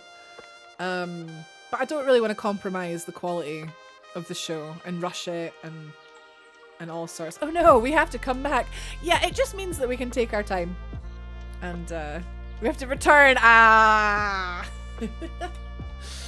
Yeah. Yeah, we did well, Hyde, we did well. So I'm gonna like force hard cut off by half past, but we'll see how we are. I think we'll do oh, actually, there's a really good, right, okay. We're gonna end after scene 39, okay? That's a really good place to pause it, I think. Yeah, really good cliffhanger there. The 2 towers, the 2 streams. Yeah, it's like, I'm not the Rach that I once was, you know? Oh, rude question. Because there's supposed to be a trade for tips, but might the tip list be available after somewhere? Ah, I've been loving hearing that, but my brain is a sieve. Absolutely, Marjojo. How about after we finish the stream? So like, yeah, let's say same time next weekend. I have to check my calendar. I'll message you it. I'll share you the document. I'm sure Charlie won't mind. Absolutely, no problem. This has been amazing, and yeah, how good are the facts, Fizzy? Right? Yeah, they're so good. Yeah, I just was like, I wanted to do something that was like Lord of the Rings themed, because like in the first one we had when you donated to the charity, the current speaking character would like thank you like as the character, and I was like, oh god, I don't know if I have the energy for that this time. So we had the facts this time instead. Need to get the kids ready to do the big shop. Oh, the big shop on a Saturday. Oh. Well, Poshy, I hope you're able to join us for the thrilling conclusion. I think next Saturday. I'll work it around you when you're able to join, because you'll see. Definitely enjoying the facts. Every time you do these, I end up doing a marathon of these. Oh no, you're gonna watch them all again, Hyde. Oh, perfect, Annie. So some of them are from IMDb. And she was saying some are from the extended, from the cast and crew, like commentary and stuff like that. Thank you, Hannah. Oh, do you know what? I was just so like nervous. I just wanted people to have fun. I just wanted people to enjoy it. I was so nervous. Okay, right. But I want you to be there, Poshy. For reasons. Oh, thank you, Disturbia. Yeah, and cast and crew and production commentary on the appendices of the films. There you go. There you go. And then they're sorted by scene as well, which is crazy. She had a slow month, I think. But yeah, so we'll do a couple more scenes, and then I've got a perfect place to end it. And then sorry if you didn't hear me saying earlier, I've been invited to dinner at Mike's parents, so also, I don't think, even if I wasn't going out for dinner, I don't think I could finish this, because it's like, yeah, I'm knackered, sorry. It's been good though, it's been good. Yeah, oh sorry, I meant at work. A slow month at work. You know what I mean. I was making a joke.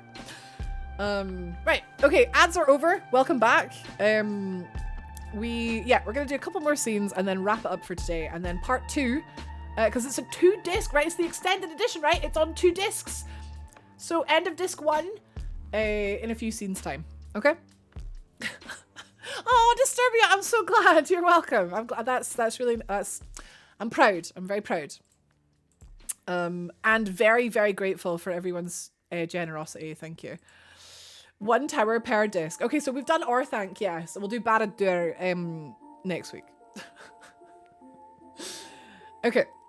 Right, so there. The war has started. Fantastic. Okay. Aragorn is floating down the river unconscious. Tired. He drifts onto a bank. Once again seeing a vision of Arwen lying on a couch. Through the swirling light she appears over him, bending down to kiss him. May the grace of the Valar protect you. He opens his eyes to look at her as the vision fades. He falls unconscious again.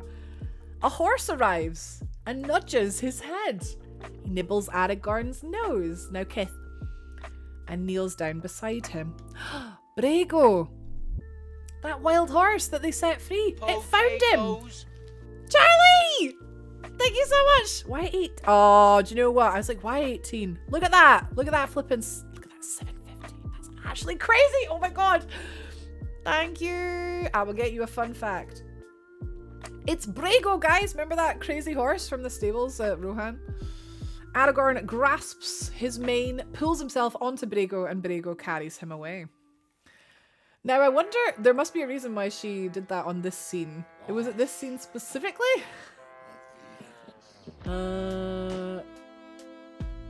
Okay. Oh, we got a few for this scene. It's quite a short little scene. Nah? Okay. So Charlie, did you know? I mean, she knows them all. During one take, right? While filming the scene, when Aragorn is floating down the river, Viggo Mortensen was actually dragged underwater due to the weight of his costume and the undercurrent. He managed to kick himself back up off a rock, perhaps saving his life. A safety team then rescued him and took him to shore.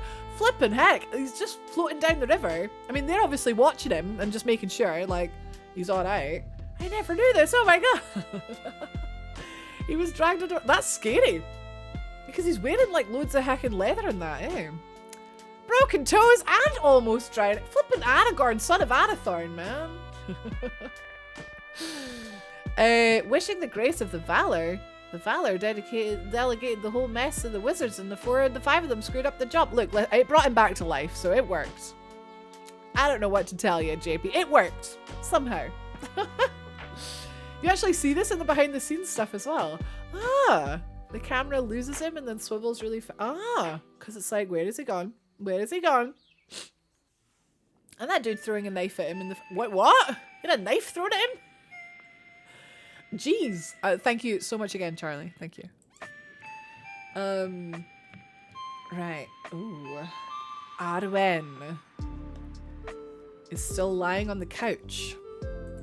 Deep in thought. Do we have Rivendell? Yeah, here we go. Deep in thought. Arwen. He's speaking some Elvish. It is time. The ships are leaving for Valinor. Go now, before it is too late. Bye, Ginge. Bye, Kirsty. You're doing amazing. Amazing. I have made my choice. He is not coming back. Why do you linger here when there is no hope? There is still hope. If Aragorn survives this war, you will still be parted. If Sauron is defeated and Aragorn made king, and for all that you hope for comes true, you will still have to taste the bitterness of mortality. We see a vision of Arwen dressed in mourning robes. She's standing beside Aragorn, who lies grey and dead, wearing his crown and grasping his sword on top of his tomb. Mourning people walk behind her. Whether by the sword or the slow decay of time, Aragorn will die, and there will be no comfort for you, no comfort to ease the pain of his passing. He will come to death, an image of splendor of the kings of men, in glory undimmed before the breaking of the worlds. Aragorn is now a stone statue on top of the tomb. Arwen is standing on the end of it, alone and grieving. As morning light comes, she wanders alone through the woods. But you, my daughter, you will linger on in darkness and in doubt, as nightfall in winter that comes without a star. Here you will dwell, bound to your grief and under the fading trees, until all the world is changed and the long years of your life are utterly spent. God, Dad, shut up. Arwen. Welcome to Rivendell. She gasps. She's crying, man. There is nothing for you here. Only death. He sits next to her and touches her cheek. Hi, Evie. Do I not also have your love? You have my love, Father. Cloaked and hooded elves are leaving Rivendell carrying lanterns. Elrond stands watching them leave. Arwen is amongst them. She turns to look back up at him. He looks back at her with concern. The elves leave, crossing the bridge. She's doing it. She's going. It's well sad.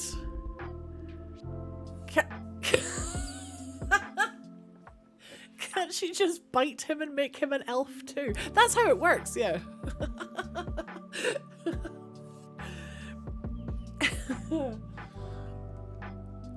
Can you... Oh, you can't see the dog. She's chilling. It's cute.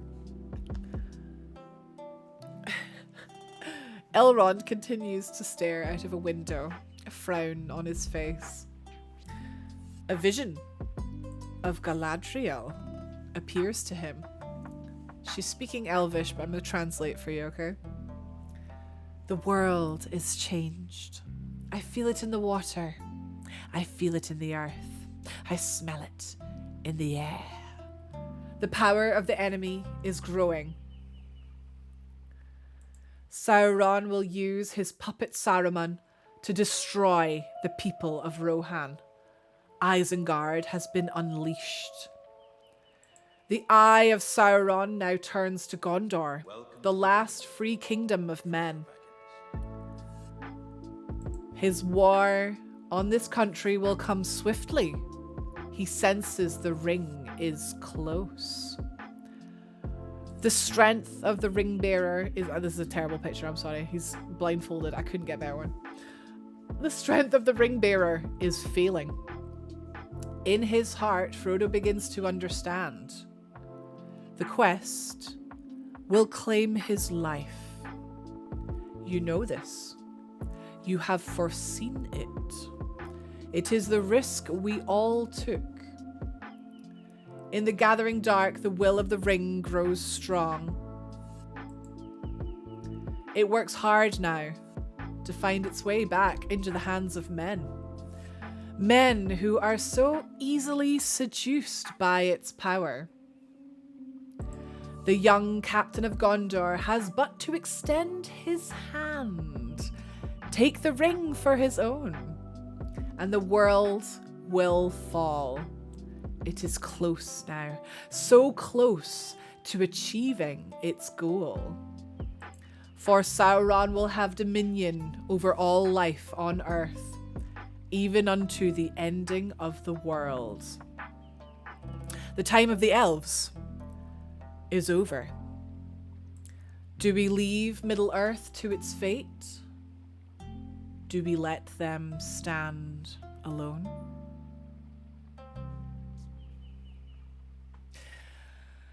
The story continues on disc 2.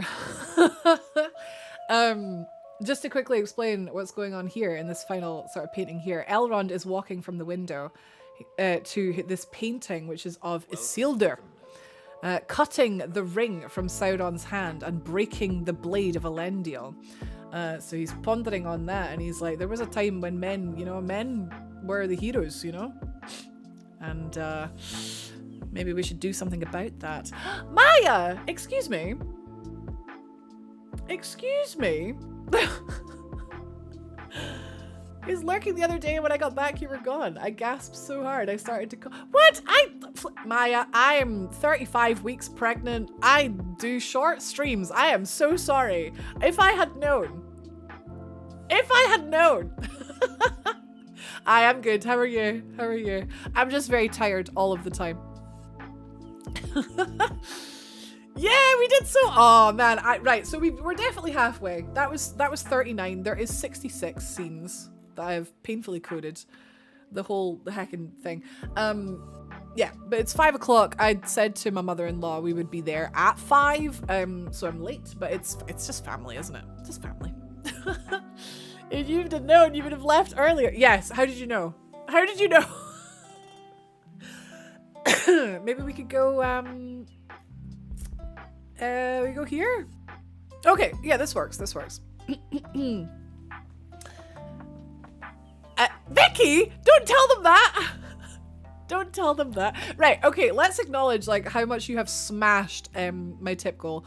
My tip goal was £500, which I thought was very cheeky. But honestly, massive help. Thank you so much to everyone. Hi Snakey. I am just wrapping up for today. I'm utterly spent. But we've left on a cliffhanger, and we will be back possibly next Saturday. I will confirm. I have to check my calendar and all my appointments and stuff for the thrilling conclusion of the Two Towers. But yeah, thank you so much. All your support today has helped fuel more fun events like this in future. Literally, because when we hit the 500, that does confirm that we will do Return of the King in 2025, when the return of the streamer. I can't wait to hear what happens. Yeah, oh, it's a good one. We've got the Battle of Helm's Deep. We've got the heckin' Isengard. Stuff happens in Isengard. We've got all sorts. We've got heckin' Gollum leading Frodo and Sam to Mordor. They've been taken by Faramir and Potatoes! Adam! Oh man. Mate! What the f- so much money. Thank you so much, Adam. Thank you. Right, we need to get you a heckin' tip. A tip for a tip. Rounding it up a bit. Oh my god. Oh my god. Holy crap. Thank you so much. That is insane. I can't believe that. Whew. Let's get a good tip. Let's get a good tip for Adam. Oh, this is cool. So in this scene, right? The scene we were just on, right? The story for scene from Lorien, right? So Galadriel. Where's Galadriel? Nope. Oh, sorry. This was me trying to show you guys that so obviously Faramir has taken them like behind this waterfall cave. There she is there.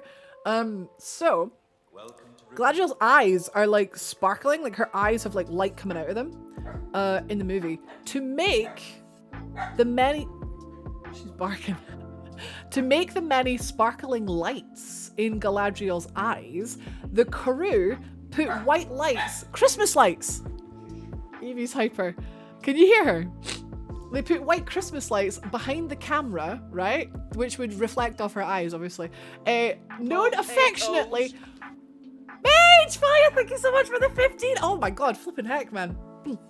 Thank you so much. I can't believe. You guys are so kind. I'm so glad you enjoyed the show. I hope you can make part 2, and then even if you can't, it'll be on VOD, it'll be on YouTube.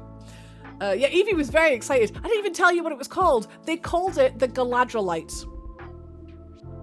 Guys, you forgot to switch on the Galadrielite.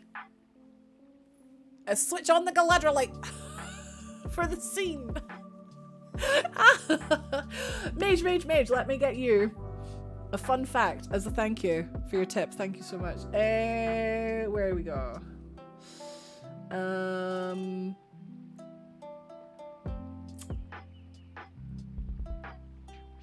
Ooh.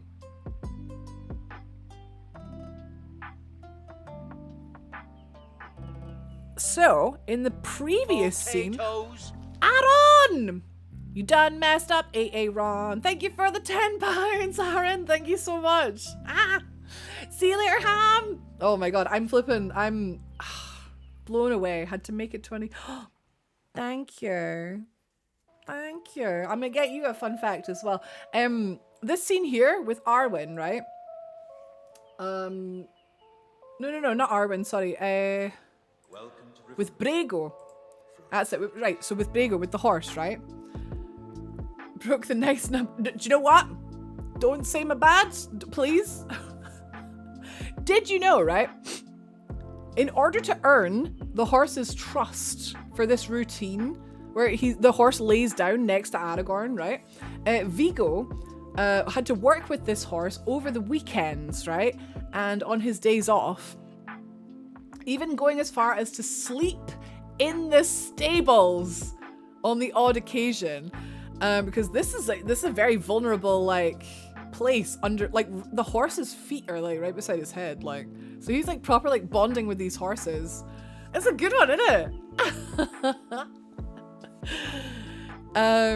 My husband finally caught a tip and decided to add to it. Oh, was that about the Galadrielites? I just like the name. I thought that was fun. Oh, thank you, Mr. Paint. Glad you could make it. I need to get one more tip now for Aaron. Thank you so much again. Thank you. Let's, do we have